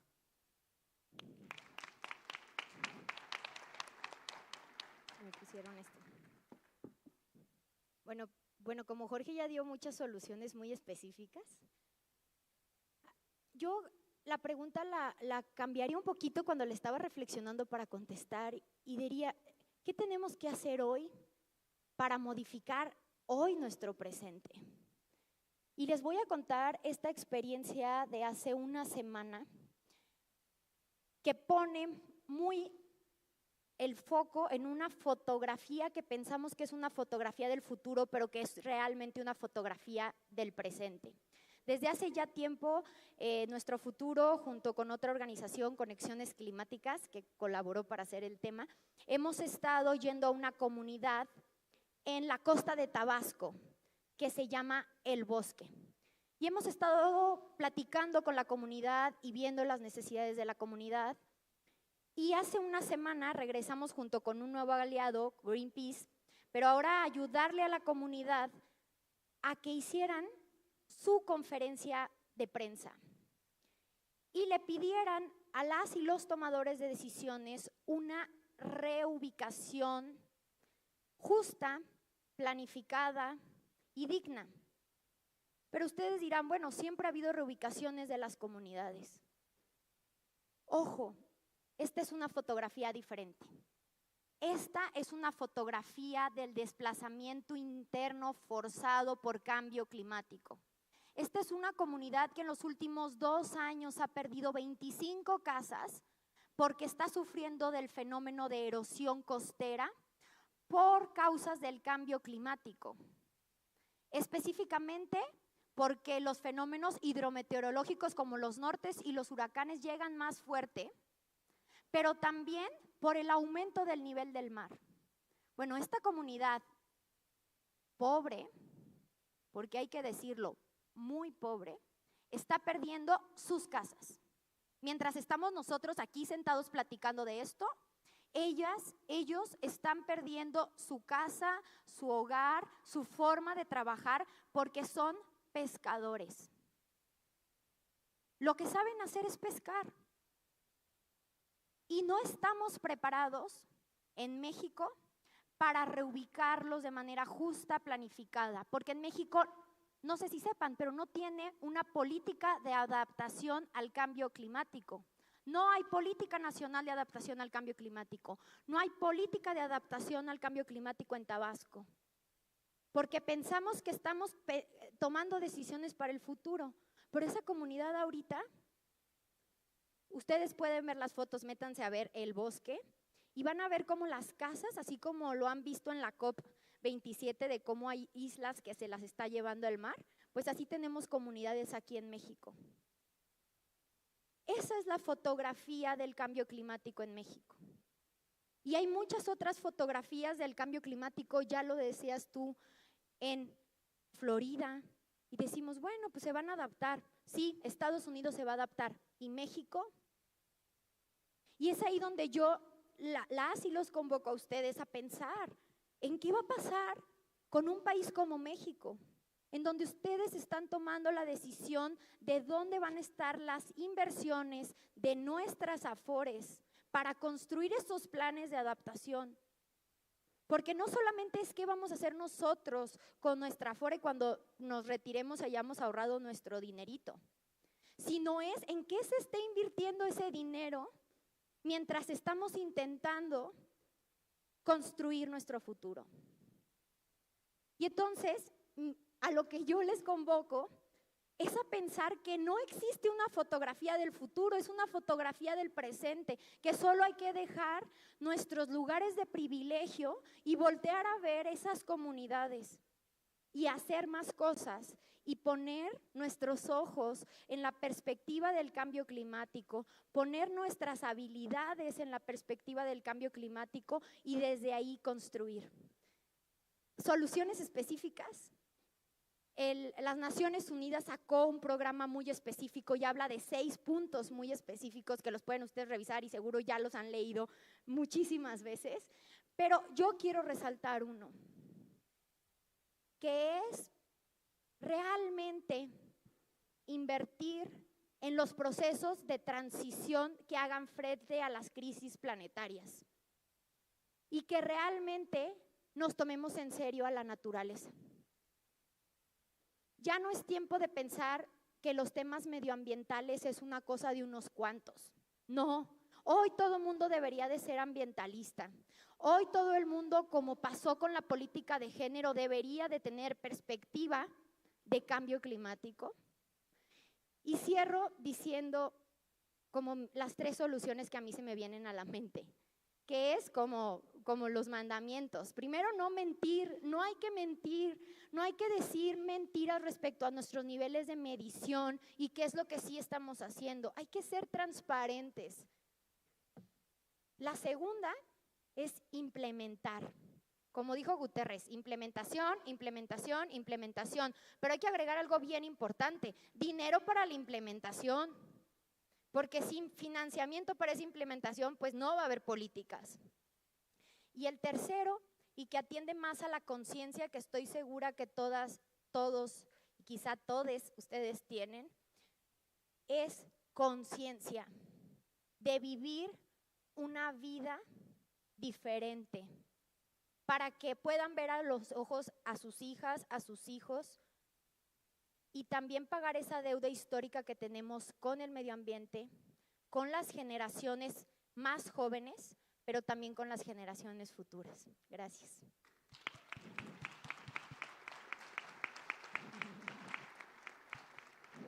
Gracias, gracias de verdad por esta súper enriquecedora conversación. Yo me quedaría dentro del sistema de ahorro para el retiro. Una de las cosas que nosotros siempre vivimos suplicando es que las personas conecten el futuro con el presente, que estemos conscientes de que para tener un futuro tenemos que hacer cosas hoy, y lo hacemos en términos de ahorro. Siempre hablamos en términos de ahorro, en términos de pensar que debemos invertir, que debemos tener más, pensar hoy en qué va a ser de nuestra vida mañana y actuar hoy. Esto es mucho más parecido de lo que creemos. Gracias.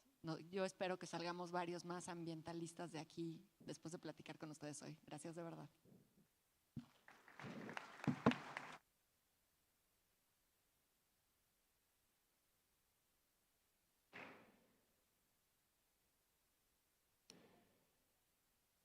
Agradecemos su presencia y les entregamos además un reconocimiento por esta participación. Muchas gracias. En este día hemos abordado el tema de las pensiones y las inversiones verdes con diversos enfoques. En este sentido, vamos a dar pie a nuestro siguiente panel titulado La innovación tecnológica para la inclusión del trabajo independiente en los sistemas de pensiones. Va a ser moderado por Gabriela Zapata, consultora de inclusión financiera, Y las y los ponentes son Michelle Kremin, directora asociada de desarrollo Nest Insight, Donatiu Ansúrez Escandón, Senior Manager Government Affairs de Didi México, Ernesto Rothhorson, líder de proyectos de Asociación Internacional de Seguridad Social, AIS, Oliver Azuara, economista senior de la División de Mercados Laborales del BID. Así que aprovechamos para recibirlos con un fuerte aplauso.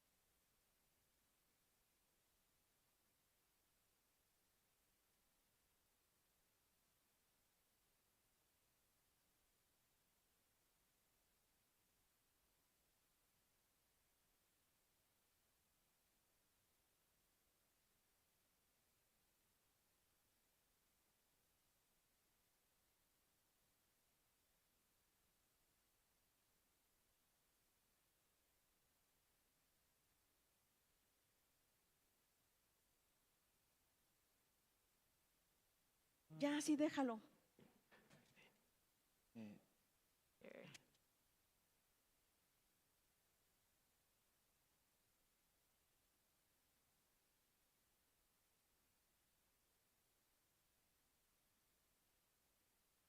Okay.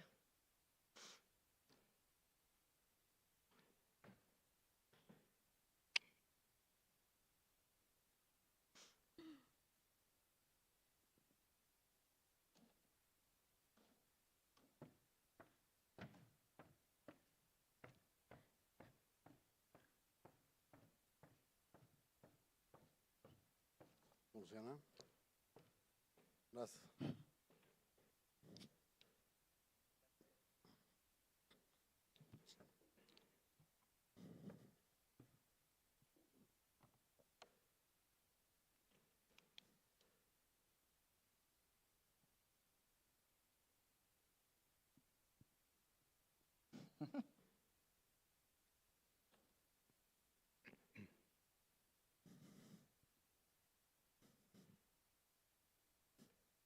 Pues muy buenas tardes a todas y a todos. Es un gusto estar aquí con ustedes el día de hoy y sabemos que este es el panel que se interpone entre ustedes y la comida. Entonces trataremos de hacerlo muy ameno porque es un tema sumamente interesante hablar de la innovación tecnológica para poder incorporar a los trabajadores independientes al sistema de pensiones. Y tenemos aquí a 5 personas que trabajan justo en estos temas. Entonces va a ser para mí un gusto moderar este panel con ustedes. Bienvenidos Ernesto, Ale, Oliver, Michelle y Tona a este panel. Pues iniciemos si quieren con Oliver.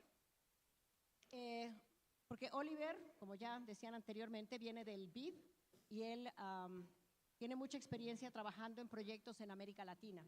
Entonces, aquí, si partimos de la base que en los países en América Latina tenemos altos índices de informalidad, gran cantidad de la población que no está haciendo aportaciones a sus fondos de pensión, en algunos casos porque no los tienen y en otros casos porque aunque los tengan no realizan estas aportaciones, ¿no? Entonces, desde la experiencia del BID en proyectos que han tratado de utilizar la innovación tecnológica para promover las aportaciones, ¿qué nos puedes compartir el día de hoy?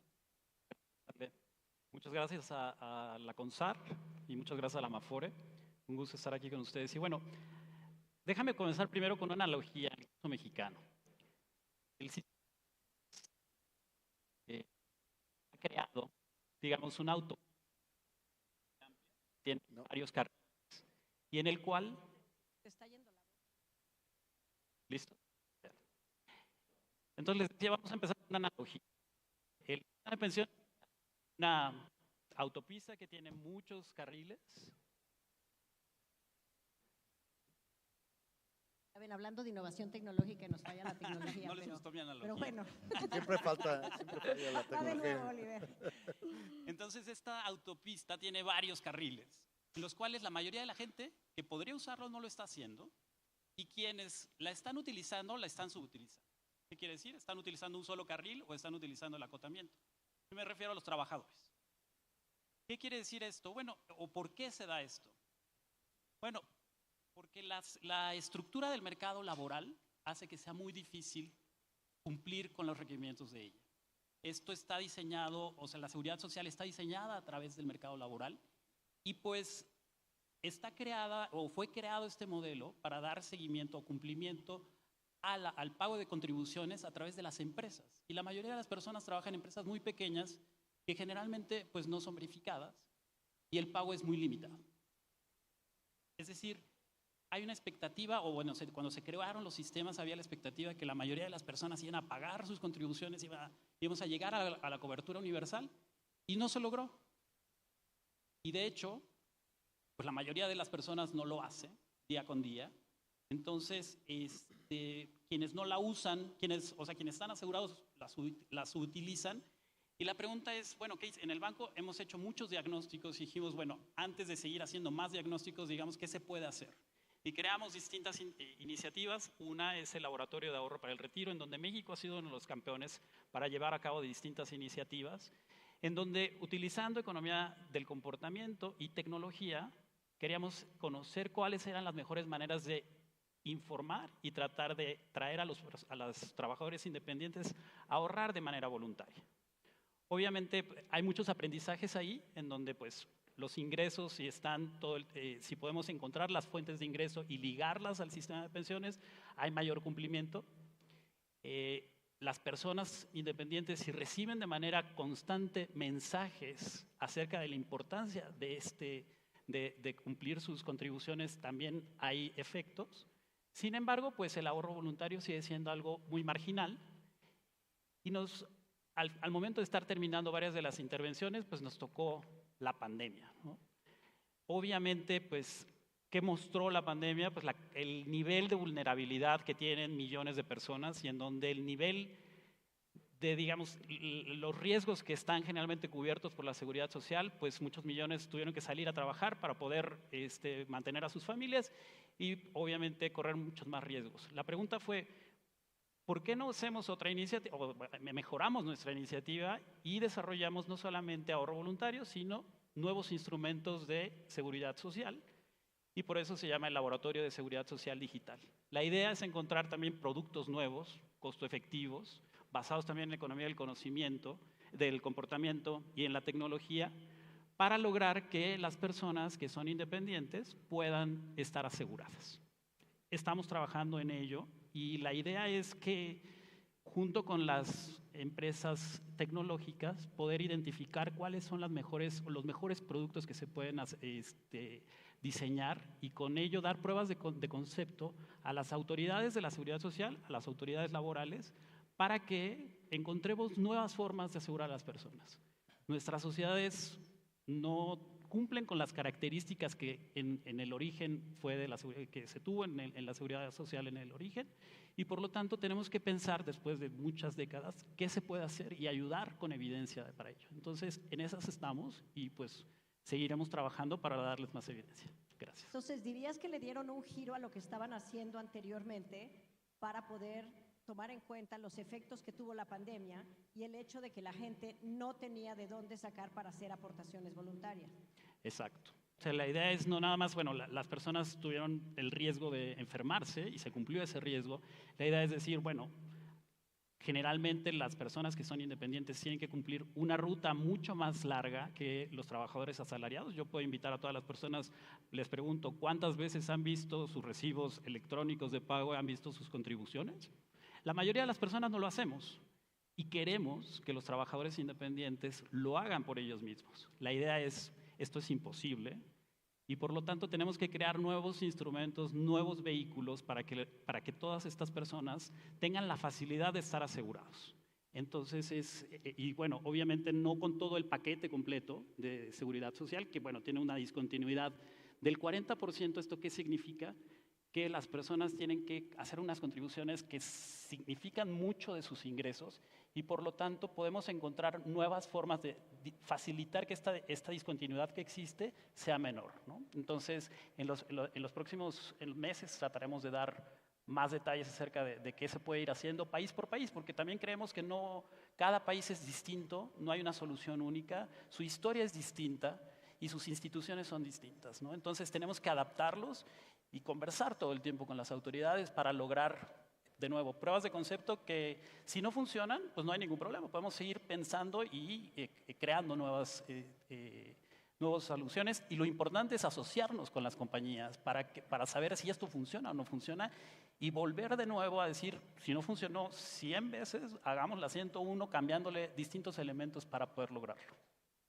Y tomando lo que acabas de decir ahorita, ¿podrías decirnos si hay algo de las muchas cosas que han experimentado, hay algo que haya funcionado muy bien en algún contexto en particular y también algo que podrías decir aquí, no lo intenten porque no funciona en ningún contexto? Por supuesto. Mira, yo creo que, de nuevo, regresando al tema de los independientes, la evidencia es muy clara. Si encontramos el momento exacto en donde tenemos la atención de las personas para convencerlos de los beneficios que tiene el estar asegurado, las personas se quedan ahí, o bueno, descuentos automáticos, digamos, instrumentos de descuento automático. Esto, la teoría y en la práctica lo que encontramos en el BID fue que sí funciona. Obviamente hay variabilidad en los flujos de ingreso por parte de la gente y pues lo importante es que se mantenga todo el tiempo ahí, que cada vez que tenga un nivel un ingreso, aporte, ¿no? Entonces esta volatilidad de los ingresos eventualmente pues va a ir viendo los beneficios de estar aportando. Lo que no funciona es establecer reglas demasiado, muy complejas para que la gente siga o tenga que cumplir sus requerimientos. La mayoría de los trabajadores independientes tiene que pasar por una ruta muy larga y eso hace que, por ejemplo, en el caso mexicano, si uno analiza la población por todos los niveles de ingreso, menos del 5% en cada decil cumple con sus contribuciones. México es el país que menos cumplimiento de la seguridad social tiene en países similares, ¿no? Por ejemplo, Chile sí hay una relación positiva, Colombia tiene una relación positiva. El gran reto para México en los años venideros va a ser los trabajadores independientes y tenemos que encontrar nuevas formas de asegurarlos. Es ahí donde yo pondría la evidencia que ha trabajado el banco, que inició Mariano Bosch y que hemos seguido trabajando y esperemos que en los próximos años, con la ayuda de la CONSAR, con la ayuda de la Secretaría de Hacienda y con nuestros socios que hemos sido aliados en encontrarlo, pues no hay soluciones, no sabemos. Quien diga que sabe que existe y que funciona completamente, habría que desconfiar un poco. Creo que lo importante es ir probando y mostrar la evidencia, porque eso nos va a hacer pues, fuertes para el futuro, ¿no? Muchas gracias, Oliver. Y ahorita pasando a Tona, que les quiero avisar que Tona tiene una reunión pronto, entonces va a tener que salir del panel para que no vayan a pensar que se escapó, entonces les aviso desde ahorita. Y quisiera pasar con él porque él, bueno, representa a Didi y todas estas plataformas de empleo gig a través de plataformas digitales, pues se están prestando para poder hacer cosas innovadoras con ellas. Entre otras cosas, el tema de permitirles a sus socios, conductores y repartidores hacer aportaciones a sus pensiones. Entonces, Tona, si nos puedes platicar un poco de la experiencia de Didi en este sentido, ¿cómo fue que decidieron entrarle a esto? ¿Por qué? ¿Y cómo les está yendo? Claro, muchas gracias, Gaby. Gracias a todos y gracias por la invitación a Amafore y a CONSAR. Y disculpen de antemano si de repente me ven, como dijo Gaby, ahí un poquito saliendo, ¿no? Pues como lo comentas bien, Gaby, y construyendo sobre lo que dijo Oliver, me parece que hoy, no sé si me escucho muy fuerte, ¿no? ¿Me escucho bien? Ok, perdón. Digamos, nosotros somos una plataforma que tiene desde 2018 en México y pues en el curso de 4 años hemos logrado tener operaciones ya en más de 70 ciudades, tanto para movilidad como para reparto, ¿no? Y esto ha sido en buena medida por una enorme contribución diaria de conductores y repartidores que todos los días de manera independiente, libre, voluntaria, consciente, eligen a una plataforma, en este caso por supuesto a nosotros, para pues autoemplearse y para poder a partir de allí conectar oferta con demanda, ¿no? Y de ello depende un universo actual estimado, Gaby, de alrededor de 500,000 personas en las 4 plataformas, digamos, más grandes, ¿no? Entonces, estamos hablando de un universo nada despreciable de personas, pero también de familias, ¿no? Son las personas que conducen, conductoras, conductores, repartidoras, repartidores y sus familias. Entonces, de ese tamaño es ya la economía colaborativa en nuestro país, que además tiene, nosotros le llamamos modelo de negocio, pero realmente es un modelo nuevo, económico y social, porque también hay muchísimos restaurantes también que están dados de alta en la plataforma y sabemos todos que la pandemia aceleró el proceso de digitalización en nuestro país y hoy día tenemos en Didi Food más del 85% de los restaurantes son MIPYMES, ¿no? Entonces, esas personas también muchas veces no son personas morales, son personas físicas, ¿no? Entonces, hay todo un cúmulo, ¿no? de personas que están alrededor de este ecosistema flexible, ¿no? Entonces, con base en ello, lo que nosotros estamos explorando y avanzamos con el BID, con Oliver y con la CONSAR, pues en un esquema de ver cómo podíamos también explorar el tema del ahorro para el retiro, ¿no? Entonces, hicimos el año pasado un proyecto que consistió en 2 fases. A nosotros nos parecía algo muy importante, lo platicábamos con el BID y con la CONSAR, que pues el tema de la educación financiera, mientras más elementos, ahorita lo platicaba Oliver, ¿no? La falta de información o muchas veces lleva a la poca contribución de la gente en su ahorro para el retiro, ¿no? Entonces, lo primero que identificamos como prioridad era informar, ¿no?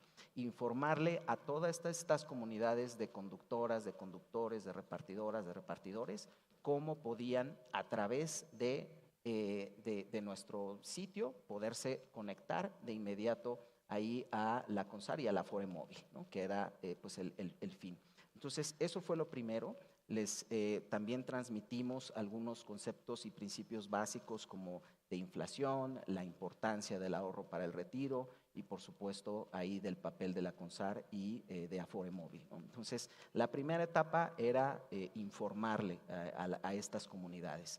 Y la segunda fue ya la intervención, digamos, en donde usamos tecnología de behavioral economics, ¿no? de economía del comportamiento, precisamente para ir acompañando a aquellas y aquellos conductores y repartidores que expresaran interés, que bajaran la app y que estuvieran interesados en empezar a separar una parte de su ingreso y mandarlo a la Afore Móvil, ¿no? Entonces, pues todavía estamos evaluando cómo van los resultados, pero les puedo compartir algunos datos preliminares. Primero, el 86% de los conductores y repartidores se dijo interesado o muy interesado en ahorrar para su retiro, ¿no? El 83% de conductoras o conductores y el 74% de repartidoras y repartidores tienen una cuenta Afore, pero aquí, como lo dice muy bien Oliver, solamente un porcentaje muy menor en ambos casos aparta efectivamente, hace aportaciones, ¿no? Entonces, la realidad es que eso es un enorme reto que se tiene en función también pues, de los ingresos, ¿no? Que siempre son un tema fundamental y más en esta época, ¿no? La realidad es que nosotros consideramos que ha sido un gran éxito, nos ha impactado ver cómo el contenido del portal de educación financiera recibió más de 190,000 visitas, lo cual pues nos habla de cómo pudieron, digamos, ir avanzando estas descargas de Afore Móvil y también pues del interés que tienen estas comunidades. Por una parte, de alternar, me parece que hay dos lecciones ahí fundamentales, Gaby. Una es que que a través de un modelo flexible sí se pueden construir también condiciones para mejorar la calidad de vida de pues, estas cientos de miles de personas. Segunda, que sí hay mucho interés en participar y en poder aportar, ¿no? Pero lo que muchas veces falta es precisamente esto, ¿no? Información, acompañamiento, para que efectivamente pueda existir eso, ¿no? Entonces, nada más cerraría con esto. Nos parece que es un nuevo modelo económico y social, no tiene más de 12 años en el mundo, el tema de las plataformas de movilidad, de reparto, y nos parece que sería también muy importante explorar la forma en la cual, preservando el modelo flexible, poder brindar mejores oportunidades para que todas estas personas, trabajadoras independientes, autoempleados, puedan también pues, tener esta posibilidad de apartar dinero y apartar para su retiro, ¿no? Sí, justo te quería preguntar sobre eso porque pues hay un debate importante a nivel nacional al respecto del vínculo laboral que tienen los conductores, los repartidores con las plataformas, ¿no? Y aquí, pues, tú argumentas que se debe, o sea, se debe mantener esa flexibilidad de empleo que dan las plataformas y que muchas personas aprecian esa flexibilidad que las plataformas les dan de trabajar cuando quieran, como puedan, etcétera. Pero pues resta la pregunta, ¿no? De cómo proponen ustedes el que podría funcionar un esquema de seguridad social manteniendo precisamente la flexibilidad que tienen estas plataformas. Claro, es que nos parece muy importante reflexionar en lo que comentó Oliver, ¿no? O sea, el porcentaje de personas que tienen acceso a seguridad social en México es muy bajo incluso para la región, ¿no? Entonces, realmente lo que nosotros estamos ahí, digamos, ponemos a consideración y lo cual nosotros estaríamos dispuestos a impulsar, Gaby, es un modelo de regulación que cumpla con 3 características fundamentales. Primero, que continúe permitiendo el desarrollo de los ecosistemas de innovación digital, nos parece fundamental. Recordemos que ahorita estamos hablando de reparto y de movilidad, pero hay reparto de última milla, hay plataformas de estética, hay plataformas hasta de paseadores de perritos, ¿no? O sea, y hay todo un ecosistema de e-commerce, ¿no? De marketplaces que también ahí permiten toda una economía nueva y negocios completos de emprendimiento para personas que han decidido pues, usar estas plataformas para tener un ingreso, ¿no? Entonces, nos parece fundamental preservar esa flexibilidad. Las personas que no tienen un horario, que lo hacen muchas veces para complementar sus ingresos o lo hacen, digamos, de tiempo completo, pero hay muchísimas que lo hacen para complementar sus ingresos. No hay un horario fijo, no hay un lugar fijo y no hay tampoco, digamos, no hay un vínculo específico para que estas personas puedan, de nuevo, elegir de manera consciente a la plataforma que mejor les convenga. Entonces, esa sería la primera parte fundamental. Lo segundo, precisamente, pues que permita preservar estas características de estos nuevos modelos ocupacionales para que puedan, por supuesto, continuar creciendo y continuar expandiéndose hacia otros ecosistemas que en otros países pues ya forman parte muy importante de la economía nacional. Y lo tercero, nos parece fundamental que pongamos al centro a la persona, ¿no? En este momento estamos hablando de conductores, conductoras, repartidores, repartidoras, pero nos parece fundamental ponerlos en el centro del debate y estudiar cómo desde esta flexibilidad pueden tener condiciones tanto para salud y para el retiro, ¿no? Esas serían las 3 características que nos parecerían fundamentales. Gracias. Y una última preguntita para, regresando al tema de las aportaciones. ¿Se hacen en automático? O sea, ¿tu plataforma permite que un repartidor, un socio repartidor o un socio conductor puedan optar por entrar a este programa? Y se hace la deducción de manera automática, y también si es un monto fijo o un porcentaje fijo o si es variable dependiendo del ingreso que la persona haya percibido durante el mes o lo que sea. Sí, claro. Nosotros lo que hacemos es canalizarlos a la Afore Móvil y a partir de allí ellos, digamos, con los estándares de Afore Móvil, pues descargan la app y ahí hacen sus aportaciones de acuerdo a los estándares de la aplicación, ¿no?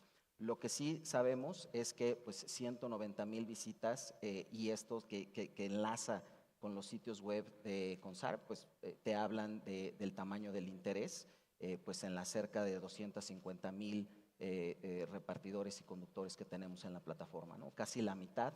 Y bueno, pues también aquí el comercial, ¿no? Ya somos la primera plataforma de movilidad en México, los líderes, y eso pues te habla un poco de que 190,000 visitas, pues también te habla del volumen del interés, ¿no?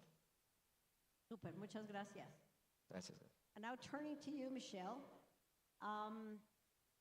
Well, in the UK, there have been many behaviorally informed tools and initiatives that you guys have tried, and to incentivize independent workers to make contributions to their pension funds.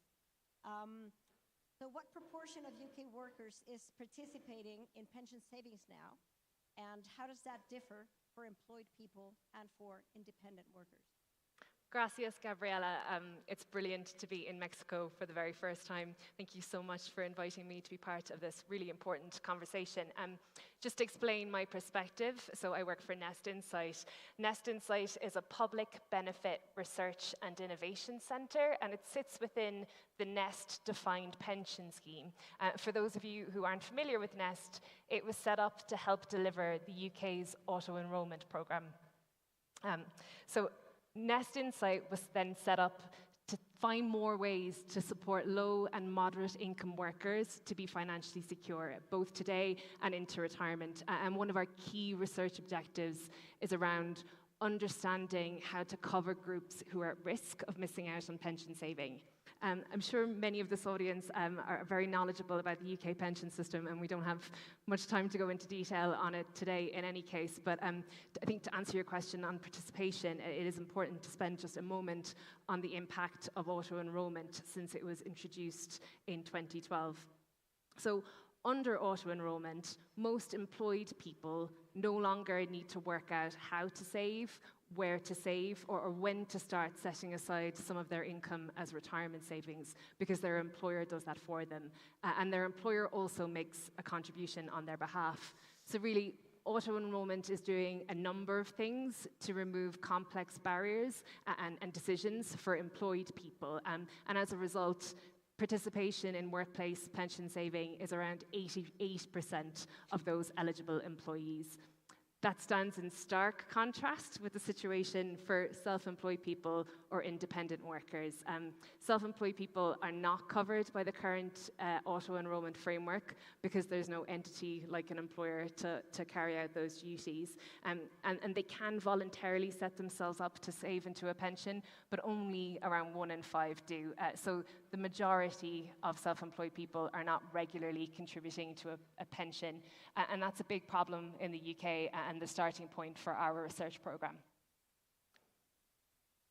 And what does the research that you have conducted at Nest Insights, what does it tell you about how to increase the participation of independent workers?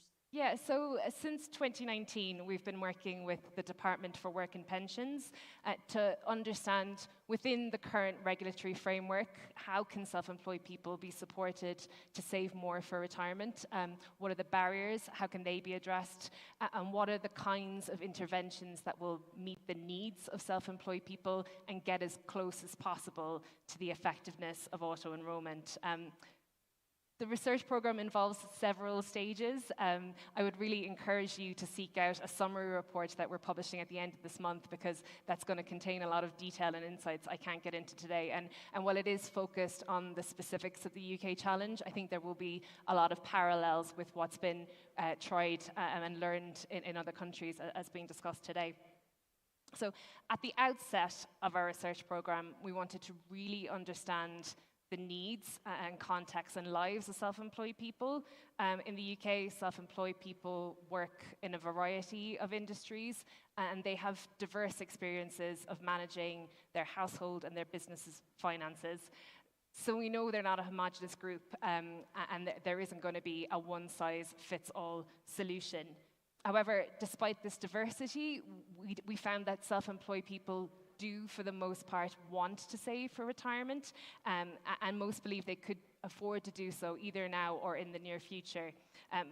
But the behavioral barriers that were overcome for employed people persist for self-employed people. And actually there are some barriers, of course, that are particular to self-employed people's context, such as many of them don't receive regular, predictable incomes. So these early earnings helped us to identify the kinds of features that would meet the needs of self-employed people, features like automation and flexibility. And in the most recent stage of our research, we developed 3 technology-based trials. We looked at 3 different populations of self-employed people, 3 different saving solutions, and 3 different research designs.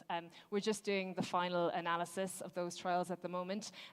Just to plug that report again, those findings will be included in that report, but I'll just share some early headlines with you now. So overall, all 3 of the interventions we tested were relevant to self-employed people's lives to some extent. We saw relatively high levels of interest, which prompted increased engagement. However, in the UK, we know that increased engagement, converting increased engagement into meaningfully higher levels of saving is a challenge, and that's what we saw again in these trials. We do still think they're very important learnings about the design and effectiveness of future solutions. So a fully rounded solution for self-employed people would bring together several of those mechanisms and features. And we know that technology is developing all the time, so financial services is becoming smarter and better connected. So in the future, it should be possible to link those kinds of retirement solutions to bank accounts and platforms self-employed people already use to manage their work and their finances.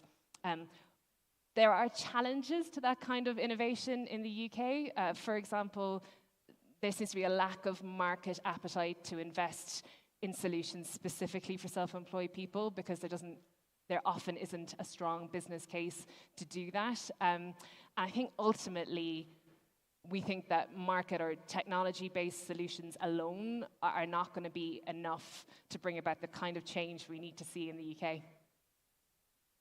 What else would you need other than money? It's the golden question. So I think ultimately, if we want to see a big shift in retirement saving, some sort of public policy or systemic intervention is going to be needed. One opportunity may lie in the tax and income reporting system. In the UK, all independent workers need to engage with that system. And in the UK, we're moving from annual tax reporting for self-employed people to quarterly digital tax reporting. That's a big and complicated project, but in the future, that could be a powerful touch point for a powerful springboard for supporting self-employed people to save for retirement. We also think more research is needed, particularly around solutions like hybrid savings vehicles for self-employed people, where a portion of longer-term savings remains accessible in case of more immediate need. We hope to do some of that research and build on what we've learned so far and move the UK towards more holistic solutions that address all of the structural and behavioral barriers we've identified. Thank you very much.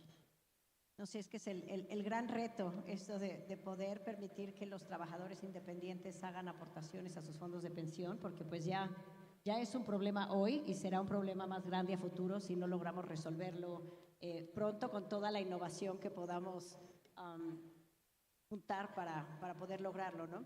Y ahora pasando a Ernesto. Ernesto, yo tengo para ti preguntas de dos tipos. Una es, bueno, la pregunta de inicio va a ir relacionada a tu amplia experiencia con el sistema de pensiones en México, y la segunda, rescatando experiencias de tu también muy amplia experiencia internacional y ahora pues tu experiencia con la AIS en Suiza, ¿no? Entonces, pues en relación con lo primero, con tu amplia experiencia aquí en México, ¿qué tanto del éxito de una mayor participación en el sistema de pensiones por parte de los trabajadores independientes depende de la innovación tecnológica?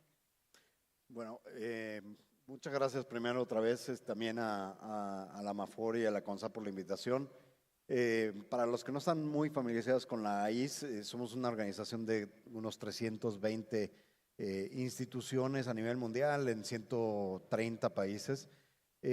Una de las cosas que hemos visto desde el punto de vista de tecnología es uno de los momentos, la pandemia ha generado uno de los momentos de mayor innovación en el uso y capitalización de tecnología para proveer servicios a las personas. Un poquito de las experiencias que se han visto tienen que ver con justamente utilizar nuevos canales, digitalizar los procesos que hoy se llevan a cabo, pero ahora lo que hemos estado viendo, especialmente el último año, ha sido realmente que se ha convertido en estrategias de digitalización mucho más integrales, en donde la digitalización de servicios ya no es un proyecto, sino es un proceso constante dentro de organizaciones que se esté llevando a cabo como muy cotidianamente y como parte estructural de ellas, ¿no? Desde el punto de vista del sistema en México, la verdad que se ha visto y la CONSAR tiene mucha historia y el sistema de ahorro para el retiro tiene mucha historia en innovación, tanto impulsada desde el camino de regulación, buscando las cosas de regulación, las barreras de regulación que se requieren, pero también impulsando proyectos. Y eso es algo que también ahora desde ahí hemos visto que muchas instituciones están buscando ser propositivos en la manera en cómo se llevan a cabo y generar estos ecosistemas de innovación para buscar explorar algunas de las cosas que comentaba justamente Oliver, buscar explorar de una manera constante un distinto tipo de innovaciones y de maneras de abordar las cosas a través de colaboración, no solamente de una institución, sino muchas veces de distintos actores en las estructuras institucionales de cada país. En México, pues se puede ver y hay mucha colaboración, y acá se ve un gran ejemplo de colaboración entre privados y públicos. Hay que recordar que hay muchas instituciones. Ayer, el día de ayer, la Secretaría de Trabajo hablaba de pilotos específicos para abordar grupos específicos, y eso es algo que también se ve a nivel internacional, que justamente se buscan abordar un poco de la experiencia, ahora que estaba escuchando la experiencia de Nest, se abordan grupos específicos porque el problema sí es muy grande para que una institución lo aborde sola, hay que abordarlo juntos. La colaboración a través de todas las instituciones que juegan un rol y un papel es importantísimo para justamente generar y dar claridad al valor de las personas, al valor de seguridad social, de las pensiones para los individuos. Y en ese sentido, las metodologías que se están usando cada vez más son metodologías, le estoy poniendo un nombre a lo que describía Oliver desde el punto de vista tecnológico, son metodologías ágiles, en donde a través de un proceso constante de innovación, a través de procesos colaborativos, en donde se pone al cliente en el centro de la innovación, en el centro para saber realmente cuáles son las necesidades, realmente buscar cuál es la manera en que la seguridad social puede ser sensitivizada a esos grupos de personas en los distintos grupos, digamos. ¿Y dónde crees tú que haría falta mayor flexibilidad regulatoria para permitir estas innovaciones que permitan a su vez que los trabajadores informales puedan hacer aportaciones no solo de manera más sencilla, porque claro que lo sencillo es necesario, pero lo sencillo no es suficiente, porque pues también lo sencillo tiene que ser efectivo. No solo por ponerlo muy sencillo, como hemos visto, la gente va y lo usa, ¿no? Pero ¿hay algún aspecto regulatorio que tú consideres que deba flexibilizarse para poder permitir una mayor participación? Bueno, creo que hay cosas que ya están en marcha. El Open Banking en México ya realmente genera algunas de las cosas, creo que algunas cosas que hablaba Nest, de justamente integrar servicios financieros con otro tipo de instituciones y servicios. Hay que buscar y identificar exactamente cuáles son esas barreras. No me atrevería a identificarlas en este momento exactamente cuáles son, ¿Cuáles son las barreras? Pero también, otra vez, desde el punto de vista de regulación, ¿cuáles son la manera de generar estos incentivos para establecer este ecosistema de colaboración y de innovación constante para solucionar? Muchas gracias. Y de tu experiencia internacional, ¿qué podrías traer a la mesa que sea relevante para México? O sea, 1 o 2 casos que digas tú puntualmente, esto podría replicarse de alguna forma en México. Sí, creo que uno de los temas es México no está solo, o sea, es algo que es importante mencionar, y creo que aquí las experiencias internacionales que mencionaba Oliver y la experiencia que trae Nest son algunas, pero en todo el mundo existe este tipo de problemáticas.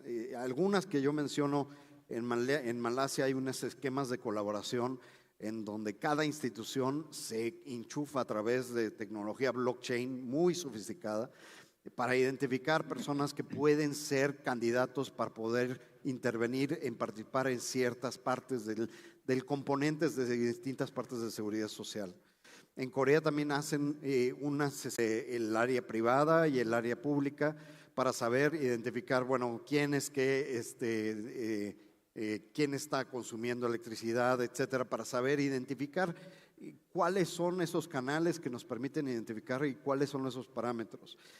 Uno de mis casos favoritos que tuve oportunidad de trabajar mucho es en Kenia. Realmente está muy avanzado en dinero móvil, pero realmente el tipo de iniciativas que han generado son interesantes. Una de las más interesantes es que realmente han podido implementar un esquema de pago automático por consumo. Entonces, en automático, cada vez que uno consume un producto, se genera un ahorro que está predeterminado bajo reglas hechas a medida de cada una de las personas. Las interfaces de eso, pues sí tienen que ser desarrolladas en ambientes de tecnología, pero existen las herramientas y quizás son cosas que se pueden explorar. Hay muchos más herramientas. Una que me pareció y me llamó la atención, en Canadá utilizan inteligencia artificial para justamente identificar con motores de inteligencia artificial si los mensajes de texto con información no estructurada, para saber si una persona tiene algún problema, que justamente identifique esos puntos que decías, Oliver, de en qué momento es cuando podemos intervenir y hacer sensible esas componentes de seguridad social que pueden ayudar a atraer a las personas. Entonces, esas son algunas de las experiencias. Tuve que recoger, hay muchas, porque mucha gente, muchas instituciones privadas, instituciones públicas, todos están trabajando ahora sí que uno de los talones de Aquiles en los sistemas previsionales, ¿no? Muchas gracias. Y pues ahora pasando a nuestra última panelista, Ale, yo quería preguntarte qué nuevas tecnologías se han impulsado para favorecer y permitir el registro y las aportaciones de los trabajadores al sistema de pensiones, y qué papel ha jugado la CONSAR en favorecer estas tecnologías. Bueno, primeramente yo quisiera exponer que a 25 años del SAR, el sistema de ahorro para el retiro se ha consolidado como un sistema fuerte, robusto, que tiene en el centro a los trabajadores, brindándoles herramientas tecnológicas. Por un lado, optimizando la ejecución de los trámites y servicios, y por otra parte, blindando los procesos operativos. Hoy en día tenemos la Afore móvil, con la cual cuenta con más de 25 trámites que el trabajador puede realizar en la Afore móvil. Y este año, en mayo de este año, se lanzó el portal web Afore Web, el cual es una interfaz espejo de Afore móvil, en la cual podemos realizar los 25 trámites que tenemos en la Afore móvil, más 5 trámites más, como son entre ellos el registro de cuentas, ubicación de cuentas y el tema de agendar una cita en nuestra administradora. El SAR sigue trabajando en la transformación digital. Hoy en día estamos trabajando con herramientas de tipo de contactless para acercar más al trabajador, que pueda generar su expediente electrónico sin necesidad de acudir a una sucursal. Como lo había comentado Oliver, Tona, somos parte activa del laboratorio de ahorro del BID. Estamos teniendo distintos programas, como lo es ahorita la fase 2 con Didi, para acercar a todos esos trabajadores independientes. El sistema tiene esas dos bondades que podemos tener, o que hoy en día tenemos a todos los trabajadores que están incluidos en un sistema de seguridad social, pero también podemos tener a los trabajadores independientes. Además de Didi, con Tona, hemos estado también trabajando con otras plataformas como el BID. Estamos en una fase 1 también para acercar a todos sus trabajadores conductores asociados para que se acerquen al sistema de ahorro para el retiro. Buenísimo. ¿Y de qué cifras estamos hablando? ¿Qué tanta adopción ha habido de estas herramientas digitales?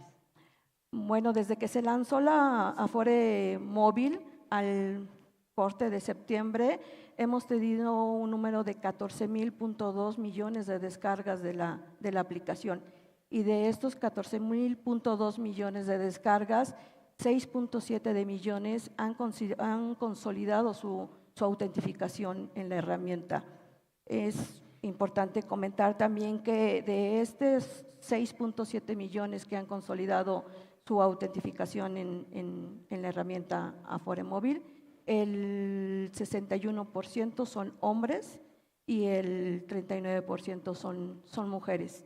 Pero lo importante de esto es que todas estas personas ya pueden tener el control y el conocimiento más cercano de su cuenta de ahorro para el retiro con el dispositivo móvil.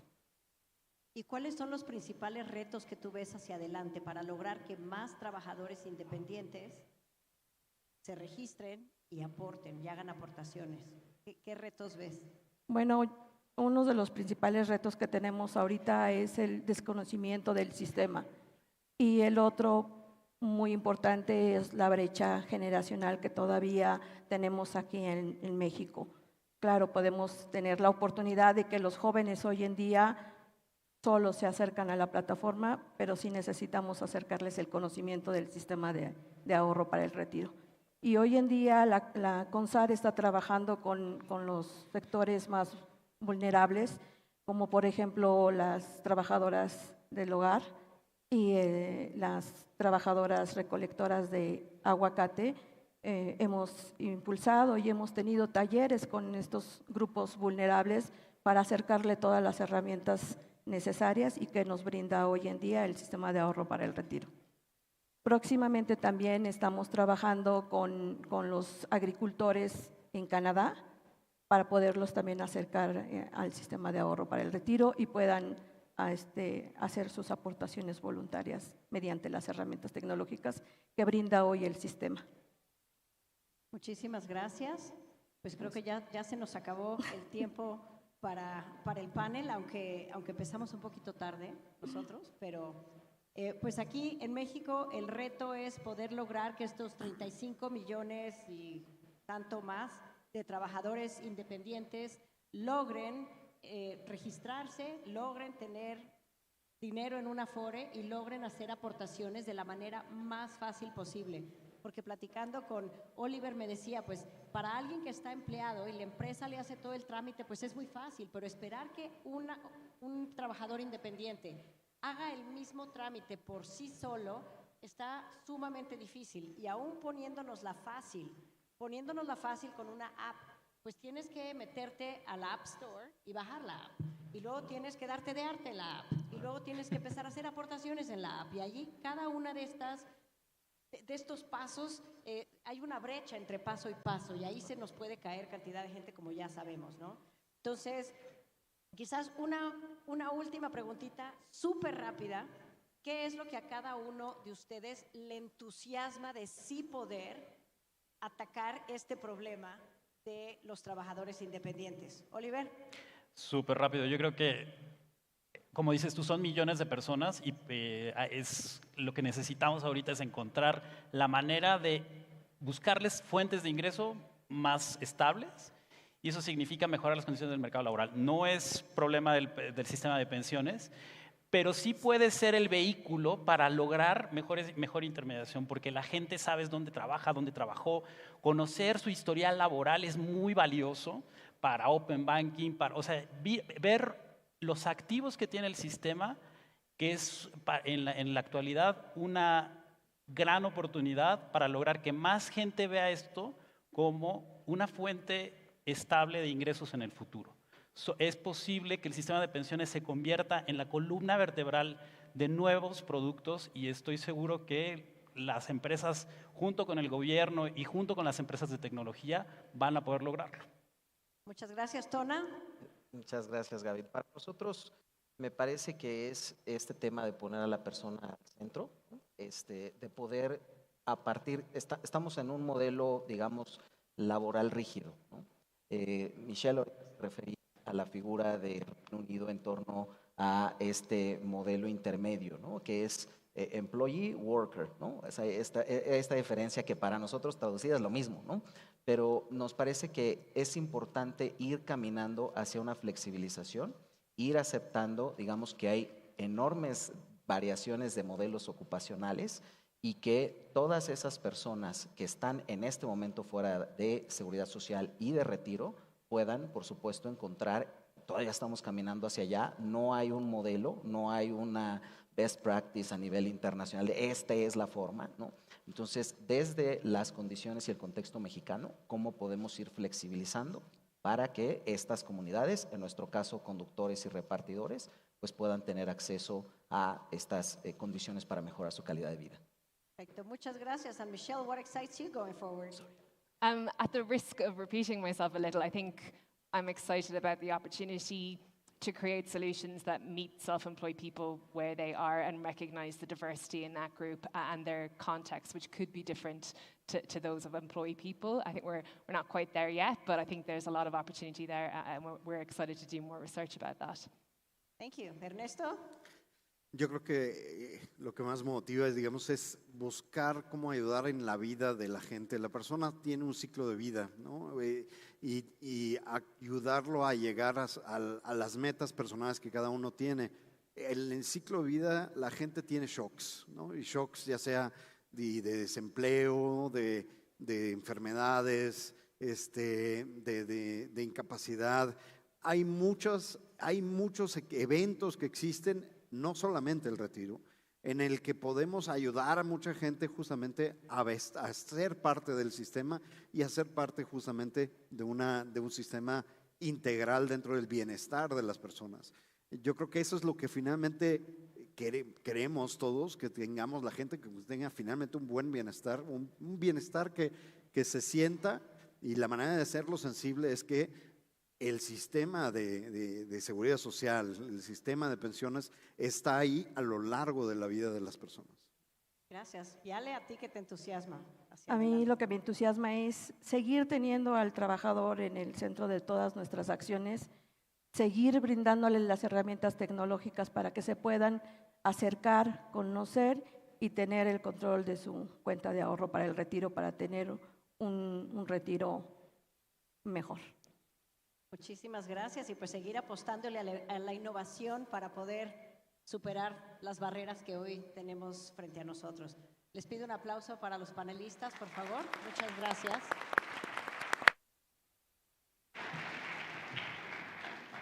Gracias a nuestros participantes por esta interesante discusión. En nombre de Amafore les entregamos un reconocimiento. Y ahora sí, es momento de hacer un receso para la comida. Les recordamos que es en los salones Diezmo y Montejo. Hay que bajar las escaleras y nos vemos aquí en este salón para la última parte de este encuentro Amafore 2022. Provecho. Somos Millas para el Retiro, una empresa 100% mexicana formada en el año 2017. Somos una empresa sólida, con varios años de crecimiento en México, con miles de usuarios y sumando. Millas para el Retiro es una aplicación digital con 350,000 descargas que fomenta el ahorro voluntario en más de 70 millones de mexicanos con Afore. Puedes registrarte y en 3 minutos ya puedes realizar aportaciones. 40,000 personas ya han enviado dinero a su Afore a través de Millas para el Retiro. Con el objetivo de mejorar el futuro de los mexicanos, Millas para el Retiro nace como un puente entre el usuario y su cuenta Afore, brindando alternativas mediante compras y otras interacciones simples, incentivando el hábito de ahorro para el retiro, incrementando el ahorro de manera significativa y fortaleciendo la visión de mejorar la vida a largo plazo. Se han enviado más de 150 millones al sistema de ahorro para el retiro. Millas para el Retiro es un gran aliado que robustece el sistema y el futuro de nuestro país. Con una amplia experiencia financiera y siendo una empresa sólida con una gran plataforma tecnológica, Millas para el Retiro se coloca en el mundo de las inversiones como una excelente elección para cualquier persona que desea mejorar e incrementar su fondo de retiro. Con grandes alianzas, Millas para el Retiro ofrece interacciones dinámicas para que el usuario monitoree el crecimiento de su ahorro y vea su futuro con completa tranquilidad. Millas para el Retiro cuenta con una plataforma tecnológica sólida, confiable y fácil de operar, desarrollada para los principales sistemas operativos como iOS y Android. Nuestros socios comerciales incrementan sus ventas mediante una aportación al Afore de sus consumidores. Esto agiliza la interacción de los usuarios en un modelo ganar-ganar. De esta manera marcamos una pauta sólida y duradera. Fortalecemos el sistema creado por el gobierno, fomentamos el ahorro y la visión de tener una vida mucho más tranquila a largo plazo. Millas para el Retiro seguirá innovando y fortaleciendo su visión y la de los mexicanos. Junto con las instancias financieras del país, creamos un México más sólido, más atractivo y de bienestar. Descarga nuestra aplicación y ve lo que Millas para el Retiro te ofrece. La aplicación para que tu futuro se vea y se sienta mejor.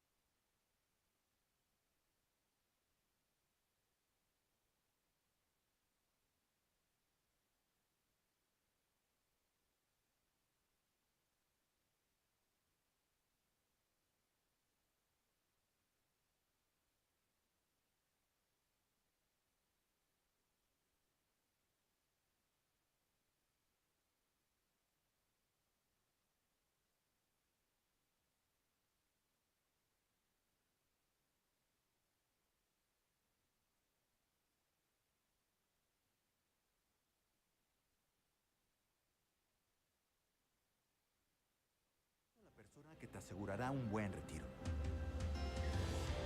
Wow, yo. Yo. Solo el 40% de los mexicanos ahorran para su retiro. Ahorra para tu futuro. Cuenta con tu cuenta Afore. Gobierno de México.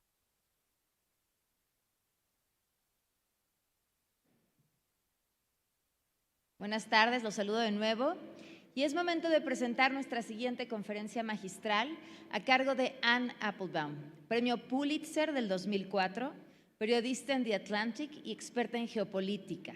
La conferencia magistral será moderada por Bernardo González, presidente de la Amafore, y los acompaña José María Bolio, director general de Principal Afore. A continuación, les leeré su semblanza. Applebaum es autora del bestseller del New York Times. También es investigadora senior del Instituto Ágora de la Universidad Johns Hopkins. Colaboró con diversos medios sobre asuntos exteriores para The Washington Post, The Economist, Foreign Affairs, New Republic y The New York Review of Books. Escribió The Twilight of Democracy y es la única escritora que ha ganado 2 veces el premio Dove Cooper por sus libros. En el 2021 se hizo acreedora al Premio a la Excelencia en Reportajes Internacionales del Centro Internacional para Periodistas y en octubre de este año recibió el 38º Premio de Periodismo Francisco Cerecedo, otorgado por el rey Felipe VI de España. Lideró el Foro de Transiciones en el Instituto Legatum de 2011 a 2015 y fue cofundadora del Laboratorio de Democracia. También es miembro adjunto del Centro para el Análisis de Políticas Europeas y fue catedrática de Historia y Asuntos Internacionales en la London School of Economics. Estudió en la Universidad de Yale, fue becaria Marshall en la London School of Economics y en St. Anthony's College de la Universidad de Oxford. Bienvenida, Anne Applebaum, y al terminar su ponencia tendremos un espacio de 10 minutos para sus preguntas. Les pedimos a quienes nos acompañan que escriban sus preguntas en una tarjeta y se las entreguen a nuestros colaboradores que harán llegar sus preguntas a nuestra expositora. Bienvenida, la recibimos con un aplauso.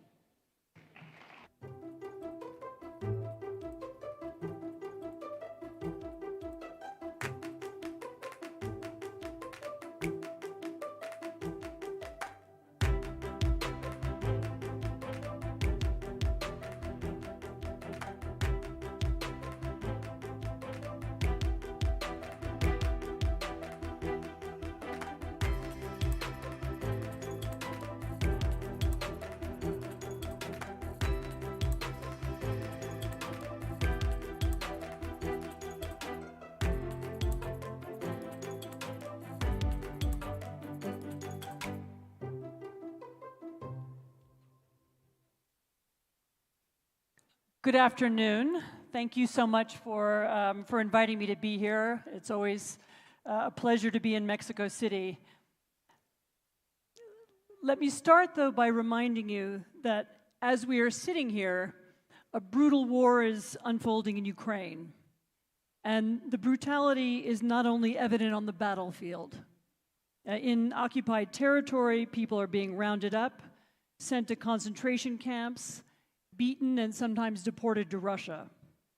When Ukrainians liberate Russian-occupied towns and villages, they find mass graves, makeshift prisons, and torture chambers.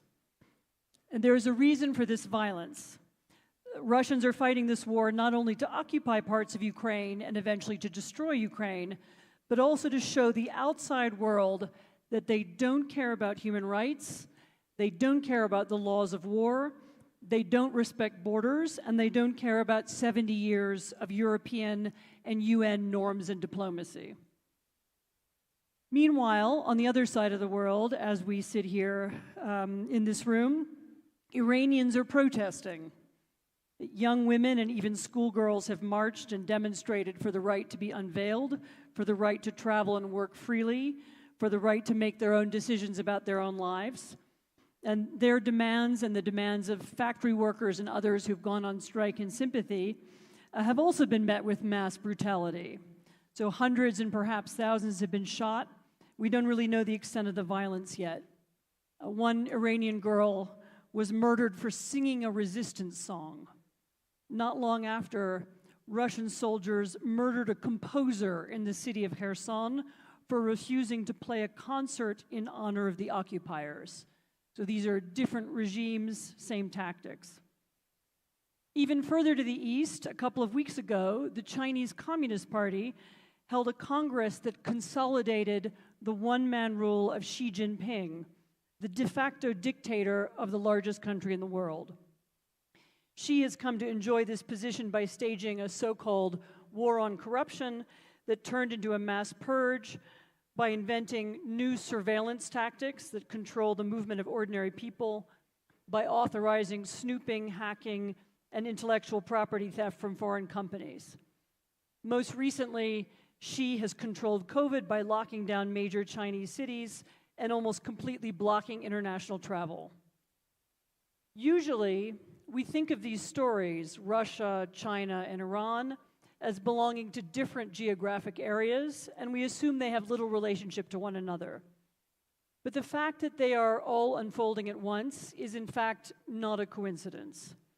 We need to begin thinking about them a little bit differently, and let me use the short time that I have with you here today to try and begin doing so. So all of us have in our minds a cartoon image of what an autocratic state looks like. There's a bad man at the top, and he controls the police. The police threaten people with violence. There are evil collaborators and maybe some brave dissidents. But in the 21st century, that cartoon bears very little resemblance to reality, because nowadays, autocracies are run not just by one bad guy, but by sophisticated networks composed of kleptocratic financial structures, security services, military, police, paramilitary groups, and professional propagandists. And the members of these networks are connected not only within a given country, but among many countries. So the corrupt state-controlled companies in one dictatorship do business with corrupt state-controlled companies in another. And the police in one country can also arm, equip, and train police in another. The propagandists also share resources, so the troll farms that promote one dictator's propaganda can also be used to promote the propaganda of another. And they all use the same themes, pounding home the same messages about the weakness and chaos of democracy. This is not to say that there is some super secret room where bad guys meet, like as in a James Bond movie. And nor do these new autocratic alliances have a unifying ideology. So among modern autocrats are people who call themselves communists, nationalists, or theocrats. No one country leads this group. So Washington likes to talk about Chinese influence, but what really bonds members of this club is a common desire to preserve and enhance their personal power and wealth.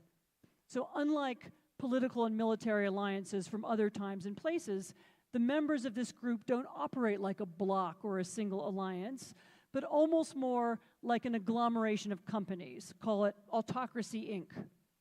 Their links are cemented not by ideals, but by deals. So deals that are designed to take the edge off Western economic boycotts, or else just to make them personally rich.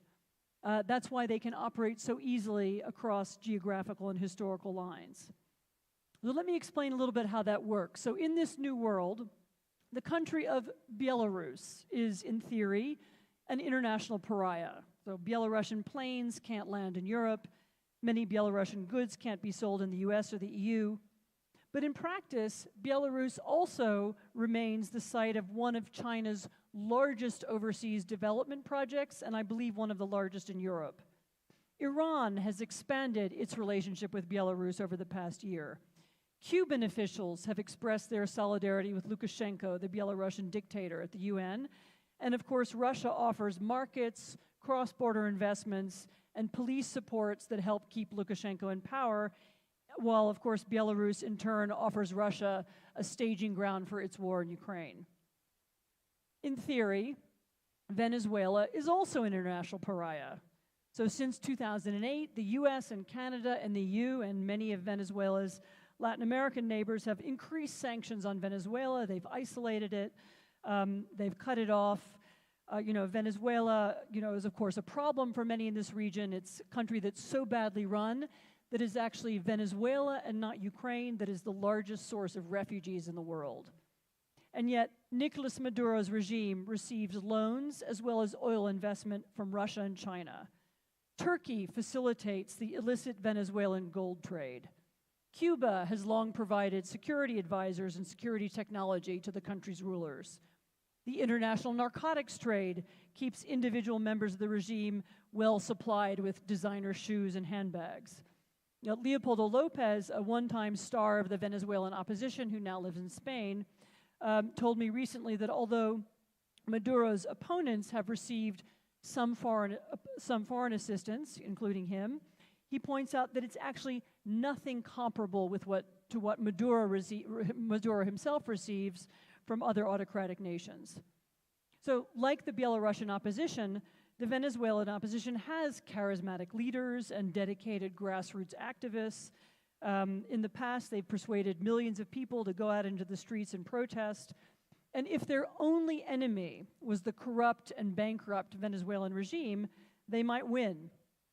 But Lopez and his fellow dissidents are in fact not fighting the Venezuelan regime. They're fighting multiple autocrats in multiple countries.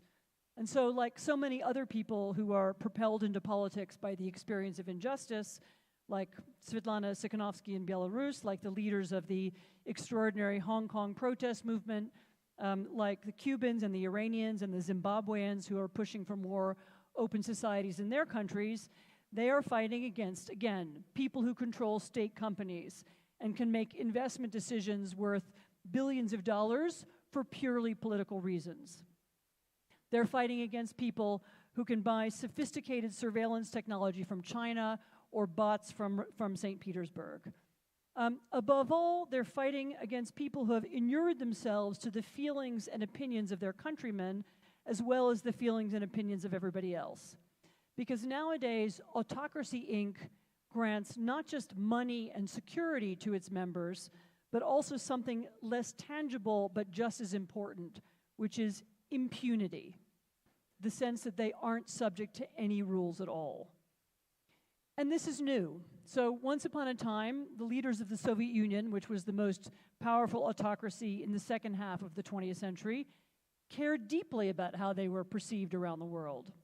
They vigorously promoted the superiority of their political system, and they objected when it was criticized, even pounding their shoes on the table at the United Nations when they heard negative things said about them. They gave lip service to the ideas of human rights, even if they didn't obey them at home, and they liked to consider themselves as an important part of the international community. Nowadays, the most brutal members of Autocracy Inc. don't care that much if their countries are criticized or by whom. So the leaders of Iran confidently discount the views of infidels, people who aren't members of their religion. They don't have to worry about their views. The leaders of Cuba and Venezuela dismiss the statements of foreigners on the grounds that these are just imperialists.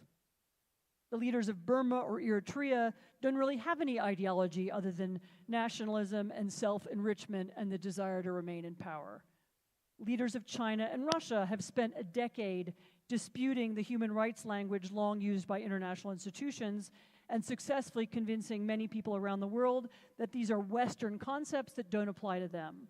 And the war in Ukraine is, as I said at the beginning, one of the results of that language.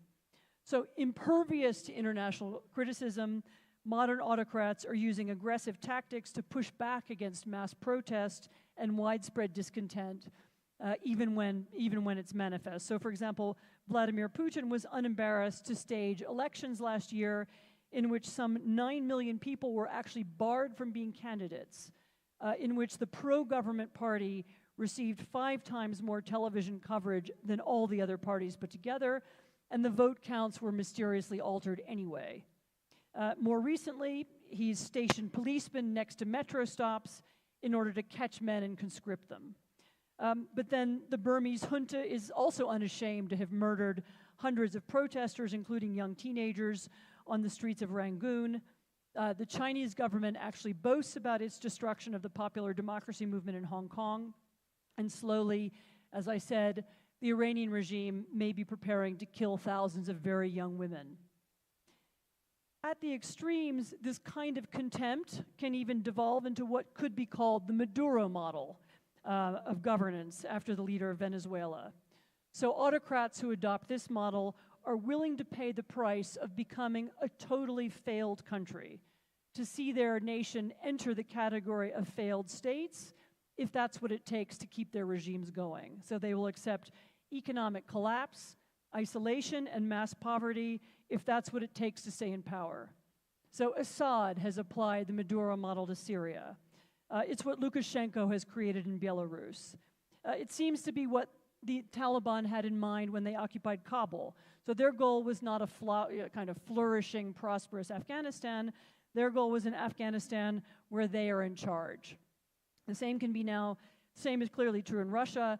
Clearly, Putin is happy to cut his country off from the world, to end foreign investment, and to preside over plunging living standards, just so that he can fight a war in Ukraine, which he believes is necessary for his own sense of power and his place in history. So like the Taliban or the Venezuelan regime, he's not interested in the wealth or the well-being of ordinary Russians. That's not his goal. I should note that this Maduro model is probably particularly difficult for modern business people, investors and entrepreneurs like yourselves, to understand. People who were brought up thinking that the point of government is to grow the economy, to increase prosperity, and to protect citizens' rights, have trouble understanding people who think those things don't matter at all. So whether we're talking about the Taliban or the Cuban and Venezuelan security services or the Russian FSB, we're dealing with people whose goals are money and personal power, and they're not concerned about the happiness or well-being of their fellow citizens, about the GDP, about the stock market, about the exchange rates, nothing like that.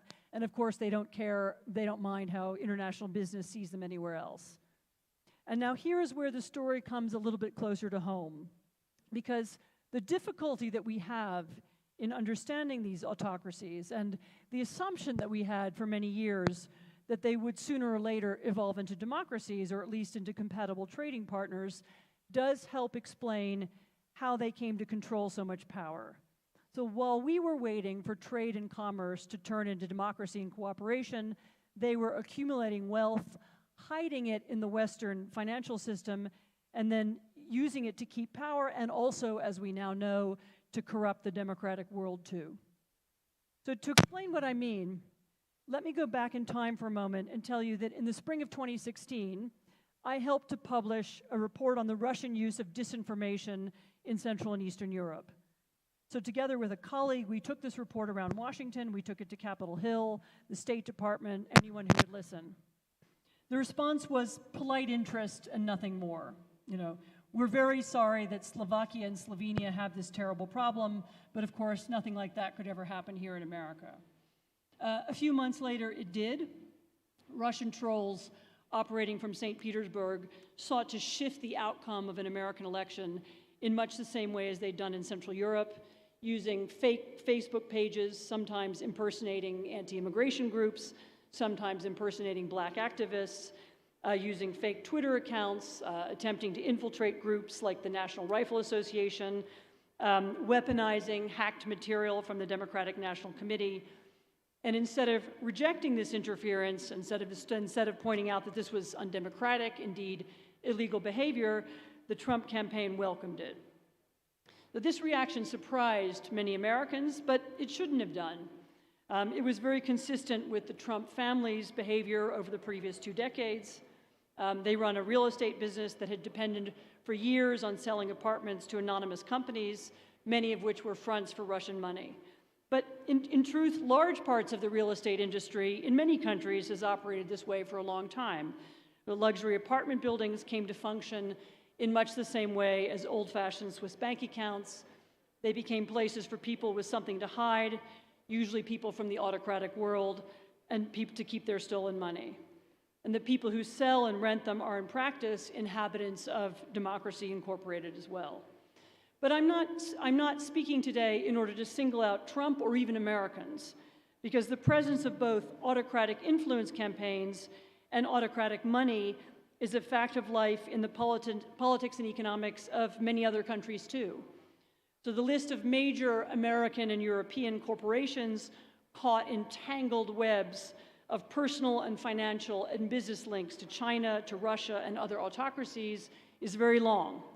You know, Russian money can buy former German chancellors, it can buy dinners with the British Prime Minister, and more. Nor do I actually even want to single out real estate, because it's not just property moguls, but banks and law firms that have long helped foreign autocrats launder and hide their money inside international financial markets too. So this is a huge business, and it's run out of London, Luxembourg, Ireland, the Netherlands, Dubai, and of course the dozens of tax havens around the world. Laundered money then becomes dark money that can be sometimes used for bribery and for political campaigns as well. But the autocratic world also offers more than just money to democracies. It also offers something else, which is a kind of model to follow. I went this morning, before coming here to speak to you all, I went this morning to the Museum of Mexican History at the castle on the hill not too far from here. And while walking around the exhibits, it struck me how different are the 21st century is to the 19th century, of course, here and everywhere else. You know, once upon a time, the threat to democracy came from military coups, you know, or rogue army colonels, or bands of rebels carrying guns. Nowadays, the greater threat comes from democratically elected politicians who look at the power and influence enjoyed by the leaders of one-party states, and they think, I want that too. You know, I want a political system without checks and balances, an end to independent courts and media, and an end to the criticism and scrutiny that come with them. You know, I want a government that dispenses with independent election boards, inspectors general, ethics committees, all of that, rules of all kinds, because after all, if I don't have that, then it will be easier for me to win another election. The temptation to borrow the tactics of autocrats and to deploy them in democracies is very high. I don't really know of any country where someone isn't trying to use Russian-style disinformation, Chinese-style surveillance tactics, or Venezuelan-style manipulation of the Constitution in order to achieve a permanent hold on power. So whether it's Hungary or it's Turkey, elected leaders have created conditions that make it almost impossible for them to lose.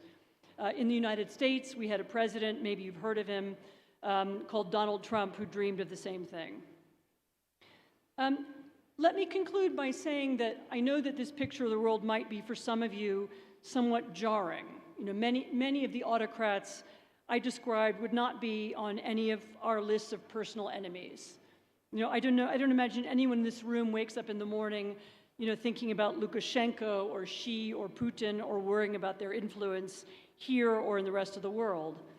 But it's nevertheless important to remember that even if we don't care about them, they care about us. They care about people like those who are gathered here, because they understand that the language of democracy, of anti-corruption, even of business and commerce, of the rule of law, that these things are dangerous to their form of autocratic power, and they know that this language originates in the democratic world, our world, and they're going to continue to fight it and to undermine it and to help other people who will join in that project.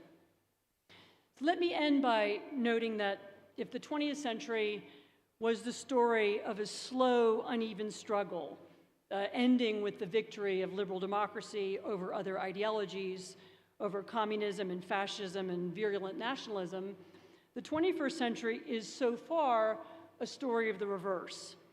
The Stanford scholar Larry Diamond calls this an era of democratic regression. Not everybody is so gloomy. Some people think that the confrontations between autocrats and their populations are growing harsher precisely because democratic movements are also becoming more articulate and better organized. But articulacy and organization by themselves may not be enough. As democracies, we're also going to need strategies to amplify them. I hope that there are many people in this room who are in a position to help think up those new strategies and the economic policies and even the financial tools that will limit the growths of autocracy and kleptocracy in the years to come. Thank you very much. I'm delighted to discuss those themes and others with my colleagues. Thank you.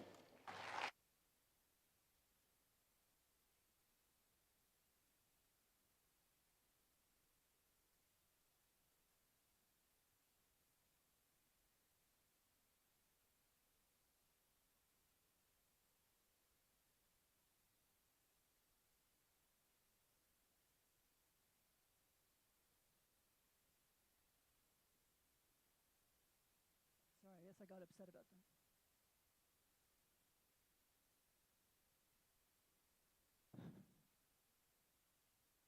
Thank you. Thanks.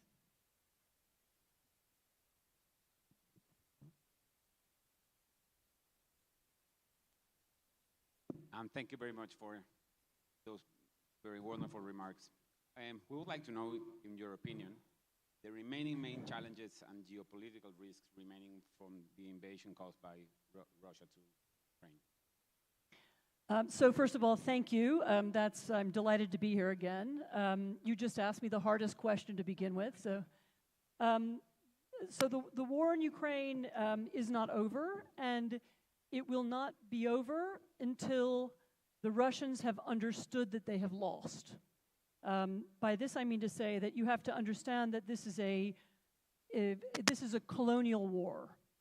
It's the kind of war, you have to imagine the British trying to retake India, or maybe retake Ireland. Maybe that's a better example.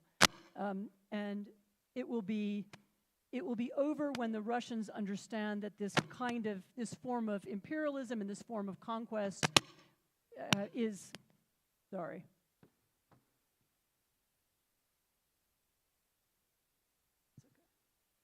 Is this turned off? Well, that's a huge relief, thank you.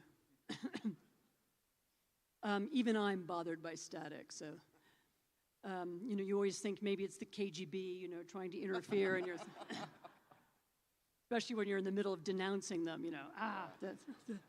We've heard they're your fans. Yeah, exactly. Here I assume I'm among friends. Yeah.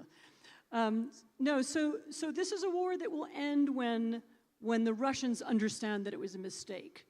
And we may be getting closer to this. The Ukrainians are winning the war on the battlefield.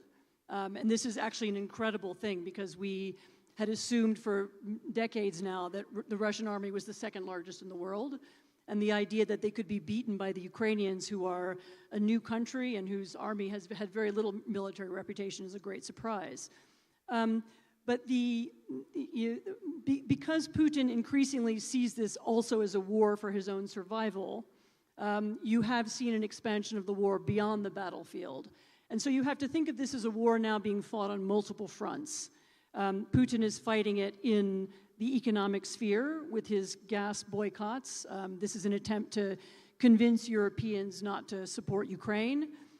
He's fighting it in the field of information.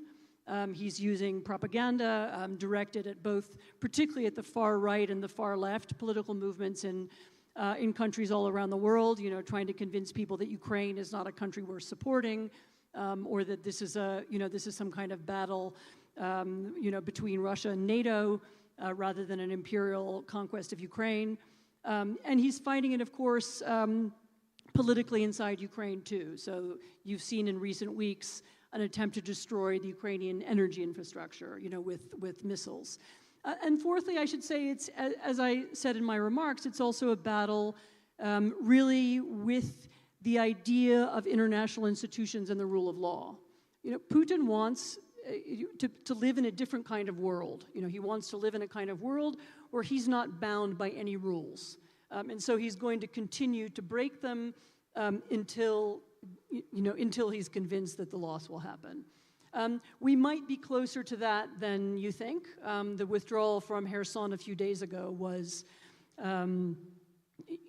something I don't think the Russians ever expected to see, and there may be more withdrawals in the next few days. And you're beginning to see a change of mood inside Russia, and that will begin to affect how the war is fought. But look, the political and geopolitical risk remains huge, both for energy prices, for food prices, and also for the possibility of a military expansion. Thank you. Thank you, Anne, for being here with us. It is a pleasure to have you. As you probably might notice, you have a lot of fans here asking for your signature in books and everything. I'm one of those, so thank you for being here. And it's great that you had the opportunity to go to one of our museums with such history and everything. It's great that you're here. I mean, you mentioned in your initial remarks that some of the characteristics of autocratic regimes, and they're taking place everywhere around the world. And I don't know if you could also comment a little more and elaborate further into how autocratic states looks like and how that has changed since, for example, in your book of the history of gulags, you mentioned how the regime in the USSR, correct, was I mean how the regime was at that time, but how these regimes have evolved right now. Not just the figure of the leader, but the state, the characteristics of the country and the government. Please, I don't know if you can elaborate on that. So the main difference between the modern Russian state and the Soviet regime is that the leaders of modern Russia are very, very rich. Yeah. And they control the wealth. The wealth of the country is, the so-called state companies are run and controlled by them personally. So you have to imagine it's as if the president controlled, not just, his own office and not just his own, he didn't have his own executive power, but he also controlled all the main companies in the country, all the main newspapers, all of the obviously the foreign policy, the judicial system. He controls all the different branches of the country. And that gives him both power inside the country, but it also gives him a kind of power abroad that his predecessors did not have. And the same can be said of China. If you look back at, Mao's regime was very brutal, but you didn't have the possibility of Chinese economic and informational and propaganda influence around the world that you have now. So we weren't worried about the Chinese or the Russians in the 20th century influencing our politics at home, or at least not in quite the same way. And so that's an enormous difference. I mean, the politics, what's really changed is that the globalized world is also a world in which, we of course have all celebrated as a world in which ideas would move freely and money would be able to move freely and more quickly, but it also works the other way. So it's a world in which autocratic influence can also travel quickly back in the other direction, and a world in which autocratic money can influence here as well. For many years, it looked like the Russians had created or were trying to create something rather unique. In other words, a political system where there was a one-man control, but where there was actually a lot of personal freedom. So Putin controlled the money and the main institutions, but really you could say whatever you wanted and you could do whatever you wanted as long as not too many people were listening or paying attention. You could even have your own political party as long as it didn't get too many votes. That's now changed. It began to change a few years ago, and it's changed very dramatically since the war began. So we may be seeing Russia even moving back in a more old-fashioned direction towards a less flexible form of autocracy. Thank you so much, Anne. Let me connect this with something you said about what has changed, and it's the information or misinformation. At the Agora Institute, you co-direct the Arena program. And the mission of this program is creating and disseminating best practices for overcoming the challenges of disinformation and polarization. Could you tell us more about the works of this Arena Lab? What is the importance of undermining the information war instead of just fight it? So this is a difficult question to which we could actually devote a whole session, if you'd like, another time. In many ways, of course, misinformation and disinformation is nothing new. I mean, people have been making up stories and trying to pass them off as real ever since there were people. Yeah, I mean, that's one of the things we do as human beings. But what we have now is forms of communication that make that easier. It has become easier to divide people into echo chambers in which they hear only one version of events. They become dependent on sources of information that aren't based on facts or reality. And this makes it much easier later on for autocrats or others who to divide and rule, because they have totally loyal people who are totally loyal to them. I mean, I first started dealing with this problem a few years ago when it was really a Russian problem. And the organization that I set up together with some friends was designed to analyze the impact of Russian disinformation in American and European politics. Really, though, over time, we've come to understand that it's really not just Russian. The tactics that were first deployed by the Russians can be used anywhere. They work just as effectively if they're used by Fox News or by the far left or anybody else. We also spent a lot of time over the years looking at what might be answers to this.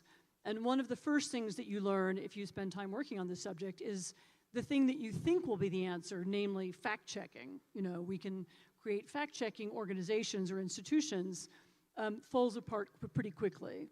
Because what is the true source of disinformation is distrust, or people who've come to distrust mainstream media or ordinary media or state institutions are also people who are unlikely to trust fact-checking organizations.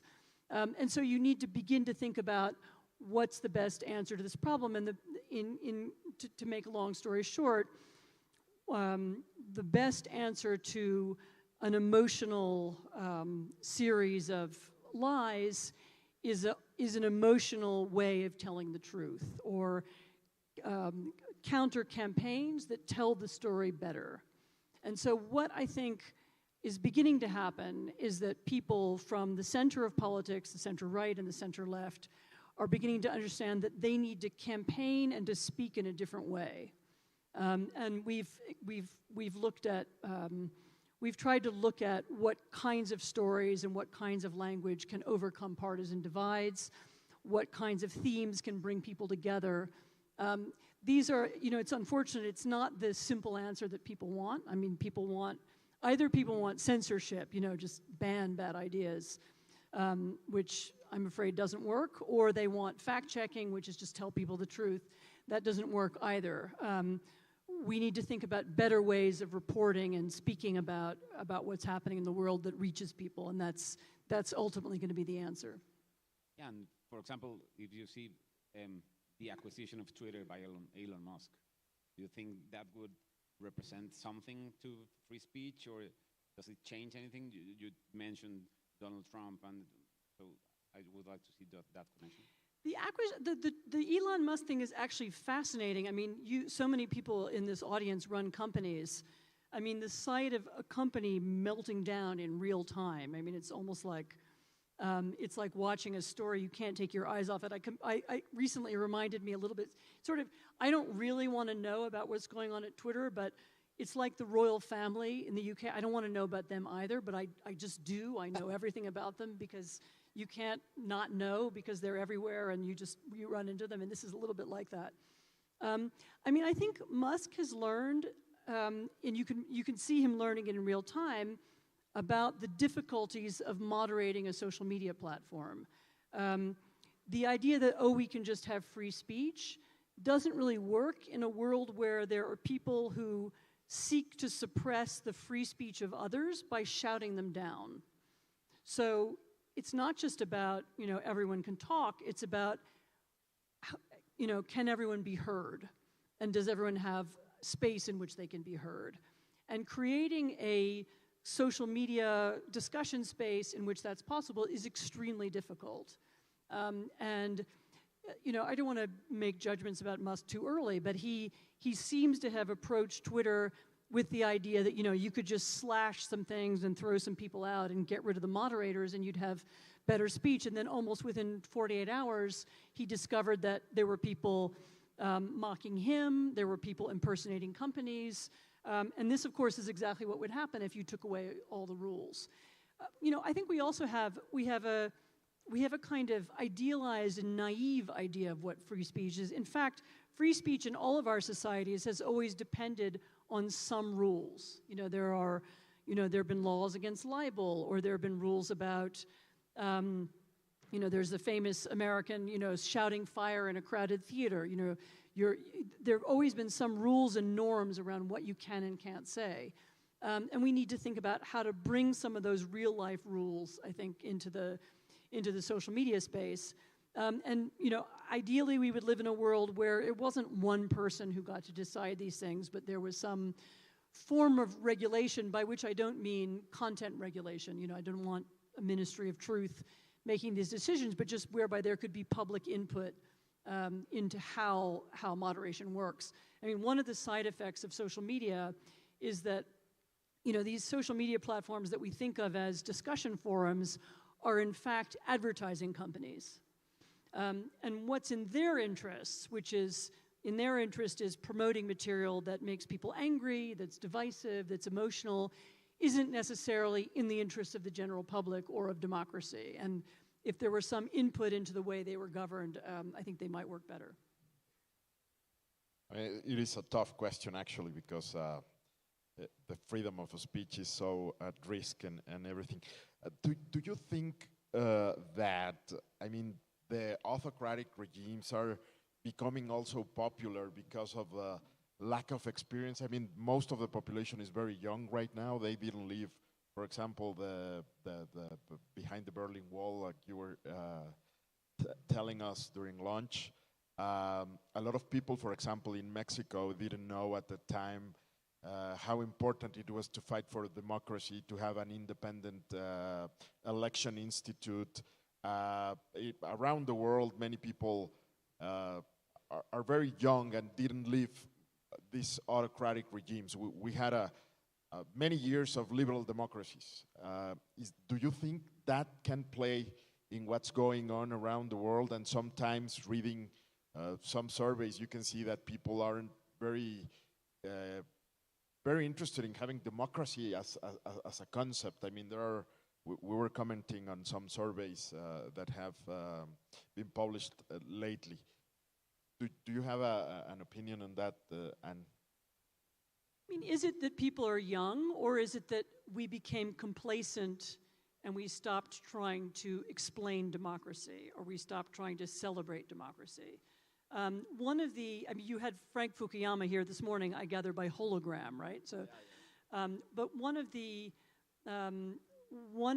downsides of the fall of communism at the end of the 1980s was that we came to assume, as many people misread his famous book to say, that there was something inevitable about democracy, that we didn't really have to do anything to keep our democracies because, you know, it was obviously the best of all possible systems, and all we had to do was let, you know, the professional politicians deal with it, and the rest of us could just sit back and, you know, make money or write books or paint paintings, and it wasn't really our job to be involved in democracy. And you have a generation of people who don't go to political meetings anymore, or participate in politics, or join parties. And it may be that we need to rethink that and become more engaged again. I mean, you know, democracy, just like anything else, requires constant attention and, you know, and promotion. And so one of the jobs of people who are leaders, like those in this room, may be to think about how they can be involved in this process. I mean, as I said, I just told you I spent the morning at your National History Museum, and you've had lots of, you know, democratic movements, you know, which very illiterate and poor people were members of in the past. So there's nothing about social status or money or even education that prevents people from understanding very basic ideas about justice. Absolutely. Thank you. I have another question regarding sanctions, because they are so important. They're so part of the international financial regulation. I mean, you have the OFAC lists, you have the UN lists, and each country, particularly in Mexico, we have some lists to try to impose not only sanctions, but also to try to avoid money laundering.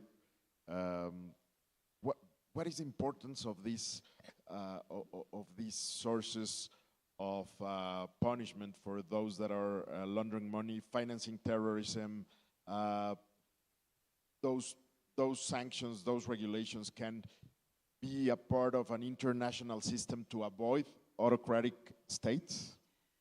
So I would, rather than sanctions, I would prefer that the international system was set up in a way that it made it difficult or impossible to launder money in the first place.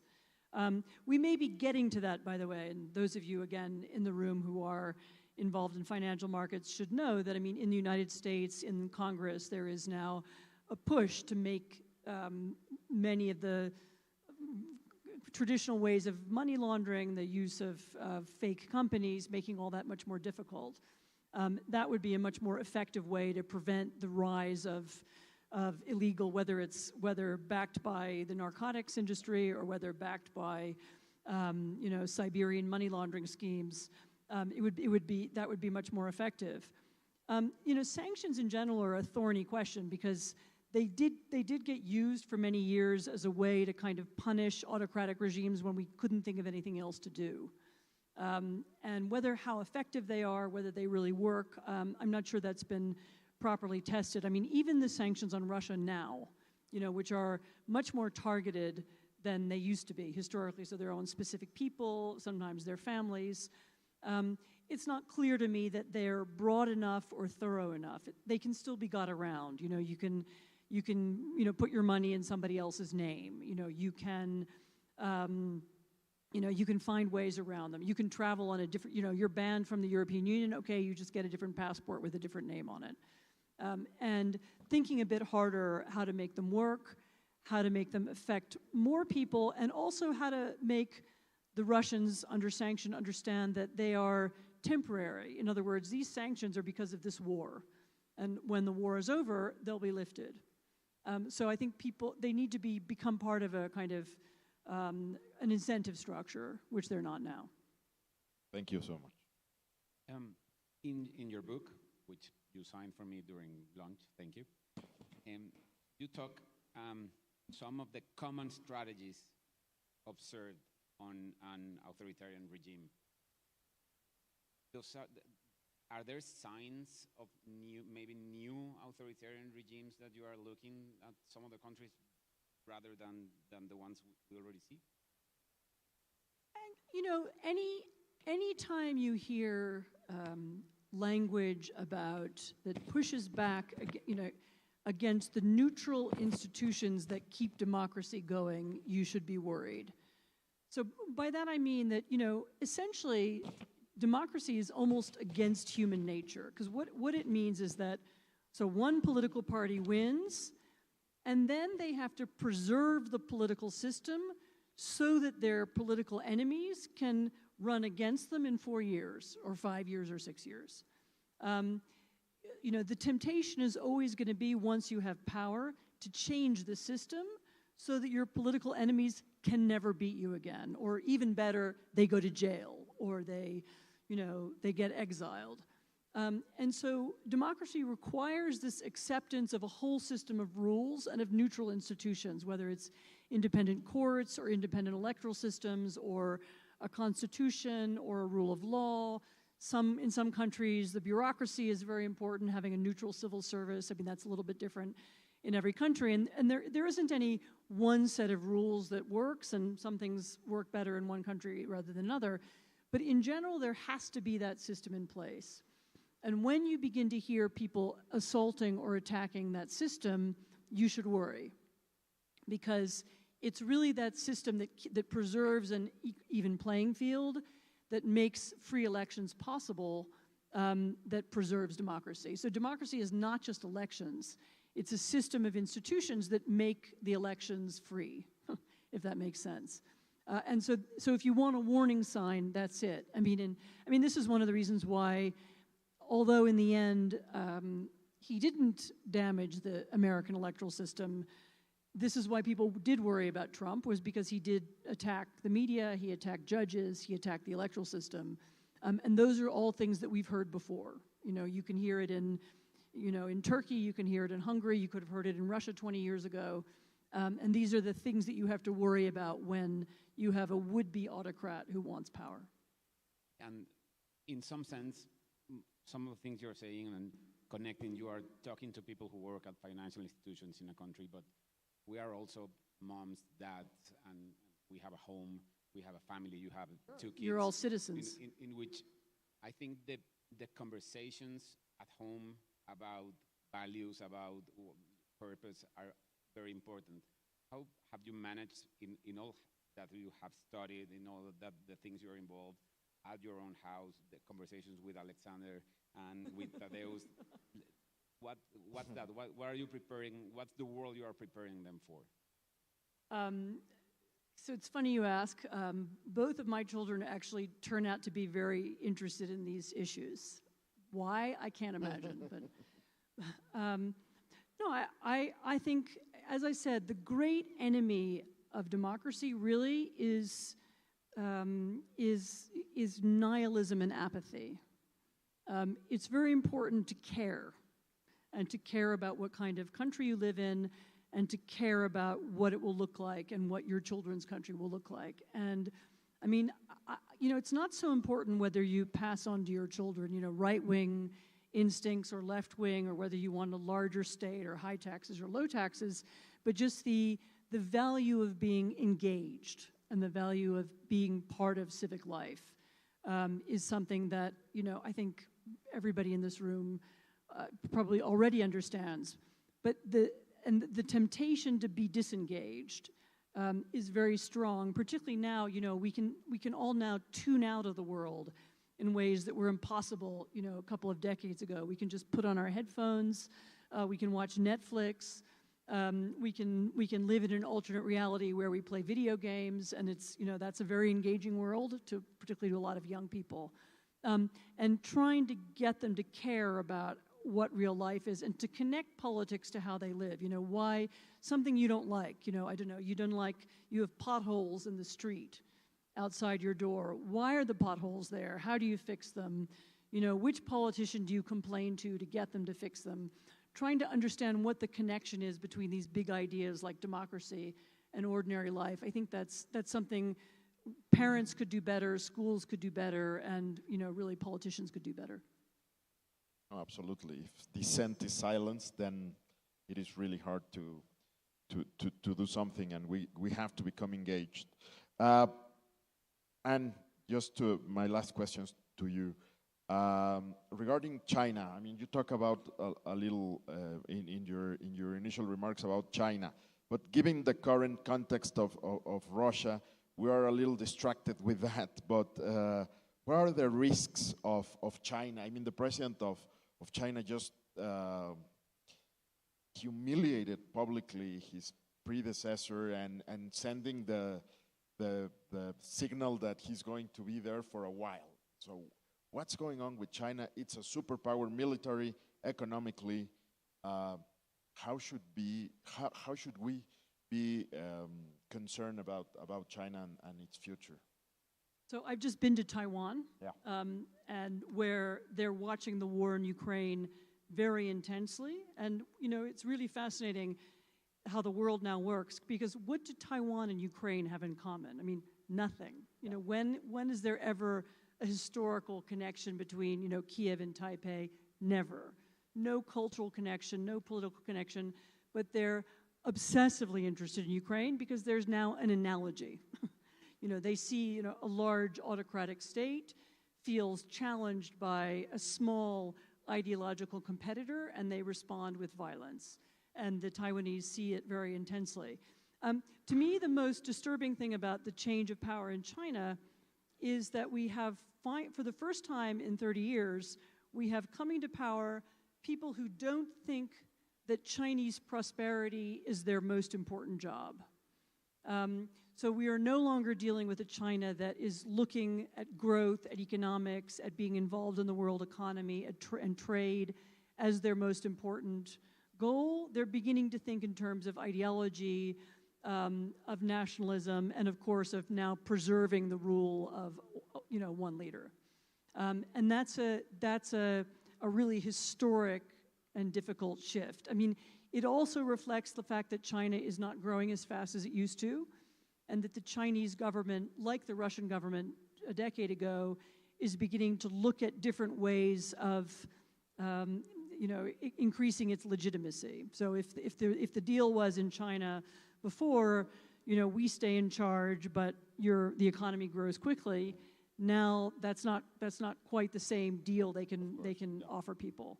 But at the same time, we're dealing with a China that's going to have far more internal problems, far more economic crises. You may also see a China turning inwards in ways that it didn't before. And I would just end by saying that the remarks I made about autocracy, I think, are beginning to be better understood in Washington and other Western capitals. And the recent sanctions on China, on Chinese chips, I think are a sign of something to come. So you're beginning to see in the United States a kind of pushback against China that's also new, and will also, I think, it was a kind of signal being sent to Western companies around the world. Be careful, and I think that's going to be the message for the future. Right. Thank you. And we just would like to thank you very much for visiting us and for your remarks. You are more than welcome to visit us again. We wish Poland the best of luck on the World Cup in the game with Mexico. I'll tell Poland that, thanks. Sure. But thank you very much on behalf of Amafore and of all Mexico. Thank you very much for coming. Thank you very much. I really enjoyed it. Sorry about the microphone.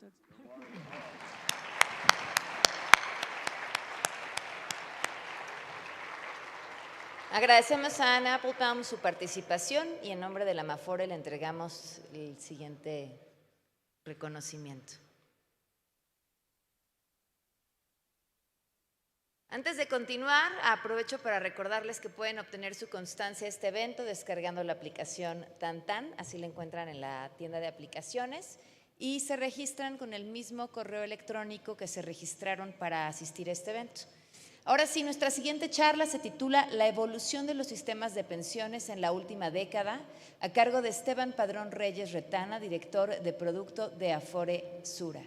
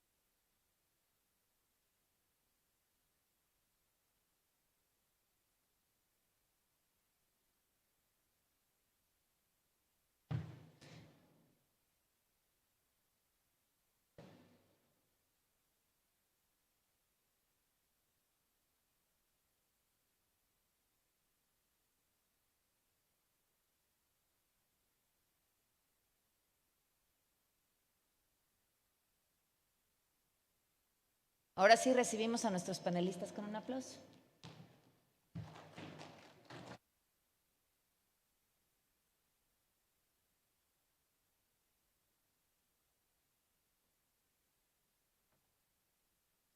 A ver, ¿dónde nos sentamos?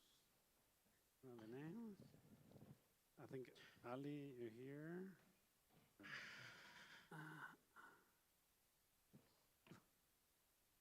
The lights, ¿no?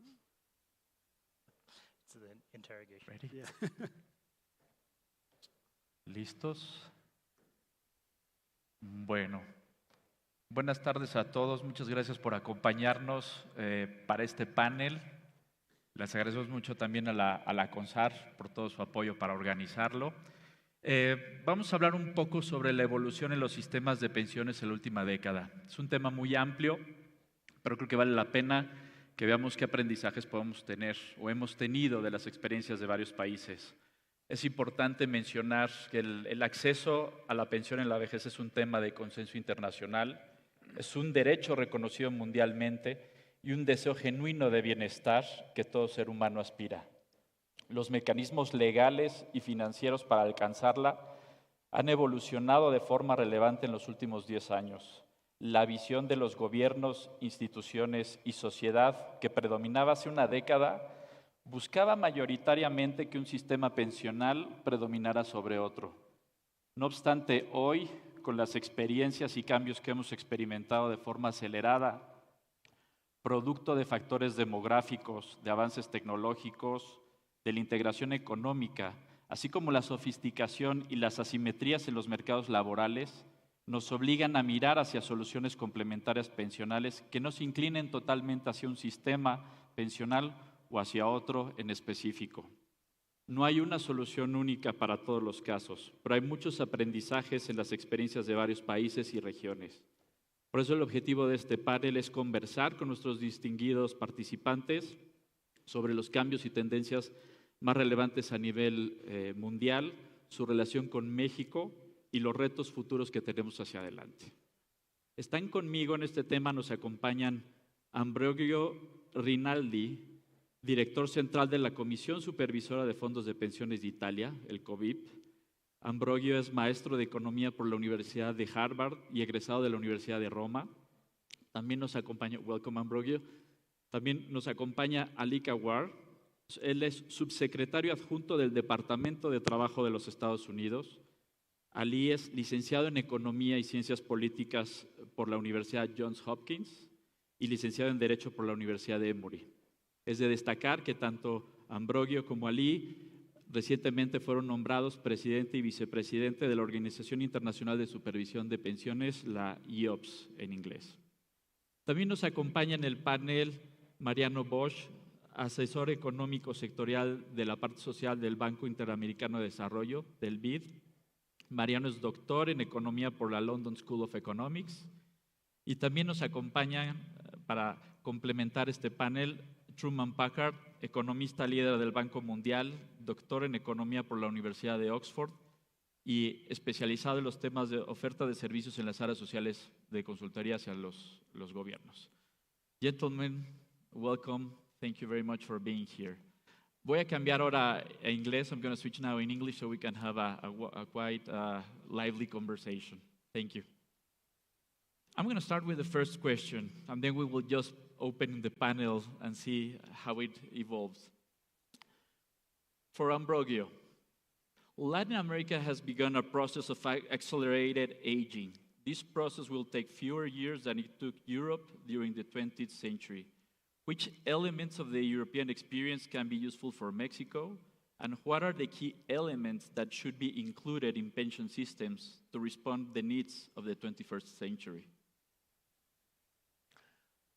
Well, first of all, thank you very much to CONSAR and to all the organizers. It is really an honor and a pleasure to be here to celebrate this very important moment for the Mexican pension system, 25th anniversary of your famous, I would say, world famous system of pensions, and also we are about to see your reform implemented, and it is a reform that makes much sense, I would say. So we are really very much willing to look at how it's going to work, and it looks really promising. So thank you very much to the organizer for inviting me to this event.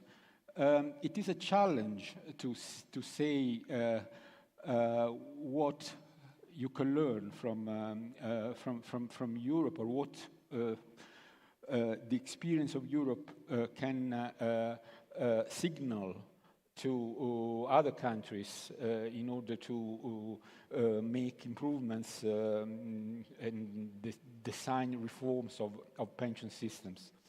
One thing that is obvious is that we are more in trouble than many other areas of the world. And that comes very clearly just from demographics. Just to mention the two most important factors, we have life expectancy that is going higher and higher, and obviously this is a very good thing for all of us, and this is happening also in other countries even more rapidly than in Europe, and this is obviously very good news. But on the other hand, this is matched by the rapid lowering of the fertility rate, of the number of children that we do.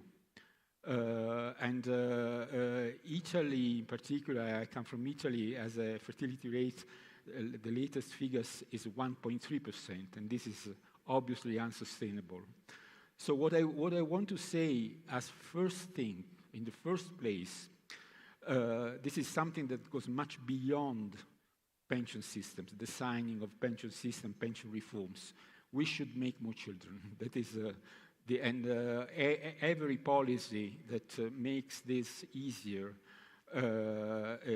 should have a very high priority in our policy agenda. If we go to things that are more specific to pensions, I would like to mention probably a couple of things.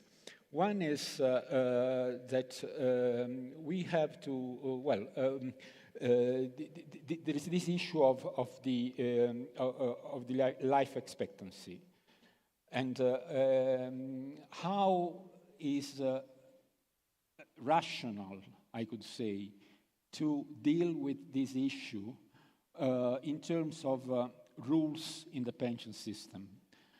The way that in Europe we are considering probably the most appropriate is indexing the retirement age, the age when people are able to retire, to the life expectancy, because at least this has the obvious effect that the length of time in which people stay in retirement, so and the pension has to pay it to them, stays constant.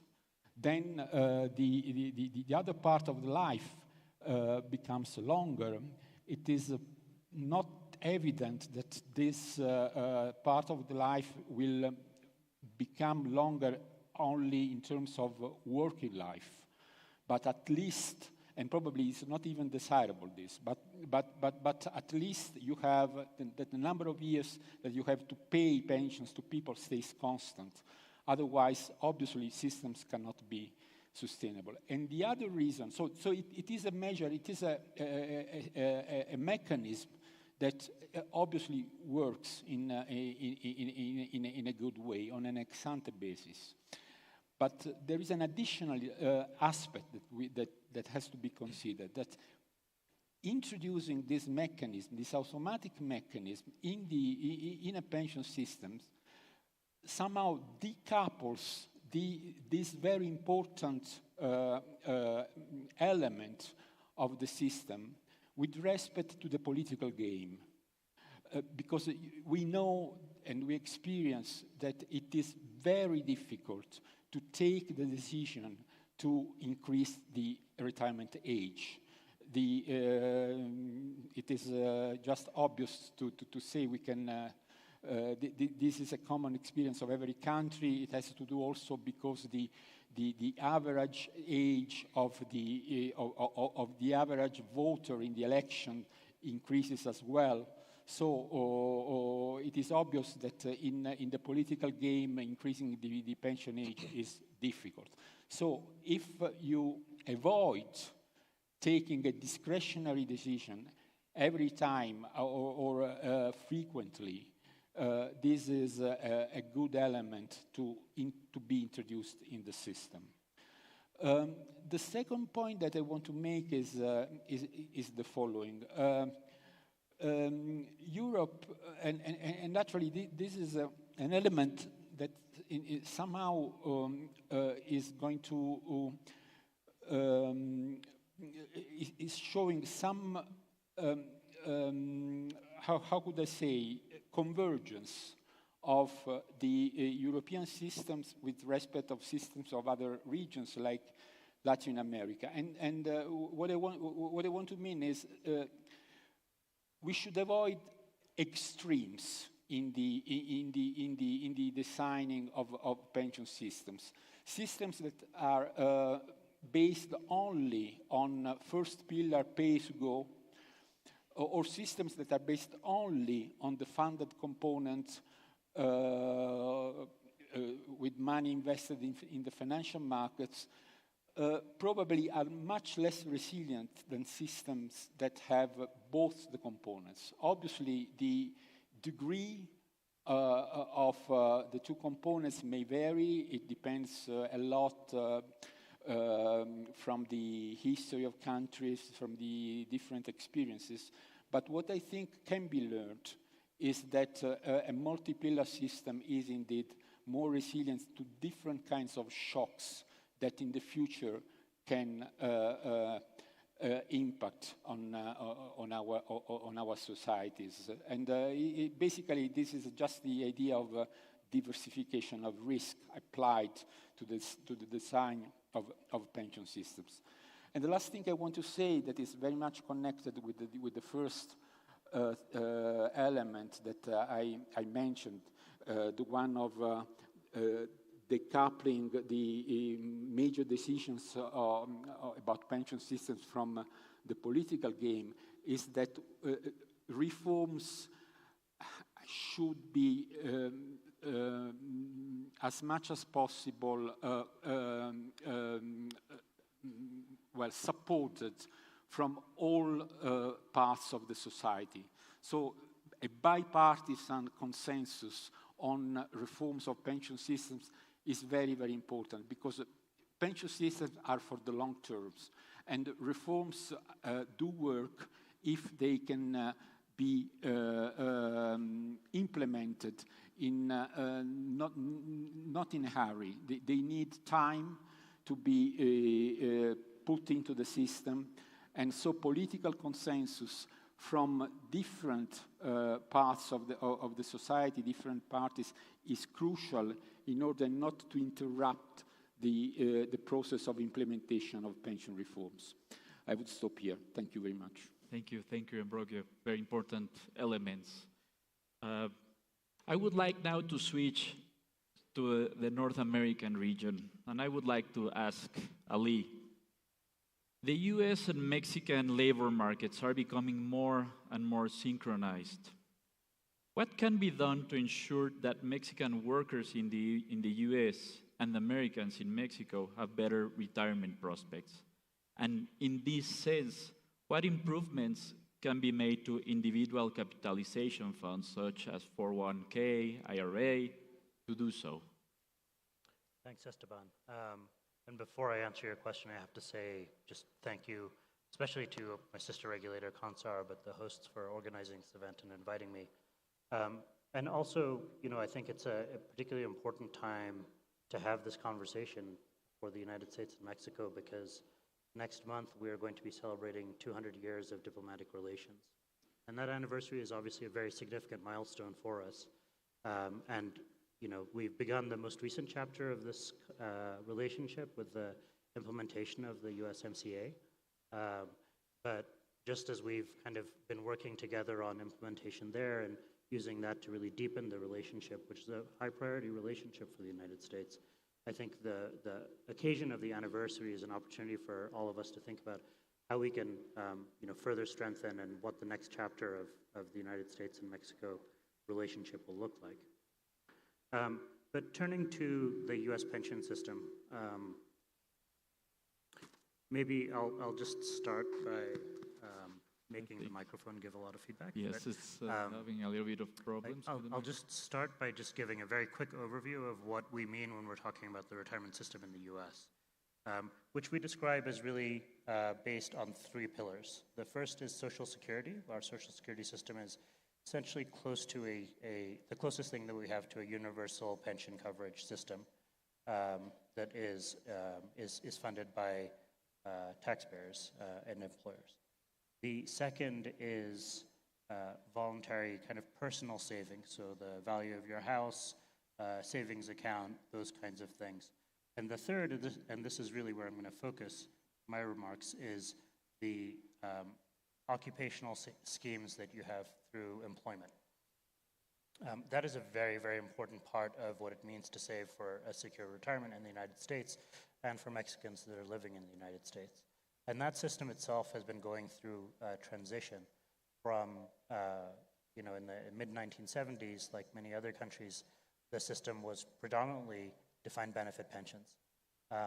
That is not really the predominant form of coverage anymore, and we've transitioned to a defined contribution system. And I think a lot of the answer to your question really lies on what happened not in the 1980s when you started to see the increase of the defined contribution system, but really over the last 10 years, because there have been a number of fairly interesting, 10 to maybe 15 years, a number of very interesting developments that I think are important as people are thinking about the design of a good defined contribution scheme. And the first is, as you think of what a defined benefit pension means versus a defined contribution plan, one of the things that you're doing in this transition is you're shifting a lot of risk to the individual worker that's saving. The worker now needs to have a high degree of financial literacy, and they need to understand how they're going to manage things like longevity risk, inflation risk, investment risk, et cetera, et cetera. So one part of this is really thinking about education and how you're going to make sure that the population that you're now charging with this responsibility have the tools that they need to really make the decisions that they're responsible for. The other part of this is, though, systemic. And for us as a regulator and other regulators in the US, what can we be doing to make the system work better? Because some people are always going to not have the level of financial literacy or not have the time or inclination, frankly, to make these kinds of decisions. And so how can we make the system work well for them? And there are a few things in this category. So one is, thankfully the 1970s weren't so long ago that no one remembers what it was like. And so looking back at the defined benefit pension system and saying, what are the things that worked actually quite well there that we've lost in this transition? And there are a few pieces. The first is, and this is part of also increasing coverage, automatic enrollment. So having a system where once you start that employment relationship, one of the things that's going to happen without really much intervention is that you're going to be enrolled in a workplace savings arrangement, and then there's auto-escalation as well. So you're going to be enrolled, your investment is going to increase. The amount of money that's taken out of your paycheck is going to increase over time. And that really is designed at getting you on a path to having a robust workplace savings account. Part of all of these automatic things, though, is thinking about the consumer protection and how you're actually going to have it designed so that the default thing that people are put in is something that works for them. And so there we have rules around what those default investments are. So target date funds have become very, very popular in the US. They're quite large share of what you'll see investments in. And that is actually because of rules that we put in place about that being a kind of favored way in which companies could structure these default investment options. And so a target date fund allows you don't have to think about really as much about what your risk aversion is, at what age you are, whether you should be more exposed to equities or bonds. The target date fund essentially has a professional money manager that's doing all of that for you, and all you have to do is just put your money in. And that professional money manager actually brings in another point, which is one of the things that happened in the defined benefit system is you had professional managers that were managing the investments on your behalf. The risk was on the employer, but they managed it with professional money managers, not individuals. You didn't ask, the supervisor on the factory floor, okay, we have a defined benefit pension, you're going to be responsible for managing that money. That's not at all how it worked. It was focused on risk pooling and expertise in investment. The other thing that I'll mention just in kind of the design of the system piece is at the end. So even if someone's been very successful, they've managed to save, in a defined contribution system, they now need to decide what to do with this money. So if you're a worker who has earned, on average over the course of your career, let's say $60,000 a year, and you retire and you have an account balance of, let's say it's $300,000. You've done somewhat well. You've managed to save a pretty significant amount of money, but that might be the biggest single amount of money you've ever seen in your life. And what do you do at that point? And so there's been a lot of work around thinking around what we call lifetime income options, how we can have that distribution, again, that kind of mirrors what we saw in the defined benefit pension system, where you didn't have to think about it that much. You retired, you got your watch, they had the retirement party, and then you had a check that came in every month for the rest of your life, and for the life of your spouse in many cases. So thinking about all of those design features so that for the people that want to have the flexibility and the freedom and the choice that the defined contribution system offers, they have that available to them. But for what is unfortunately, and I say unfortunately because I love retirement issues, so that's why I do this, but for those people that aren't going to spend time thinking about it, that aren't going to have the expertise, that don't want to develop the expertise, that just want it kind of done, happening in the background, that we have a system that takes care of all of that as well. I'll just turn very quickly to your first point about thinking about the movement of labor across borders, because I think there's one issue I would very, very explicitly focus on that issue, which is I think in both Mexico and the US, one of the issues that we're really trying to focus on is how we can make sure that these opportunities are widely available. Because in the US and in Mexico, there are far too many people that are not actually participating in the framework that we've put in place. And the framework might have a lot of strengths, but if you're not saving at all in the first place, if you don't have this opportunity available to you through your workplace, then you're really you're left at the starting blocks, so to speak. And so there's been a lot of thought about how to address that problem, and that I think is an important issue for both us and you in Mexico. Very, very interesting, Ali. Thank you. Thank you. Now I would like to jump back to the issue of accelerated aging for Mariano.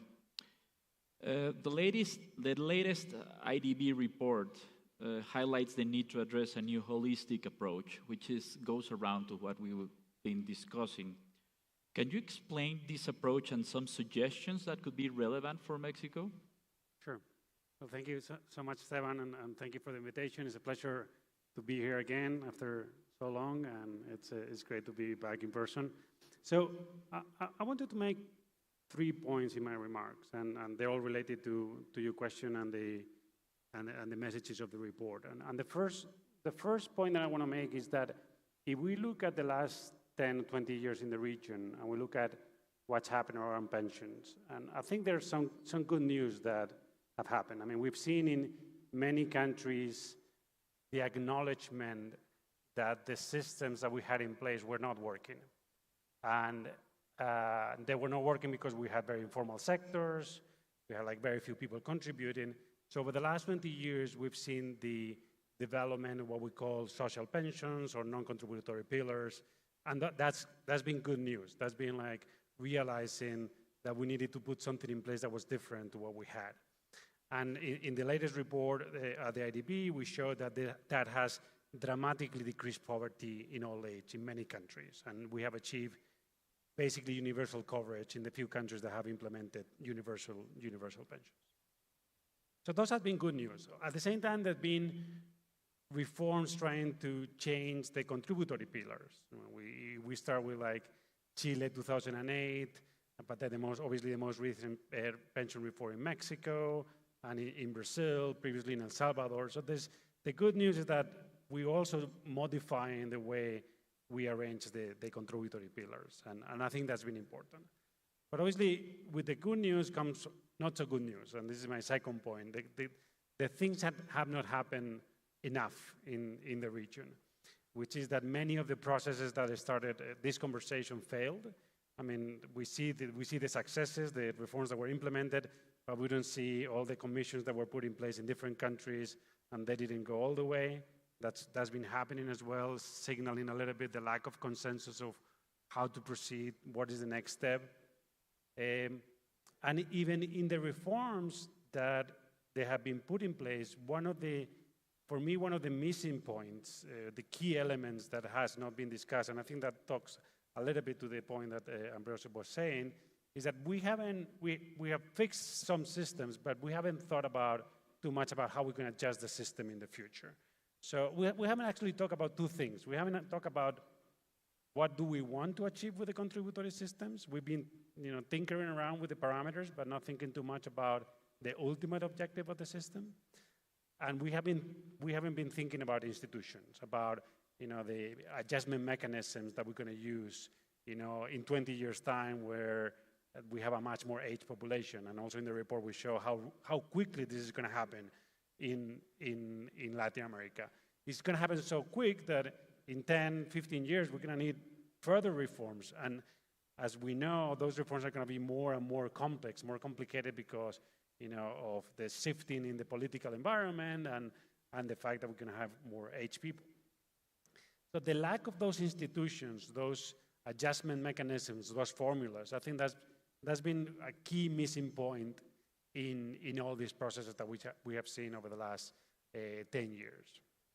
And the last point that I will make that kind of refers to your initial question is that not only we have been missing key elements in our pension reform, I think we're missing key discussions in our aging reform, if you want, or an aging process.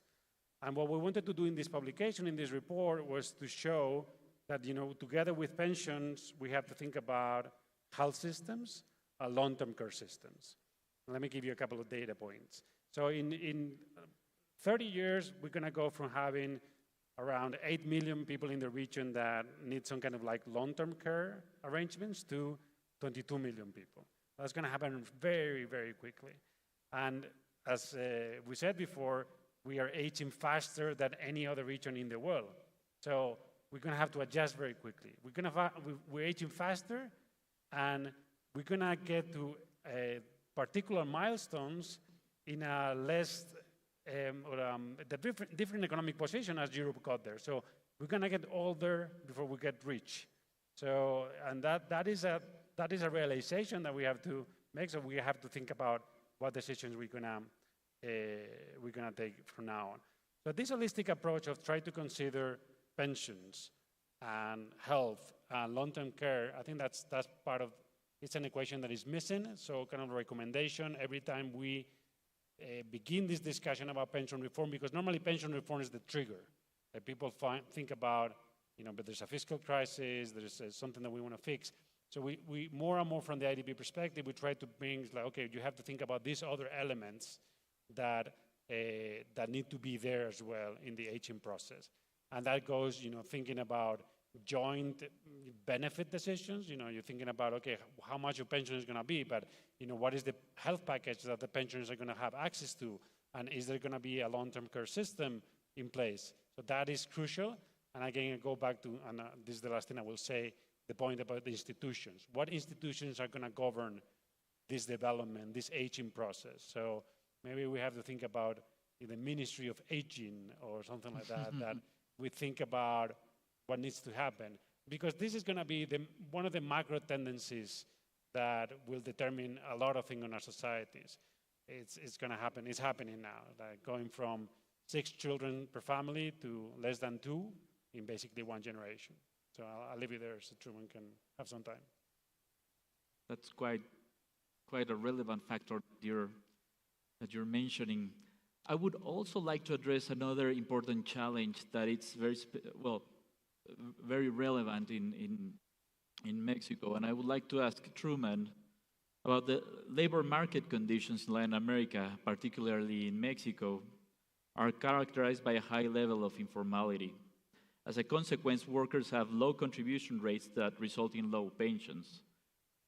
In this sense, what have been the benefits of individually funded pension systems, and what improvements can be made to adjust them to the reality of the region's labor markets?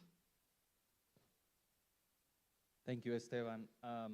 I can't miss the opportunity to congratulate all of the women and men who have worked hard over the past 25 years to make the Sistema de Ahorro para el Retiro as strong and as important and as vital as it is today. It's of personal importance to me as a professional because my first job out of university was at the World Bank, and my first assignment at the World Bank was to be a part of a team that was supporting the Mexican reform in 1997. So to be back here has a bit of a poetic, almost a cosmic quality for me. So thank you for that opportunity. Look, what you're talking about the Latin America, the big overriding characteristic of Latin American labor market, high levels of unregistered economic activity. This has been, of course, a feature of Latin America for decades, but increasingly and quite counterintuitively, we're seeing more and more of the same challenges that are created by informality arising in some of the wealthy countries, some of the post-industrial economies. This with the increasing importance of the services sector, this with the increasing anatomization of economic production, the fact that it's easier for people to take their ideas or their creations to market than it was in the past. They no longer have to organize, we no longer have to organize our economic production in the structure of a firm. A hierarchical, very well-defined, very, very tangible structure. Now, because of changes in technology, economic production can be organized in lots of separate small units that are constantly moving. Teams can coalesce around a certain idea for a service or a product. They can take that to market. They can even take that to international markets without the benefits of structuring themselves in a firm. And as soon as you no longer have to structure your economic activity in the structure of a firm, when you can go straight to market and rely more intensively on markets, then all of the institutions, our historical institutions of social security and risk sharing more broadly, including health, all of those get called into question or put under stress. And so the same stresses that many people in Latin America, many policymakers in Latin America have been wrestling with, the fact that people work very irregularly, irregular hours, short periods of time in any particular activity, going from place to place, working part-time, having multiple economic activities going on at once. All of these things that we associate with economic informality or informal work is actually becoming the feature of the way that most people are beginning to work, even in wealthy countries.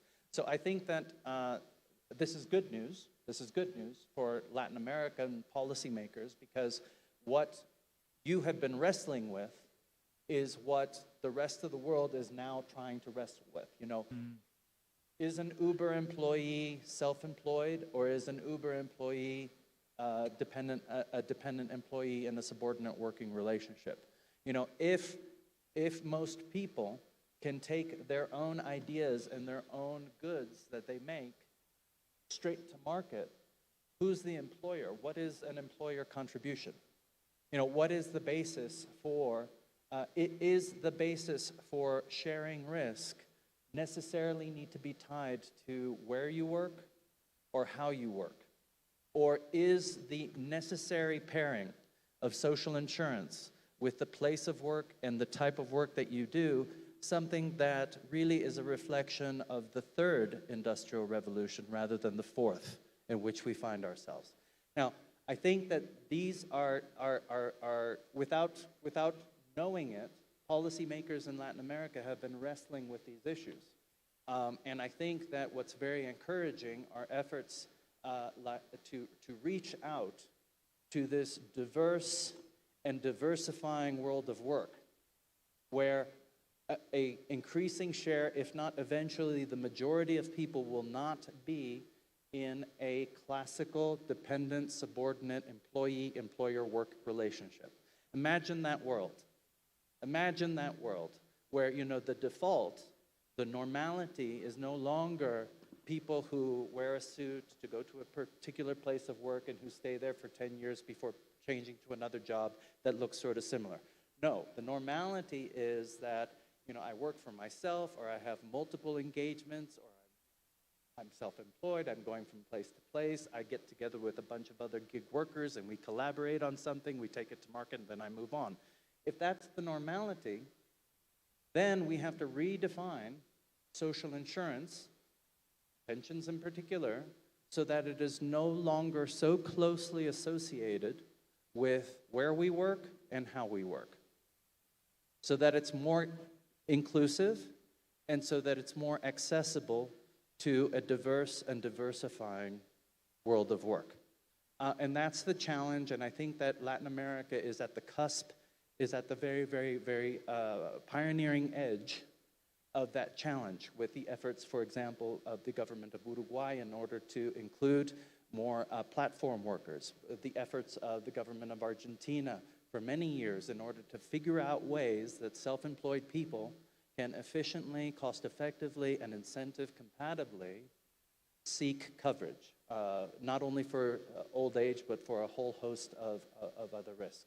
So I think that that was a very long way of answering the question that you posed, but I think that thinking creatively about how to structure social insurance so that social insurance has a future.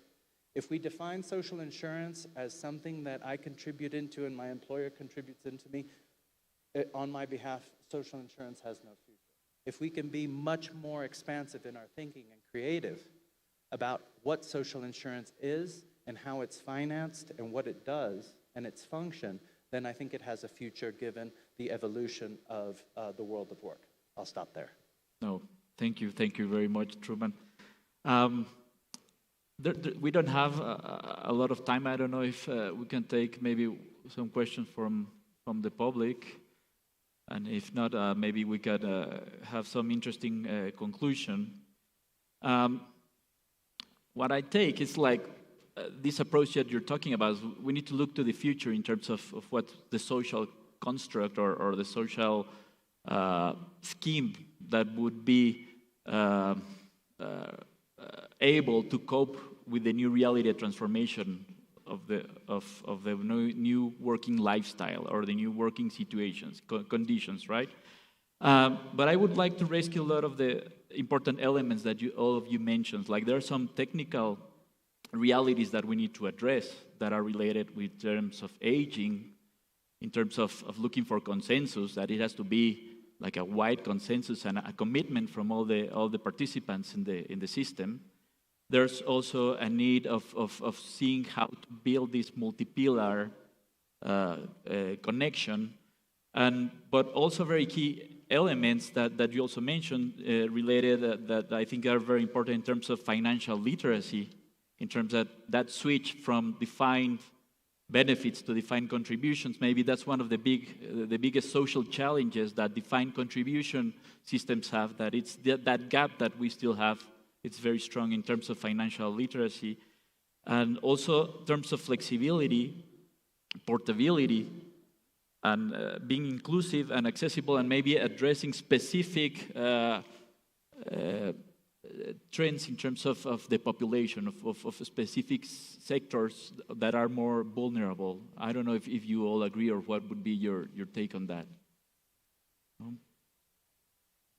But I don't know, I think we ran out of time, but I would just like to thank our participants, our distinguished guests for this panel. Les agradezco mucho a todos por su participación. Thank you. And let's keep building the next steps of the pension systems in the future, and what are the challenges for our country. Thank you.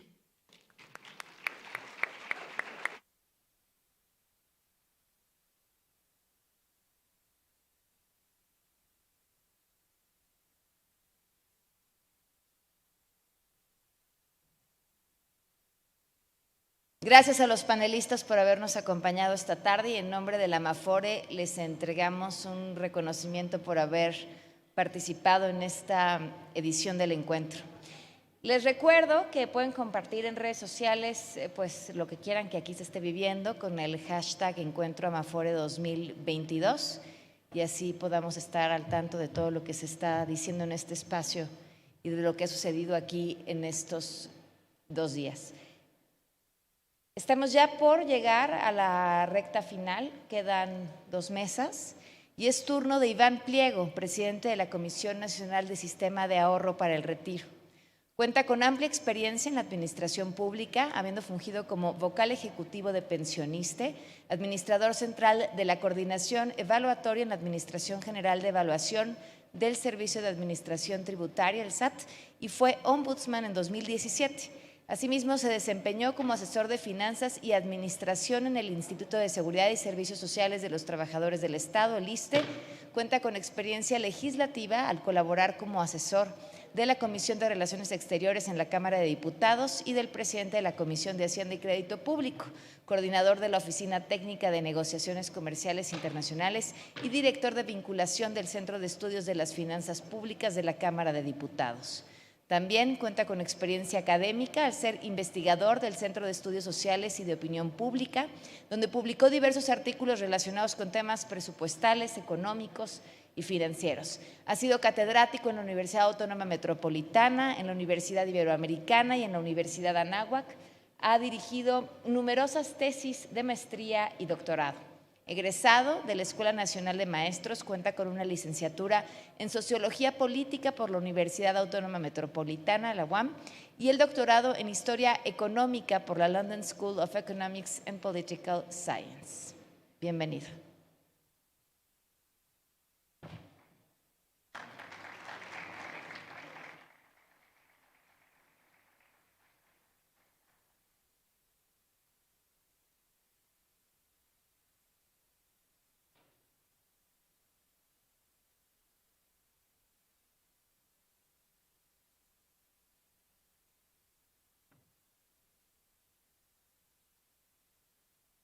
Muchas gracias, buenas tardes. Hola otra vez. Creo que estamos esperando simplemente que esté la presentación. El tema que tenemos para presentar refiere a una de estas grandes deudas sociales que tiene la sociedad mexicana, como muchas otras, una deuda social con las mujeres que, gracias, Ivonne, que estamos tratando de enfrentar de la mejor manera. El tema, no sé quién estará a cargo de esa proyección, pero es equidad de género en pensiones.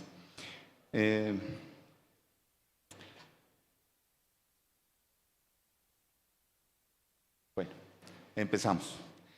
Lograr la equidad de género en los sistemas de pensiones es el reto más grande que estaremos enfrentando en los próximos años. Si bien las mujeres han ido incorporando con mayor fuerza su participación en el mercado laboral, las desigualdades aún persisten y son muy evidentes.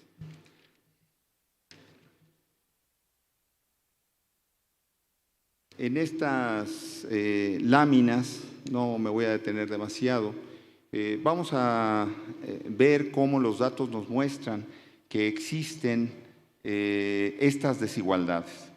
Las mujeres representan aproximadamente el 39% de la población económicamente activa. Sin embargo, 60% de las mujeres se encuentran sin acceso a la seguridad social, ya que en su mayoría, además las que participan en el mercado laboral formal, están al cuidado de la casa, la familia, los hijos, las labores del hogar. Actividades que son muy demandantes, que no son remuneradas y que no generan derechos pensionarios, al menos no todavía en el caso de México. Podemos ver que hay 25.5 millones de cuentas individuales en el SAR que pertenecen a las mujeres. las cuales representan 36% del total de las cuentas del sistema, que superan más de 70 millones de cuentas. Sus ahorros previsionales alcanzan 1.7 billones de pesos, es decir, 34% de los recursos del sistema. Su saldo promedio de ahorro es de cerca de 70,000 pesos, cifra menor a la de los hombres, que en promedio tiene poco más de 92,000 pesos en sus cuentas individuales. Algunos de los factores que determinan esas diferencias, pues son primero que nada el nivel salarial, también la densidad de cotización, es decir, el tiempo que se cotiza, y la esperanza de vida. Para ponerlo en palabras sencillas, diríamos que en nuestro país las mujeres trabajan más, ganan menos, viven más tiempo porque su esperanza de vida es mayor y como resultado de ello lo que reciben de pensión es menor que lo que reciben los hombres. Es básicamente un 30%, un poco más de 30% menos que lo que reciben los hombres.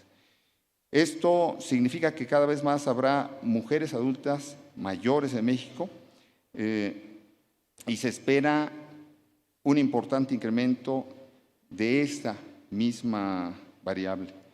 Desde el punto de vista previsional, la mayor longevidad de las mujeres exigirá un nivel de ahorro pensionario más elevado, ya que deberá ser usado para financiar un mayor número de años de pensión. Haciendo el análisis completo, podemos ver las claras diferencias, ahí están, las cifras diferenciadas que existen entre los hombres y las mujeres. Por ejemplo, solo por la brecha salarial hay una disparidad de más de 14%. Es decir, con la misma capacidad o quizá mayor, la misma formación, pero desempeñando un mismo trabajo, la mujer recibe 14% menos en promedio de salario. Hay, por otro lado, 16% de diferencia salarial en las densidades de cotización, por razones de atención de la familia, como hemos dicho, del cuidado de los niños, de la maternidad, etc. Por la esperanza de vida, que es mayor que la de los hombres, se agrega otro 6.7%. La incidencia conjunta de estas tres variables analizadas sería de más de 40%, es decir, como refería hace un momento, por cada 100 pesos que recibe un hombre, la mujer recibe apenas 70 pesos.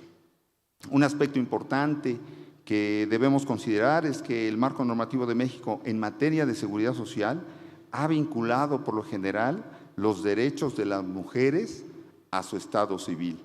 Por eso insisto en que se trata de una deuda de la sociedad mexicana.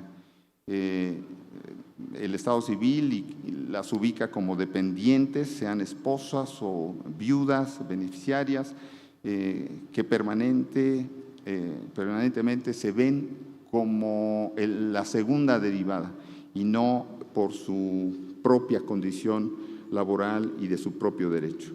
A lo largo de los años, si bien se han llevado a cabo diversas reformas, estas reformas han dado visibilidad a las mujeres en el ámbito laboral, también es cierto que no han sido suficientes. Hemos hablado, y aquí referiré algunos datos, de las más recientes reformas que han beneficiado en general a todos los trabajadores, pero particularmente al sector de las mujeres. Podemos ver que en general recordarán que la reforma de 2020 significó una reducción en el requisito de semanas de cotización. De las 1.250 semanas pasamos a 750 semanas para el año 2021, 775 en el 22 y se irán incrementando 25 semanas cada año hasta llegar al límite de 1.000 semanas. Esto, como lo vamos a ver más adelante, tiene un beneficio para todos los trabajadores, pero particularmente para las mujeres. La disminución en el cobro de comisiones de las cuentas de ahorro para el retiro en el sistema y el alza de pensiones garantizadas. Los primeros resultados de esta reforma, si bien benefician a todos, como decimos, particularmente a las mujeres. Y aquí están los datos. En la primera, la reforma al sistema de pensiones del IMSS considera reducción de semanas cotizadas. En este caso, estamos hablando de, los datos que vemos aquí nos refieren hasta septiembre del año 21, pero les puedo actualizar las cifras. Estamos hablando de 13,294 mujeres que representan el 45% del total. El total es de 47,788 personas beneficiadas que pudieron acceder a este beneficio del retiro de la jubilación, 55% de los hombres. Si no se hubiera hecho la reforma, solamente habrían alcanzado ese derecho 2,854 personas, de los cuales 2,007, es decir, 70% habría sido varones y 847 mujeres, 30%. Por eso, esta reforma que beneficia a todos, insisto, ha beneficiado en mayor medida a las mujeres. En cuanto al nivel de pensión, las mujeres con pensión garantizada obtuvieron un beneficio que en pesos son 4,300 pesos mensuales, 27% mayor a la pensión garantizada que antes de la reforma, que era de 3,643 pesos. La tasa de reemplazo de las afiliadas fue de 80%, cifra superior a la recomendada incluso por organismos internacionales. La segunda medida fue la pensión universal. Esta se ha fortalecido como parte de esta estrategia, es la pensión para el bienestar de personas adultas mayores. Todos los adultos mayores de 65 años tienen derecho a una pensión universal no contributiva, pero que ayudará en mayor medida también a las mujeres, en parte por las condiciones laborales en las que se desarrollan y aún más considerando que muchas de ellas solo se dedican al hogar y no generan ningún derecho laboral y pensionario. Esta pensión representa actualmente un ingreso de 1,925 pesos mensuales. Si sumamos la pensión garantizada que se pueda obtener por los años laborados a esta pensión universal, es evidente que se alcanza una mejora considerable en la calidad de vida de los grupos vulnerables en su etapa de retiro. Como se señaló antes, la pensión universal tiene un valor de 1,925 pesos mensuales y representa en promedio tasas de reemplazo que van de entre 12 y 14% para trabajadores formales, hombres y mujeres, respectivamente. La tasa de reemplazo es mayor para las mujeres debido a que sus salarios son menores. Para 2023, el monto de la pensión universal pasará a 2,046 pesos mensuales, 25% más.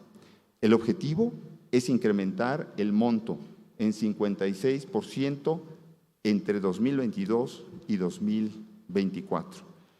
La brecha de género, como decía yo al principio, no es exclusiva de México.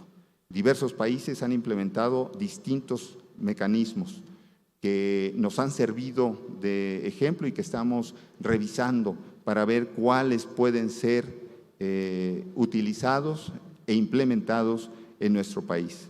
Existen bonos por hijos, existe el reconocimiento de periodos cotizados o aportaciones por cuidados familiares, existe la división equitativa de ahorro y derechos pensionarios adquiridos por la pareja, mientras que una de las partes deja de laborar por el cuidado de los hijos.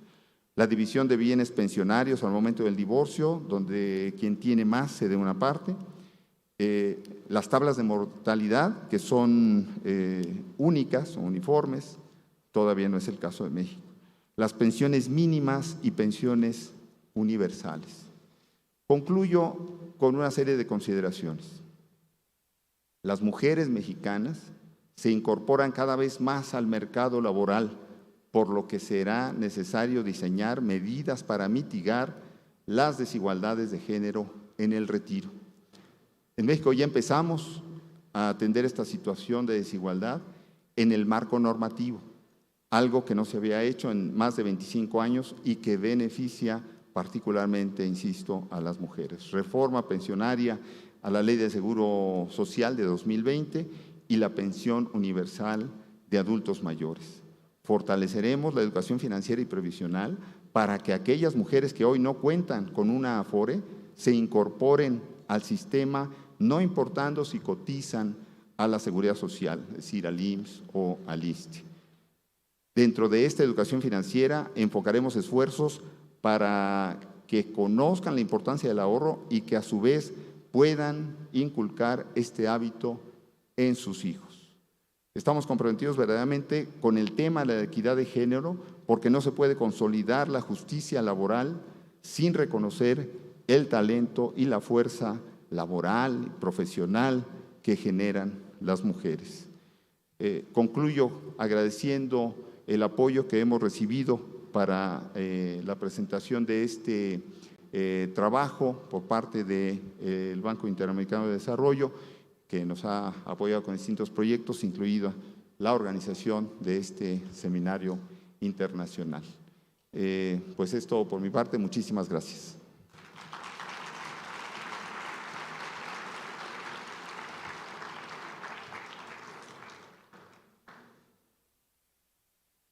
Tuvo mucho tiempo, pero no.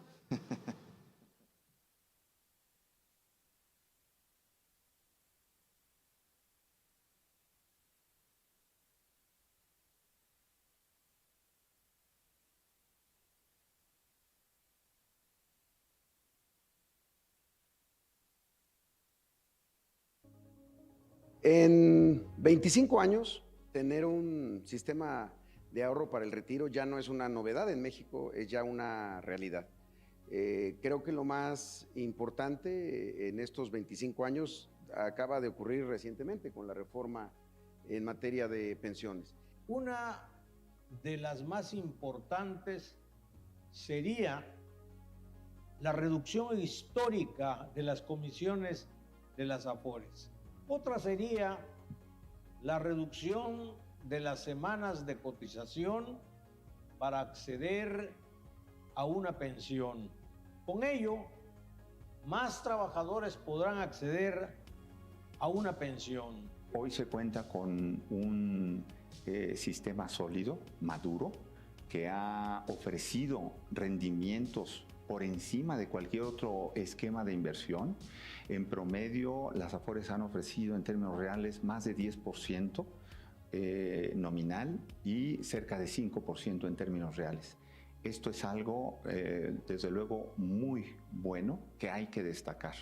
De la mitad de los activos, que son prácticamente 5 billones de pesos que maneja el sistema, la mitad son resultado de los rendimientos. El trabajo de la CONSAR es importantísimo porque permite regular y permite evaluar y dar seguimiento a un verdadero sistema de pensiones para nuestro país. México necesita un sistema de pensiones que garantice una vejez digna de todas las hombres y mujeres que dedicaron su vida a trabajar, su vida por este país. Pero creo que nos debemos de sentir satisfechos en México de que hemos podido transitar en un tiempo relativamente pequeño un sistema nuevo de pensiones que es mucho más justo, que le da mucho mayor dignidad a nuestros trabajadores, que permite un mayor acceso al número de trabajadores que podrán gozar de una pensión y sobre todo que aumenta sensiblemente el tamaño de la pensión cuando el trabajador pueda lograr una jubilación. Nos parece que lo que se ha conseguido es un beneficio para los trabajadores, en donde quizá lo más destacado es que hoy en día 70 millones de trabajadores tienen su cuenta individualizada. Esto le permite tener un patrimonio a futuro que garantice ese bienestar. Hay momentos de debacles económicas y tenemos que pensar muy bien cómo estar haciendo las cosas para salvaguardar los ahorros de los trabajadores, que se han hecho con mucho sacrificio y con muchos años. Entonces, esa es nuestra obligación y nuestra responsabilidad de entregarles cuentas claras a los trabajadores.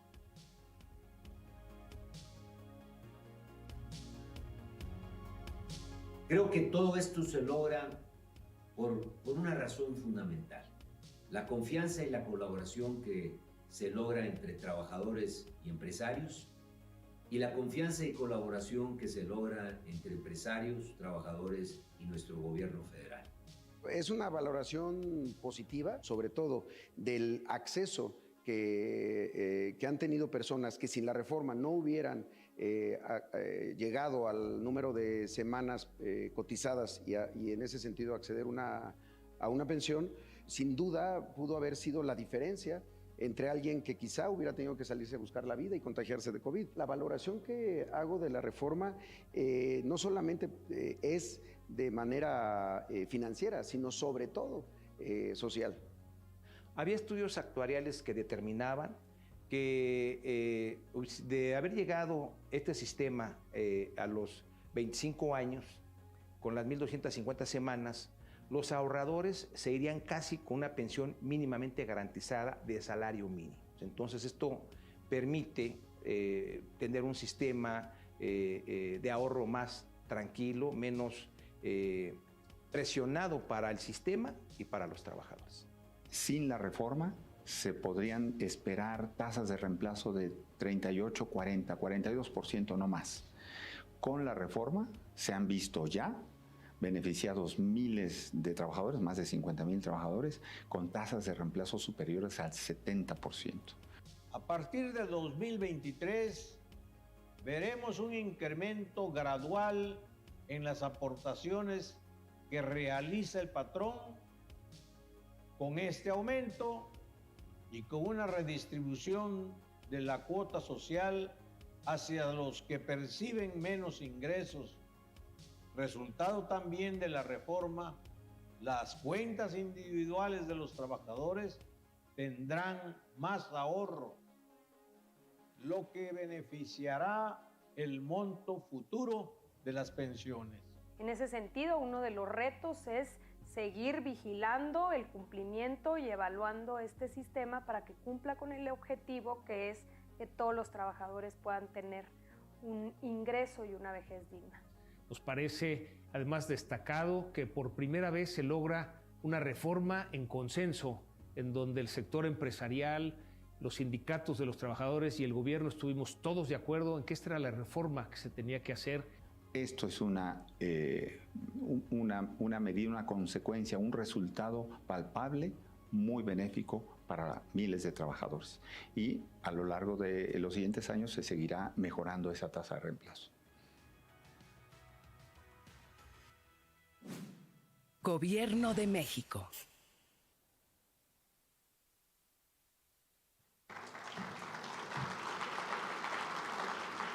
A continuación presentamos el siguiente panel titulado Los beneficios de la reforma al sistema de pensiones mexicano, moderado por Arturo García, director general de Afore Pro Futuro.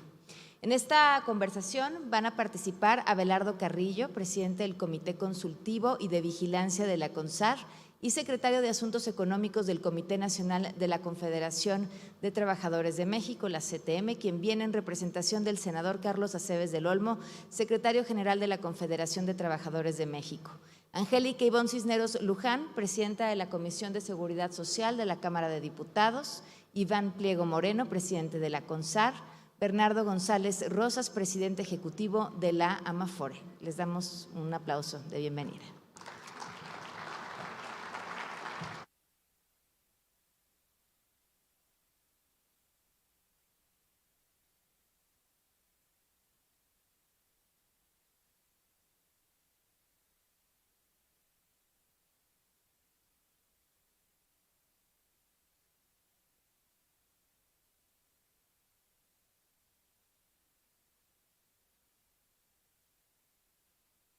Voy a sentarme aquí si les parece. Diputada, por favor. Sí. En el centro, usted. En el centro. Bernardo. Y aquí ponemos a don Abelardo. ¿No? Creo que nos sobra una. Nos falta la licenciada Laura Gutiérrez. Aquí don Abe, ¿sí? Don Abelardo, venga, por favor.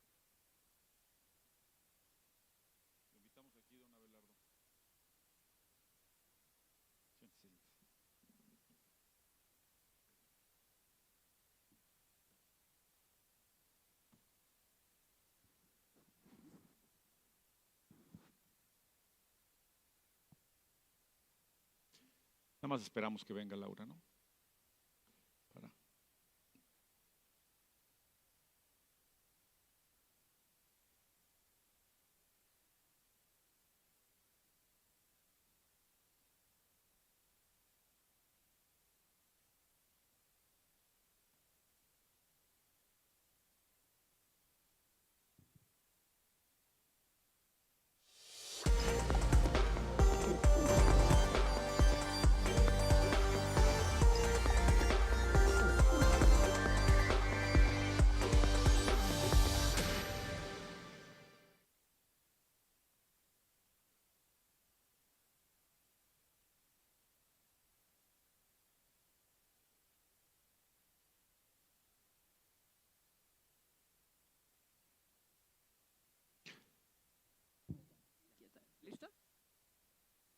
Muy bien, parece que ya estamos listos.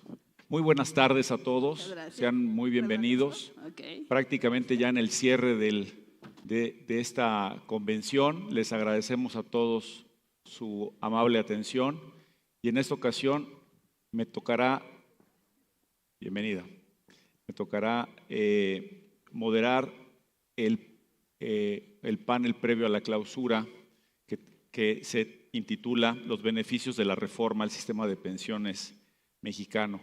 Tengo el honor de conducir con personalidades que nos han acompañado que han hecho posible esta reforma al sistema pensionario. Aquí a mi izquierda, don Abelardo Carrillo, representante de la CTM.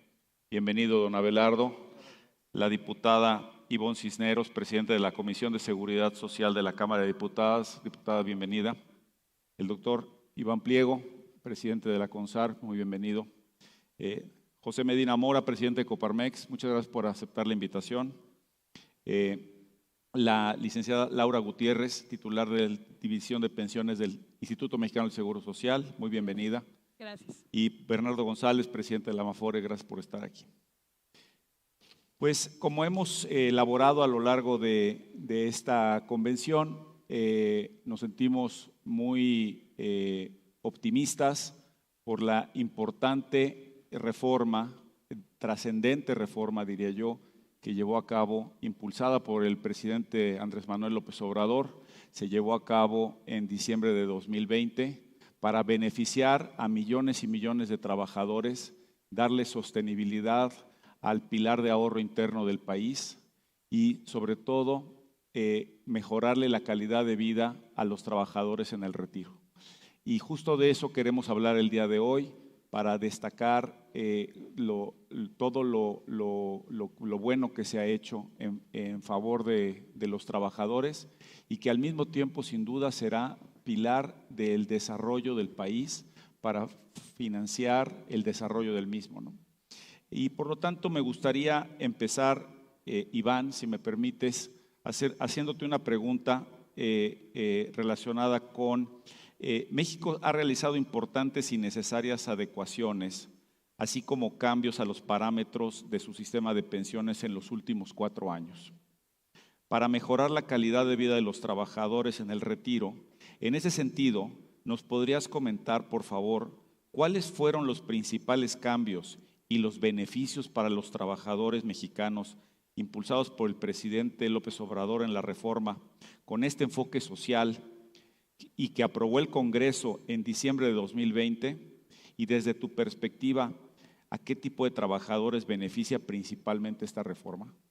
Cómo no, con muchísimo gusto y a reserva de sonar como disco rayado, pero eso creo que es importante. Comenté algunos de estos aspectos en la presentación anterior de brecha de género, pero creo que los podemos resumir en breves palabras. Número 1, la históricamente baja contribución del ahorro para el retiro, que era de 6.5, está en camino a incrementarse de acuerdo con esa reforma para llegar a un 15%. Esto se va a hacer de manera gradual el resto de la década. Para 2031, este concepto va a ser de 15%, lo que va a incrementar en buena medida los saldos de las cuentas de los trabajadores, les va a ayudar en el largo plazo, ¿no?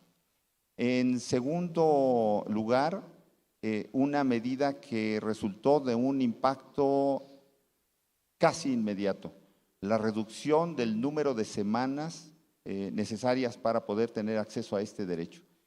La ley establecía 1.250 semanas y para 2021 se redujo a 750 semanas. Esto benefició, como hemos repetido, a miles de trabajadores, decenas de miles de trabajadores, casi 50,000 trabajadores que por esa vía tuvieron acceso a este derecho.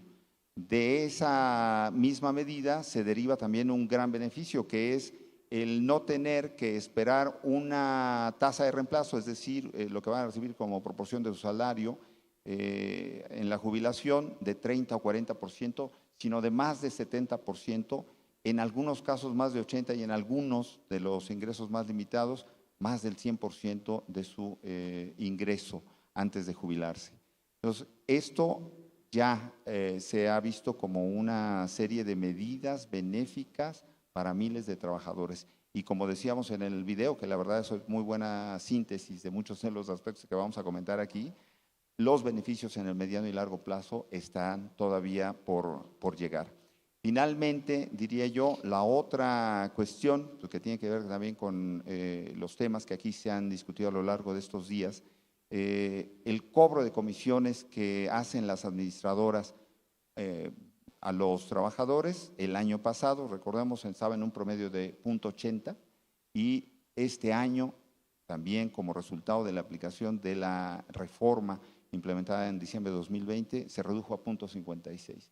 Estos son 24 puntos base, que es una reducción histórica y que fue un beneficio que de manera inmediata sintieron los trabajadores con la disminución del cobro de sus comisiones. Yo diría, esos son los grandes objetivos de plazo inmediato y de mediano y largo plazo. Y los más beneficiados, como comentaba yo en la presentación anterior, son las personas de menores ingresos y las mujeres. Entonces, aquí se comprueba la profunda visión social de la presente administración y la voluntad de todos los sectores. Yo estoy seguro que va a haber otra vez una coincidencia, porque la reforma, termino con esto, hay que decirlo, se produjo en medio del contexto de la pandemia. El gobierno sentó a los representantes de los trabajadores y de los empresarios y sacó adelante un proyecto que se discutía desde hace mucho como necesario, pero que se dejó de lado hasta 2020.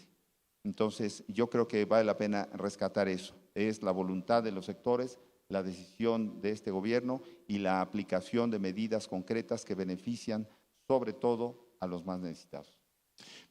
Qué importante lo que subrayas, Iván, sobre dos cosas. Uno, la plena coincidencia que hubo de todos los participantes para llevar a cabo la reforma. Y dos, el haberla sacado en un momento tan álgido y tan complejo como era el de la pandemia. Sin lugar a duda, creo que la reforma la reforma del sistema pensionario, digamos, marca una tendencia hacia adelante, con paso firme y sólido para ofrecer a los trabajadores pues, mejores condiciones en el retiro. Me gustaría ahora pasarle la palabra a Laura Gutiérrez y a Bernardo González, si me ayudan a contestar esta pregunta juntos. Y tiene que ver con que uno de los cambios más importantes en la reforma fue el incremento en las aportaciones, como ya lo mencionó el doctor Pliego, pasando del 6,5% al 15% y sin contar el 5% de vivienda adicional que hace que la tasa total de ahorro previsional sea del 20% una vez que concluya la transición en el 2030.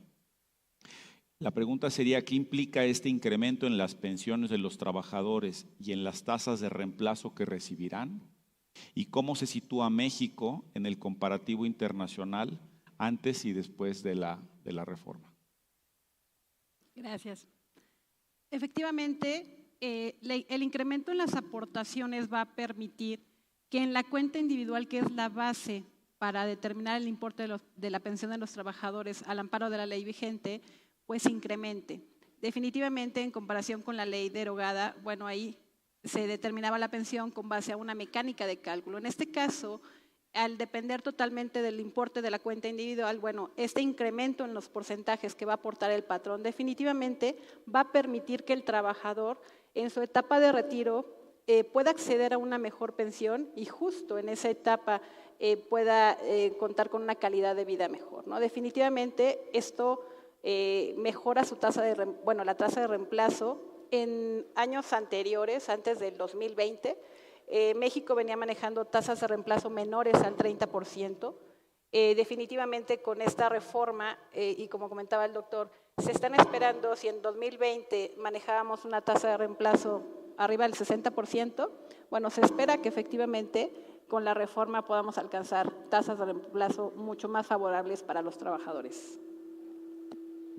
Veo que te molesta el micrófono, Sí, no si sé la si pudiéramos pueden apoyar con cambiar el uno de micrófono, por mano. favor. Ok. Si quieres, En, no lo sé que, en lo que cambian el micrófono, creo que es una pregunta muy importante y además el comentario que hace Arturo, que no hay que olvidar el 5% de vivienda, ¿no? Porque estábamos hablando realmente de tasas de ahorro del 20% del salario de los trabajadores. Y eso está por encima incluso de las recomendaciones que hace la Organización para la Cooperación y el Desarrollo Económico sobre cuántos deben ser los niveles de ahorro mínimos para poder tener tasas de reemplazo dignas una vez llegada la edad de retiro. Entonces, evidentemente, representan un esfuerzo enorme que está haciendo México para tener pensionados que realmente pueden tener un retiro digno. Y a nivel internacional lo que estamos viendo hoy, Arturo, es por ejemplo Chile, Colombia, Perú buscando reformas que de alguna manera incrementen estos montos de ahorro obligatorio. Entonces nos posiciona muy bien a los trabajadores mexicanos para tener un retiro digno, además con un sistema que ha pagado tasas de rendimiento muy altas en comparación con otros países, y esto lo que se traduce es tasas de reemplazo más altos, pero también mucho más ahorro interno. La estimación que tenemos es que para el país los recursos de los trabajadores pues ya no nada más serán 20% del PIB, sino para el final de la década serán del doble, del 40%. Entonces, evidentemente también serán benéficos para el país y para generar inversión y más empleo, ¿no? No sé si quisieras. Muchas gracias a ambos por su respuesta. La siguiente pregunta iría para José Medina Mora. Muchas gracias, Pepe, por acompañarnos. Sabemos que esta reforma implica o implicará un esfuerzo importante de las empresas para poder incrementar el aporte obligatorio. Y por supuesto que todos reconocemos la importancia social y la responsabilidad social que tenemos por ofrecerle a nuestros trabajadores y a todos los trabajadores mexicanos una mejor, una etapa de retiro digna. Sin embargo, sabemos que esto pues va a implicar un periodo de transición gradual de 8 años a partir del próximo y hasta el 2030 para aumentar las contribuciones. La pregunta sería, ¿qué motivó al sector empresarial a aumentar las contribuciones para el retiro de los trabajadores? ¿Y cuál fue la lógica de este diseño de gradualidad? ¿Y por qué es importante un periodo de transición? Muchas gracias. Cuando en el sector empresarial observábamos que los trabajadores, al llegar al final de la vida laboral, no tenían la posibilidad de tener un retiro digno, la reflexión es que algo tenía que modificarse. Y dentro de los cambios importantes es, al poner al trabajador al centro en las empresas, lo que queremos es, claro, que tenga un desarrollo integral en el tiempo que está trabajando en las empresas, pero una vez que termine esa vida laboral tenga este retiro digno. Y para eso hacía falta el que tuviera un mayor monto precisamente en esta cuenta para tener esa pensión, un retiro digno. Y lo que concluimos es que la mejor manera era que fueran aportaciones por parte de los empleadores. Es importante la gradualidad porque es una aportación importante. Cuando hablamos pasar de 6,5% a 15%, si se pensara en hacer de un golpe sería algo que afectaría en gran medida a las empresas. El hecho de que se programe en 8 años aproximadamente 1% por año permite ir presupuestándolo y desde luego el reto para las empresas es que ese aumento en los costos lo tenemos que compensar con un aumento en productividad. Y ese es el compromiso que tomamos, que lo que queremos lograr es que los trabajadores tengan esa pensión digna y lo que teníamos que hacer desde el lado del sector empresarial es esta aportación adicional. Ya fue mencionado aquí, pero consideramos que es muy importante también esta reducción de las semanas de cotización, porque finalmente es una realidad en nuestro país, en la economía, que muchos trabajadores transitan entre la economía formal e informal y la realidad es que al llegar a ese fin de la vida laboral, pues estaban en una situación en donde no tenían las suficientes semanas para poder cotizar. Entonces, ese cambio es fundamental. Adicionalmente también el que se proteja a la pequeña y mediana empresa, la micro y pequeña empresa, que es donde trabajan aquellos colaboradores con menores salarios, de tal manera que pues es una solución integral que ayuda al objetivo, que es que el trabajador al final de su vida laboral tenga este retiro digno, pero que también el esfuerzo por parte de las empresas es diferenciado, de tal manera que está más protegida la micro y pequeña empresa y que las medianas y grandes empresas pues tenemos que tomar ese reto con el compromiso de que eso nos llevará a un mejor país. Ya también se mencionó que pues a las aportaciones también está ese 5% del Infonavit, llegaremos a un 20%. Esto lo que hemos escuchado de otros países es que marca, digamos, un ejemplo internacional. Y qué orgullo que sea México un ejemplo para otros países y que se puede ir implementando también en otros países. Y por lo mismo, la decisión del sector empresarial fue unánime, esto es lo que tenemos que hacer. Y como saben, en la discusión, pues los tres sectores, el sector de los trabajadores, el gobierno y el sector empresarial, estuvimos de acuerdo de que este es el camino a seguir.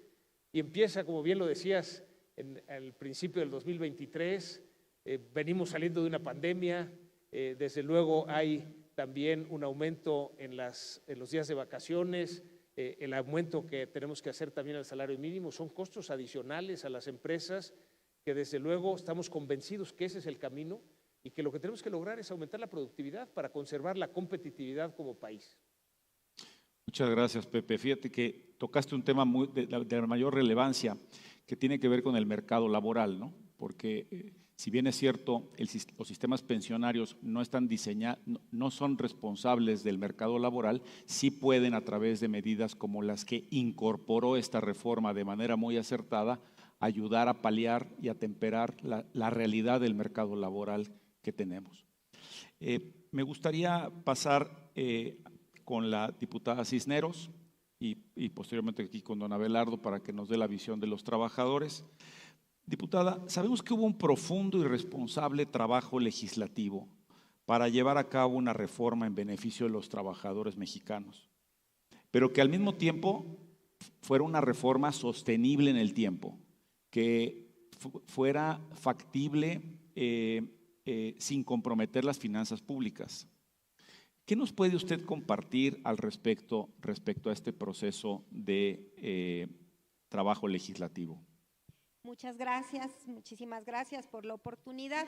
Creo que antes que nada tenemos que contextualizar incluso por qué es que se hizo esta reforma y sobre todo lo que sigue, justamente para dar esa sostenibilidad a la que usted se refiere. En el 2020 necesariamente se tuvo que reflexionar respecto de qué había pasado con los compromisos que se habían adoptado, no tan solo en México, sino a nivel de los diferentes países que adoptaron esta manera, digamos, de mirar el cómo garantizar un retiro digno para las personas.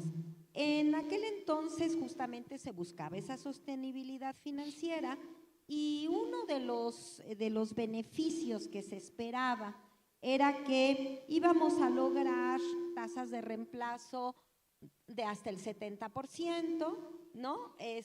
La Organización Internacional del Trabajo planteó en diversos análisis que las tasas no podían ser menores del 45%, pero como bien lo dijo la representante del IMSS, en realidad llegamos al 2020 para el caso de México, que por cierto no era una excepción en relación a lo que estaba pasando en otros países, pues no estábamos alcanzando ni el 30%. El promedio en México en ese momento era del 26% de tasas de reemplazo, con la consecuente pauperización, digamos, de lo que implicaba pues la vida cotidiana y el bienestar de las y los trabajadores en su retiro.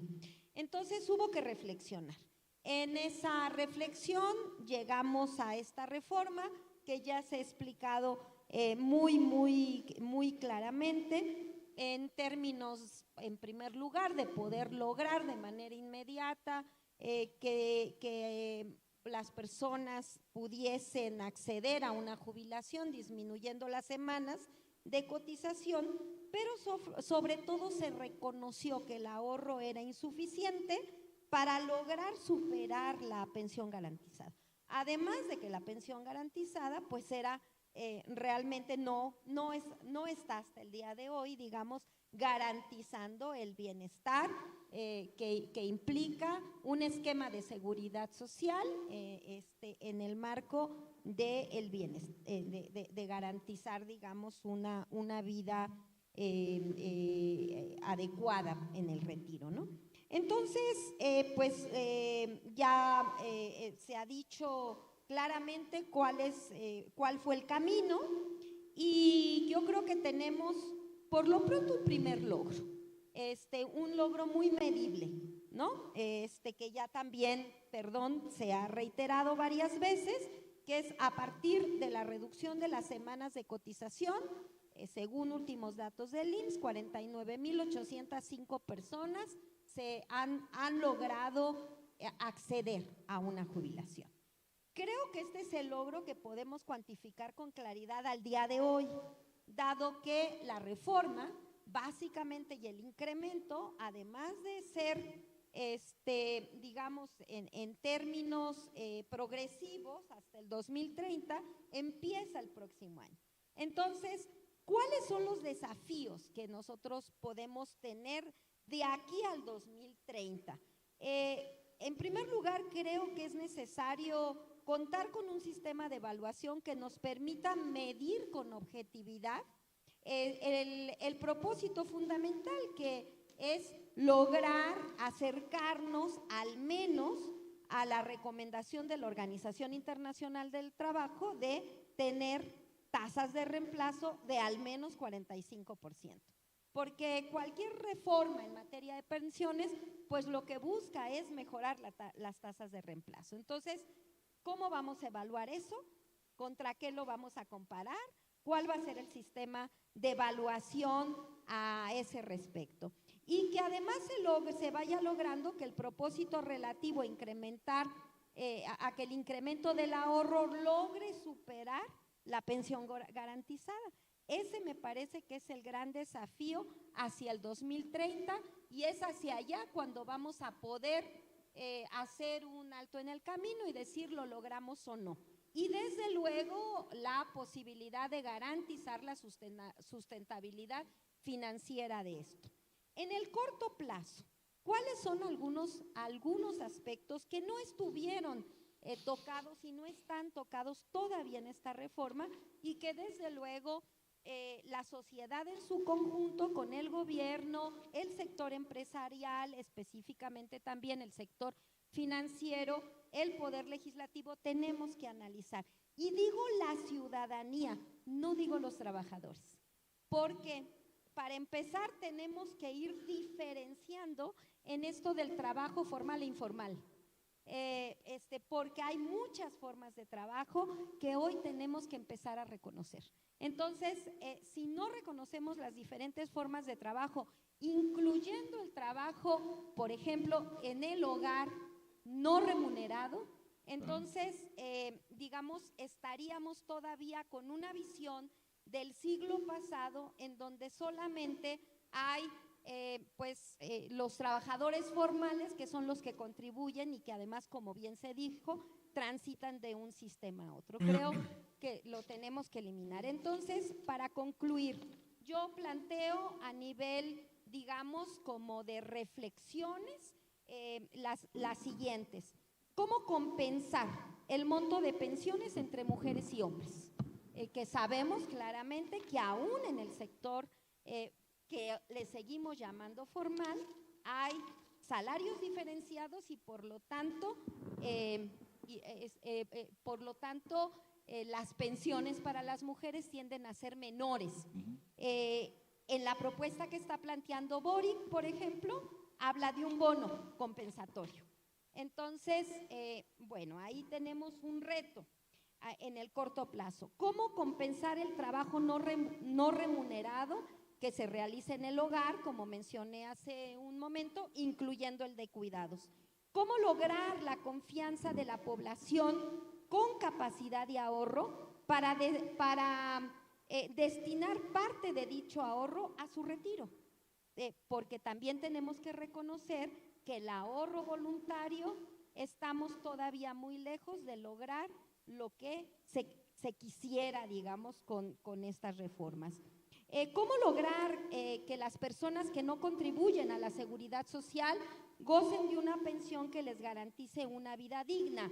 Desde luego hoy tenemos la pensión no contributiva, solidaria, conocida como pensión universal para adultos mayores de 65 años, que dicho sea de paso, hemos aprobado un presupuesto que permitirá que pase de 3,850 bimestrales, que es en este año, a 4,812, que equivalen a 2,405 pesos mensuales, que se acerca ya mucho a lo que en este momento es una UMA, que son los 2,925 mensuales. Entonces, nos estamos acercando a eso.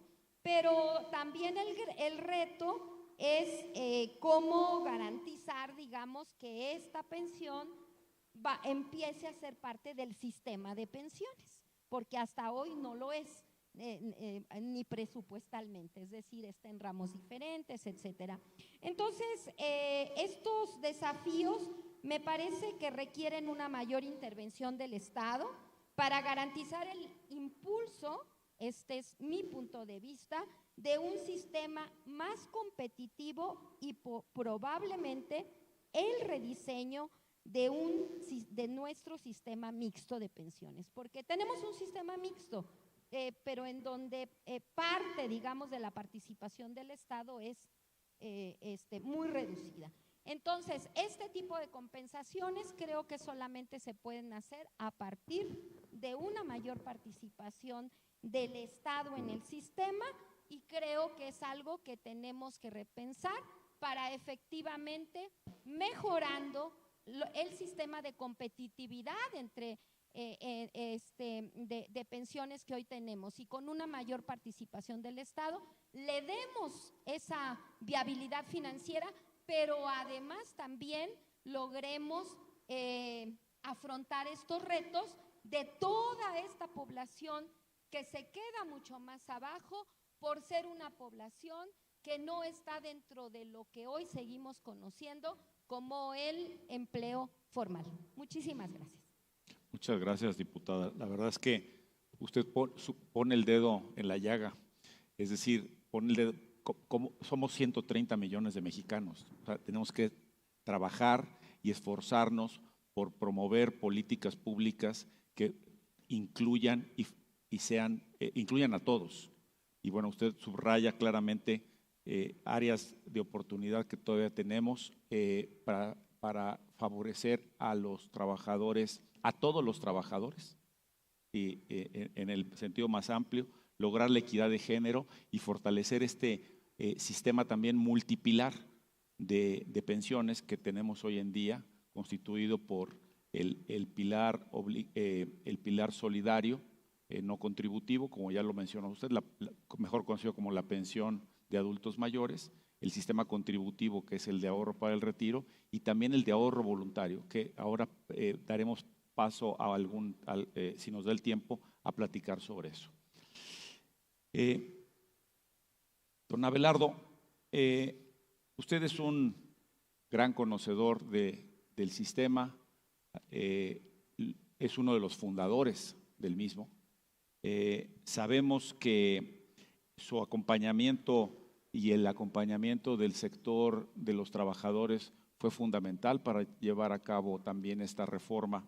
Y lo que quisiéramos es, con eso en mente, que nos platicara usted cómo, desde su punto de vista, cómo esta reforma favoreció a los trabajadores y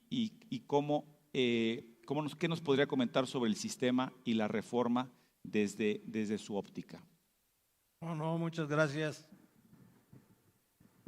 Nosotros pensamos en el sector de los trabajadores que todas las instituciones que a lo largo de nuestra historia, nuestro país se ha dado, son instituciones perfectibles.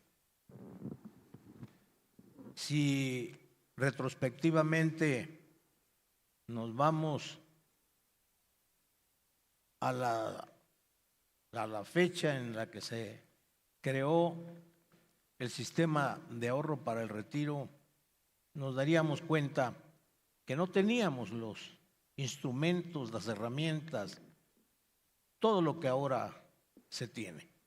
O sea, la historia no se hace en un día, ni en dos, se hace a lo largo del tiempo y se van acomodando las cosas positivas que nuestro pueblo, con su visión creativa, creemos que nos hemos dado. En ese sentido, nos debemos de congratular que de manera tripartita participan la representación de los empleadores, los empresarios, los trabajadores y nuestro gobierno.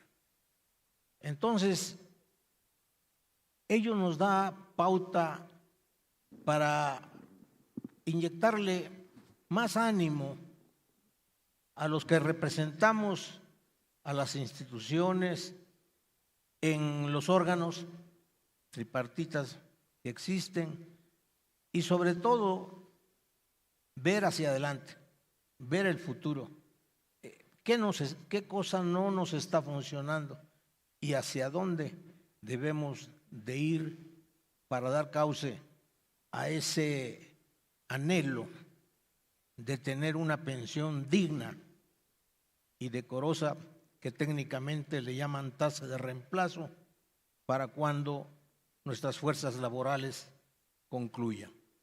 Por eso creo que el sentimiento del sector de los trabajadores que represento en la CONSAR está puesta en que tengamos, con lo que ya se avanzó, los peldaños siguientes.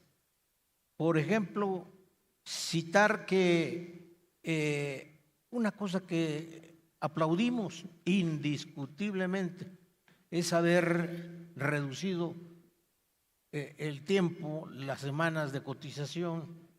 ¿Por qué? Porque teníamos primero que cotizar 1,500 semanas. Y la reforma nos trae un gran beneficio de bajarlas a 750. ¿Cómo no existía esta medida cuando yo me retiré en mi jubilación tan precaria cuando me la dieron? Entonces, como esta, también podría yo citar otras tantas que en la visión anterior y que creo que todavía existe, es que en el tiempo soñábamos tener una renta vitalicia que nos diera garantía y seguridad que ningún cambio social, político, económico nos vaya a dejar fuera del orden de tener nuestra pensión por ninguna causa. La renta vitalicia la lograría, pero entendemos que el fondo tal vez no tenga la capacidad para comprar los seguros, pagar los seguros que se requieren para tener una renta vitalicia. Y ayer escuchábamos nosotros que hay muchos millones de trabajadores que no aparecen. Las homonimias puede ser una de las causas, otras a lo mejor ya fallecieron, y por eso pusimos mucho énfasis en el discurso que ustedes tuvieron a bien atenderme ayer, de que es muy importante que todos los trabajadores, por obligación de las AFORES, nombren a sus beneficiarios, y eso nos va a evitar muchos juicios, como señaló ayer la secretaria de Trabajo. Las juntas de conciliación están atiborradas de demandas porque cuesta mucho trabajo ver que lo que nuestro familiar desaparecido pase a ser propiedad de sus verdaderos beneficiarios. Y entonces eso se evita indiscutiblemente obligando a que esa información se tenga que dar por un hecho en todas y cada una de las cuentas que se generan. Y yo realmente creo que lo que me han antecedido en la palabra han abordado parte de los apuntes que yo traía, y quisiera concluir con lo siguiente: tener confianza, recuperar la confianza si es que se había perdido, y sentar las bases para que nuestro sistema de ahorro para el retiro le dé garantías a los que vienen atrás, le dé garantías de que ellos sí van a tener lo que nosotros soñamos ya en nuestra edad avanzada. Quiero finalizar diciéndole a la AMAFORE, a la CONSAR, que dignamente en esta ocasión se conmemoraron o se están conmemorando los 25 años que tienen las AFORES de funcionar en nuestro país. Y también porque nos da gusto escuchar las expresiones de todos los que estamos en este panel, de que ha habido un diálogo entre los factores de la producción. Y qué bueno que en ese diálogo entre los factores de la producción, el capital, el trabajo, haya acompañamiento de los legisladores, del gobierno en términos generales. Eso creo que es para los mexicanos una gran satisfacción, pero que sigamos luchando para lograr los objetivos más caros de los anhelos de nuestro pueblo mexicano. Eso es todo. Gracias. Pues muchísimas gracias, don Abelardo. Le apreciamos mucho sus palabras y tomamos, aquí el doctor Pliego nos ha marcado claramente la línea a las administradoras de ahorro para el retiro en trabajar precisamente en registrar a estos millones de trabajadores que no están perdidos. O sea, ahí están sus cuentas, ahí está su dinero, solo que no han escogido una administradora, no se han registrado en una administradora. Pero lo que sí le puedo decir es que el ahorro de esos trabajadores, como el de todos, está bien custodiado y a buen puerto. Y por supuesto tomamos el reto que nos lanza de impulsar los trabajos al interior de las administradoras para fomentar el registro de los beneficiarios y el ahorro voluntario, como lo ha marcado. Estamos un poco ya sobre el tiempo, pero a mí me gustaría, Iván, si nos ayudas un poco a concluir el panel, y yo te lanzaría dos temas para ello. Uno, cómo se complementan de alguna forma los tres pilares a los que me refería anteriormente, que forman parte, digamos, construyen o forman el sistema de pensiones en México, y qué desafíos desde tu punto de vista nos quedan pendientes hacia adelante para seguir trabajando en ellos. Bueno, con muchísimo gusto. Recordarán que en la exposición que hicimos sobre la brecha de género explicábamos cómo han crecido efectivamente estos tres pilares. El pilar no contributivo es una de las políticas vertebrales de la política social del gobierno del presidente López Obrador. Desde luego el de las cuentas individuales, que hemos visto que con el apoyo decidido del sector empresarial iniciará un crecimiento importante a partir de enero de 2023 y por el resto de la década. Y desde luego hace falta fortalecer este otro pilar del ahorro voluntario. Esto nos obliga a pensar en estrategias que sean exitosas para lo que hemos denominado en términos generales educación financiera, revisando lo que son estudios de economía del comportamiento para tratar de concientizar a la gente, en términos generales, como dice la diputada, no solamente a los trabajadores, sino a la población en general, a los ciudadanos, de que es un derecho, pero también es nuestra propia obligación de apoyar, por ejemplo, a la educación financiera de los pequeños desde la tierna infancia. Aplicaciones que ha desarrollado el sistema como Afore Móvil o Afore Web permiten que los papás o los tutores registren a sus hijos menores de edad y que puedan por esa vía inculcar hábitos del ahorro y conceptos como la previsión, porque esto es un tema de largo plazo. Si logramos educar a la joven generación, veremos que los resultados van a ser muy positivos para todos los trabajadores, pero también para el país en su conjunto, como lo señalaba Pepe.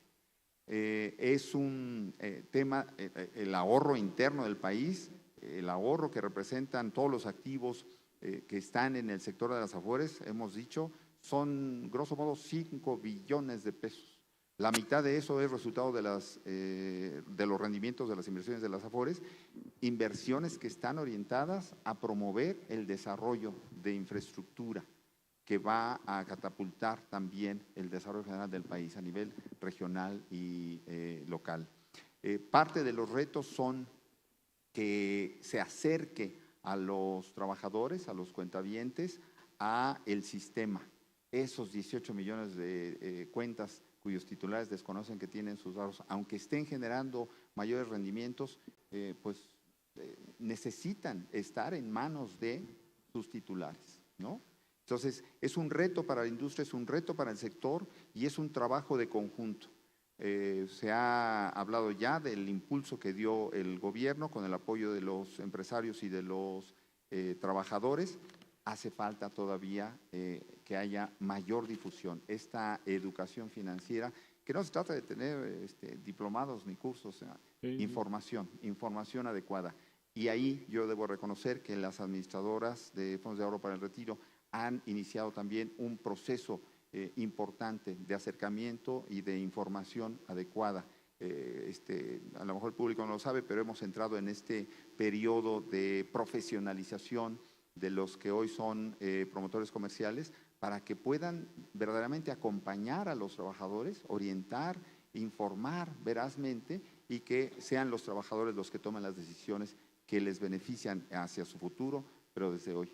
Y si me permites, a manera de conclusión, yo diría, lo mencionó Pepe y lo mencionó Bernardo, lo que ha pasado en México en los últimos años ha colocado a México como un referente regional y yo bien diría a nivel internacional, globalmente, por las buenas prácticas, por los objetivos que se está planteando y por los mecanismos eficientes que está utilizando. No por nada hoy tenemos a los supervisores de pensiones de América Latina que pertenecen a la Asociación Internacional de Organismos Supervisores y también tenemos aquí al nuevo presidente de la Organización Internacional de Supervisores de Pensiones, porque han visto en lo que está pasando en México como un ejemplo que vale la pena conocer, estudiar y seguir, no mecánicamente, pero sí como un ejemplo que pueda ayudar en el reto que todos tenemos en nuestros distintos países. No quisiera alargarme, muchísimas gracias. Muchas gracias, Iván, por tus palabras.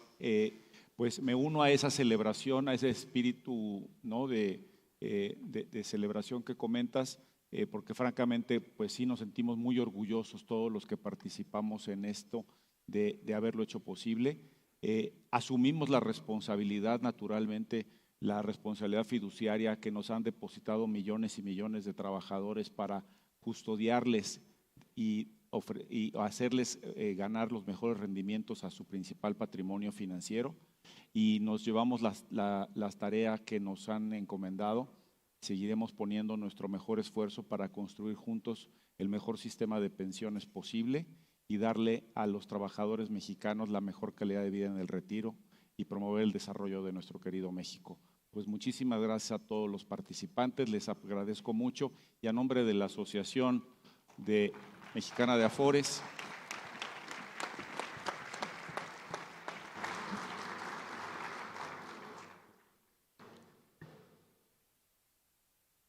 muchas gracias a quienes participaron en esta mesa. Hemos llegado a la clausura de este encuentro Amafore 2022. En estos 2 días tuvimos la fortuna de que cerca de 3,000 personas participaran de forma virtual y presencial en el diálogo con 37 conferencistas, 20 expositores, 3 conferencias magistrales. Vale la pena señalar que por 4º año consecutivo contamos con un Premio Nobel de Economía como ponente principal en nuestro programa y agradecemos, por supuesto, a todos ustedes por hacer realidad este encuentro y sobre todo por la confianza que nos dieron nuestros patrocinadores. Gracias a ellos estamos concluyendo con éxito estos 2 días de trabajo. Me permito presentar a los integrantes del Presidium que nos van a estar acompañando. Iván Pliego, presidente de la CONSAR.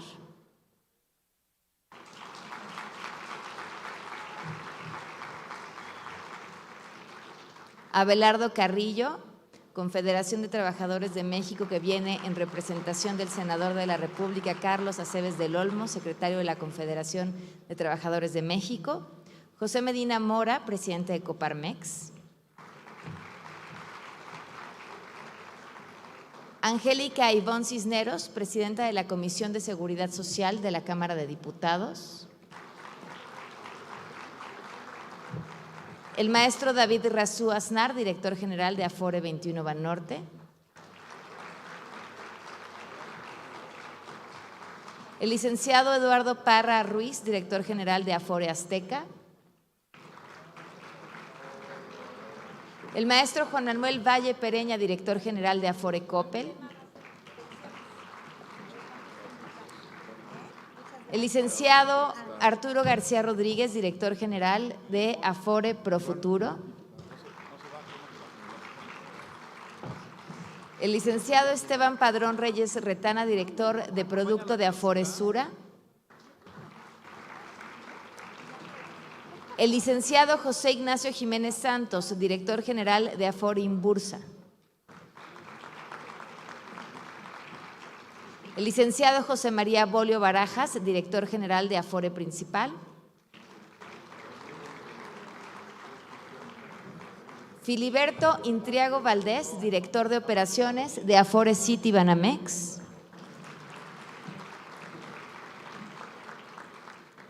Edgar Díaz Garcilaso, vocal ejecutivo de Pensioniste.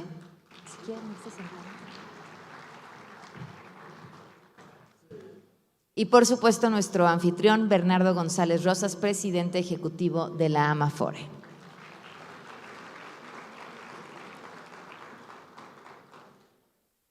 Invitamos a los miembros del Presidium a ocupar sus lugares.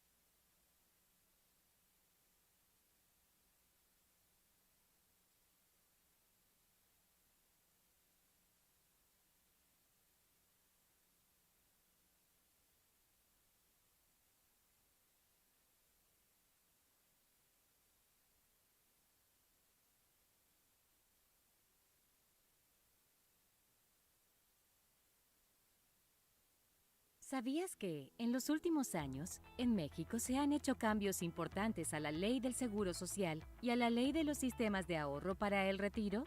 ¿Ya los conoces? Estos cambios son importantes porque mejoran la calidad de vida de los trabajadores cuando lleguen a la edad de retiro. Te los explicamos en este video. En 2021, se redujo el número de semanas cotizadas que requería un trabajador para tener derecho a una pensión garantizada. Se pasó de 1.250 semanas cotizadas a 750, y esta cifra se incrementará en 25 semanas cada año hasta llegar a 1.000 semanas en 2031.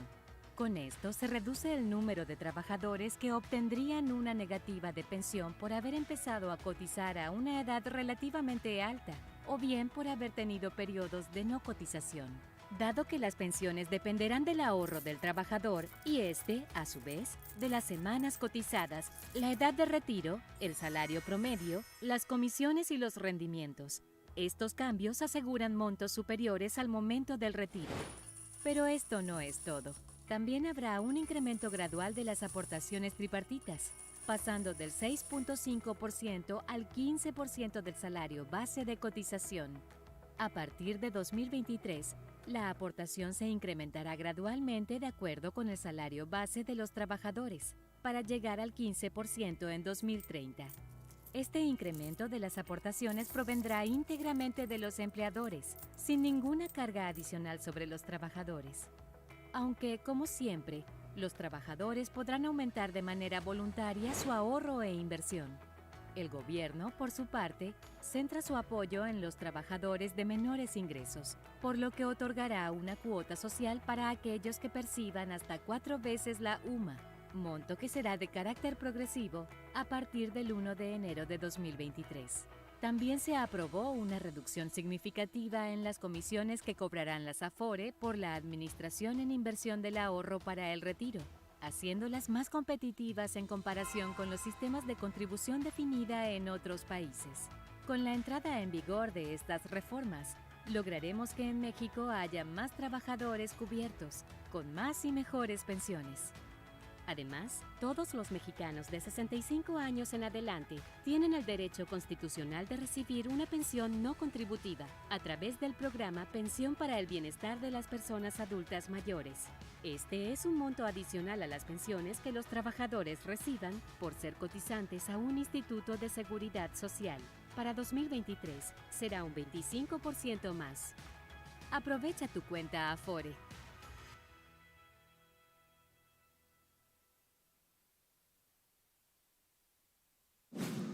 Gobierno de México. Damos también la bienvenida en el Presidium a Héctor Santana, titular de la Unidad de Seguros, Pensiones y Seguridad Social de la Secretaría de Hacienda y Crédito Público. Y a continuación escucharemos unas palabras de José Medina Mora.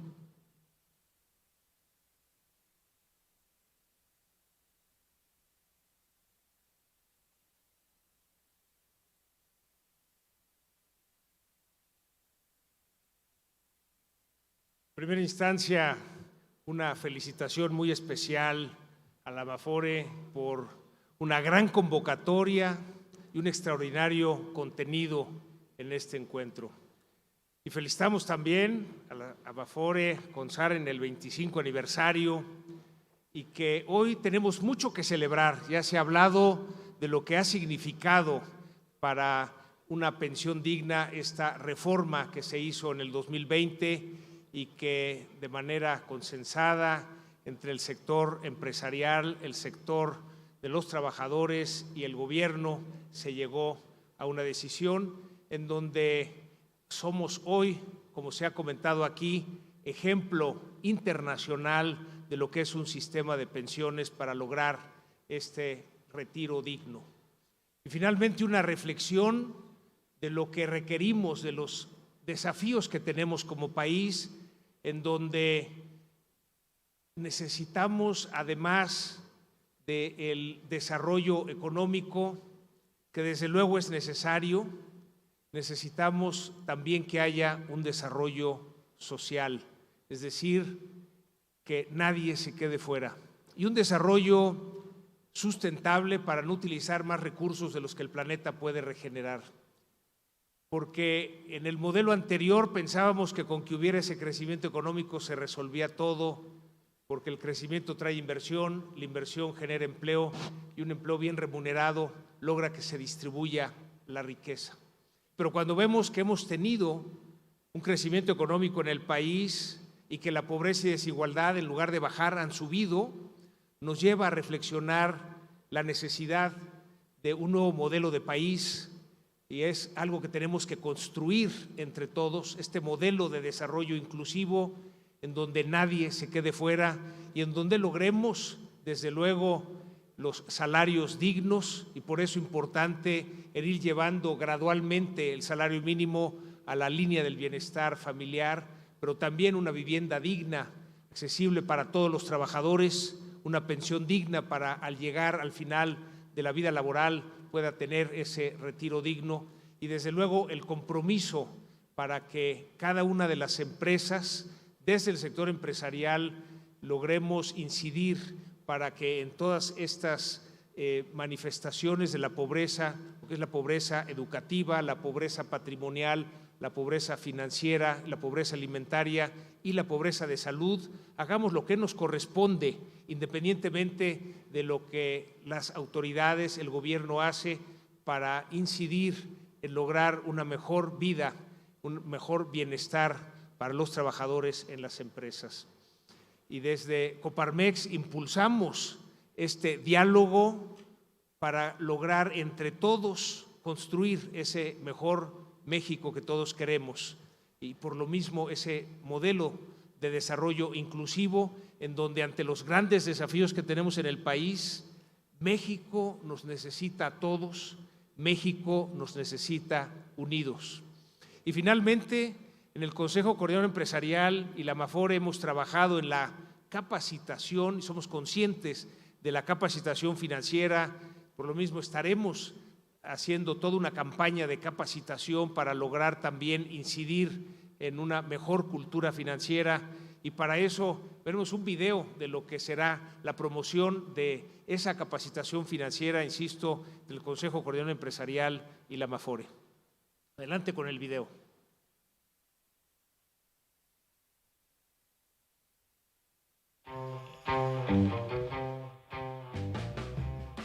Saludos, soy Cristian Martinoli. En esta oportunidad quiero hablar para platicarte acerca de algo que es más importante que el fútbol para ti. Esto es algo que interesa a todas y todos los trabajadores mexicanos porque forma parte de su patrimonio.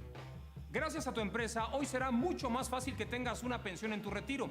La reforma del sistema que se hizo junto con el gobierno en 2020 te acerca a una mejor pensión y al mismo tiempo garantiza que tus ahorros siguen siendo tuyos y que puedas elegir la Afore que más te guste para hacerlos crecer. Tu cuenta Afore es más fuerte gracias al compromiso de tu empresa y al de otras como ella que invierten, generan empleo y reconocen tu talento. Tu empresa, ya sea micro, pequeña, mediana o grande, está contribuyendo al desarrollo económico y social de México y a que todas y todos estemos mejor. A partir de este 2023, tu empresa estará aportando más dinero para tu retiro. Tu Afore continuará invirtiéndolo y con ello tu patrimonio para el futuro crecerá ahora a más velocidad. Con este cambio, entre todos estamos asegurándonos de que más trabajadores como tú tengan un buen retiro y tu familia esté mejor.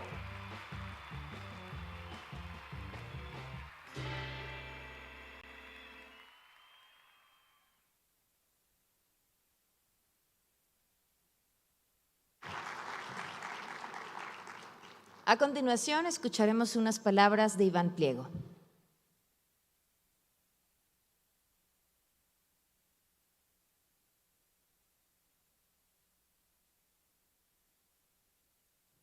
Muchas gracias. De manera muy breve, estamos prácticamente al final de este gran evento. Yo estoy profundamente agradecido por habernos acompañado, todos ustedes, durante este seminario internacional. En el marco de la convención de la Amafore, agradezco particularmente a los representantes del BID por el apoyo para que se pudiera celebrar la participación de los superintendentes de pensiones de los países miembros de la AIOS. Como actores del sistema de ahorro para el retiro, creemos profundamente en la actualización continua de conocimientos para una mejor toma de decisiones. En ese sentido, confío en que el intercambio de las experiencias haya sido enriquecedor. También quiero agradecer a todos los especialistas que se dieron cita en este gran evento para compartir conocimientos en beneficio de los trabajadores mexicanos y de América Latina. Tuvimos días de grandes enseñanzas y aprendizajes, pues nos vamos con nuevos conocimientos, nuevos bríos, nuevas experiencias y con grandes retos que acabamos de comentar en el último panel. Trabajar en acciones de los temas que aquí se abordaron, como la importancia de involucrar a los jóvenes en el tema del retiro, desde ahora, no mañana. El de la innovación tecnológica como una herramienta para incorporar al sistema a más trabajadores. Nos dieron los insumos para atender los desafíos que implicarán las nuevas dinámicas laborales, la manera de cómo invertir los recursos para asegurar mejores rendimientos. También vimos cómo los sistemas de pensiones han evolucionado a nivel mundial y el entorno internacional sobre estos, particularmente hoy, de la mano del profesor Paul Krugman. Finalmente, les pido que adoptemos el firme compromiso para diseñar acciones que nos permitan seguir construyendo un mejor sistema de pensiones para los trabajadores de nuestros respectivos países. Dejemos huella y continuemos escribiendo la historia para ser un referente en la seguridad social y el ahorro para el retiro. El país, nuestra región, nuestro mundo está en constante transformación. Hay que hacerlo de la manera más responsable para lograr los objetivos de mediano y largo plazo. Muchas felicidades, gracias a la Amafore, muchas gracias. Buenas tardes.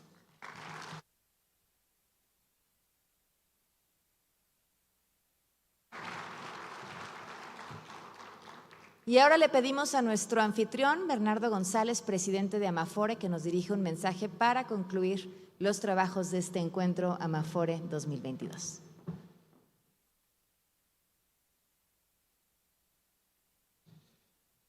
Llegamos al final. Buenas tardes a todos. Muchas gracias por seguir aquí. Gracias por su participación a lo largo de estos días. Como dijimos en la inauguración ayer por la mañana, esta es una convención muy especial porque celebramos 25 años del sistema de ahorro para el retiro, celebramos una reforma, ya discutimos innumerables veces los beneficios para todos, pero es relevante decirlo y agradecer a todos nuestros participantes, patrocinadores, el haber podido organizar esta convención, este encuentro 2022. Creo que particularmente quiero agradecer la presencia de Pepe Medina Mora, que nos acompaña. El CCE, como saben, a partir de este año somos parte de la comisión ejecutiva de este órgano de gobierno, del Consejo Coordinador Empresarial, y nos hemos sentido muy arropados por nuestros amigos, por nuestros colegas. Estuvo con nosotros Francisco Cervantes, los presidentes de las cámaras, y hoy que estés, Pepe, además con nosotros es muy especial para mí, te lo agradezco mucho que hayas participado. Pues simplemente ya el presidente de la CONSAR daba cuenta de todos los temas que revisamos. Tuvimos speakers como Krugman, Ann Applebaum y Francis Fukuyama, destacadísimos, que un poco vienen a reforzar pues, las ideas de lo avanzado que está México, de lo prometedor que se ve el país. A mí no me queda más que decir gracias a todos ustedes. Hay sistema de ahorro para el retiro para mucho tiempo hacia adelante. Pronto en enero empiezan estas contribuciones adicionales y a partir de ahí el ahorro crecerá de manera acelerada. El futuro se ve prometedor, como dijimos, estamos muy optimistas al respecto de eso y agradecidos por el trabajo hecho en estos años para lograr esa reforma y estos avances. Agradezco también al BID, a Oliver y a todo el equipo, al equipo de CONSAR, a Dolores y a todos los integrantes, a Miguel, por supuesto, al doctor Pliego, por la coordinación, por estos meses tan intensos de preparación. Estos eventos no se hacen rápido y a mí no me queda más que también darle las gracias a mi equipo en Amafore, darle las gracias a Álvaro Meléndez, a Nieves Lanzagorta, a Alberto Ortega y a todo el equipo detrás y que los apoya a ellos, pues por hacer esto posible. Son meses al equipo de CIMAT también y de Congrexpo para poder lograr y traerles este evento. Doctor Pliego, este evento lo organizamos juntos. Este seminario internacional es un esfuerzo conjunto. ¿Me acompañarías, por favor, a clausurar?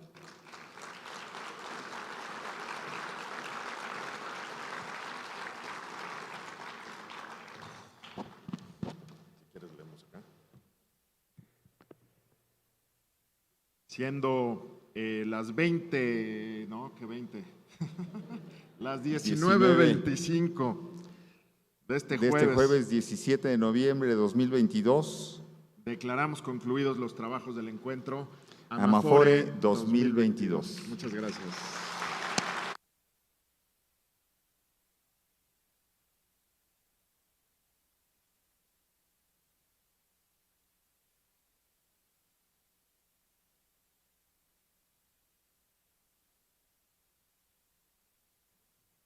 Muchas gracias a todos y todas. Nos vemos el próximo año.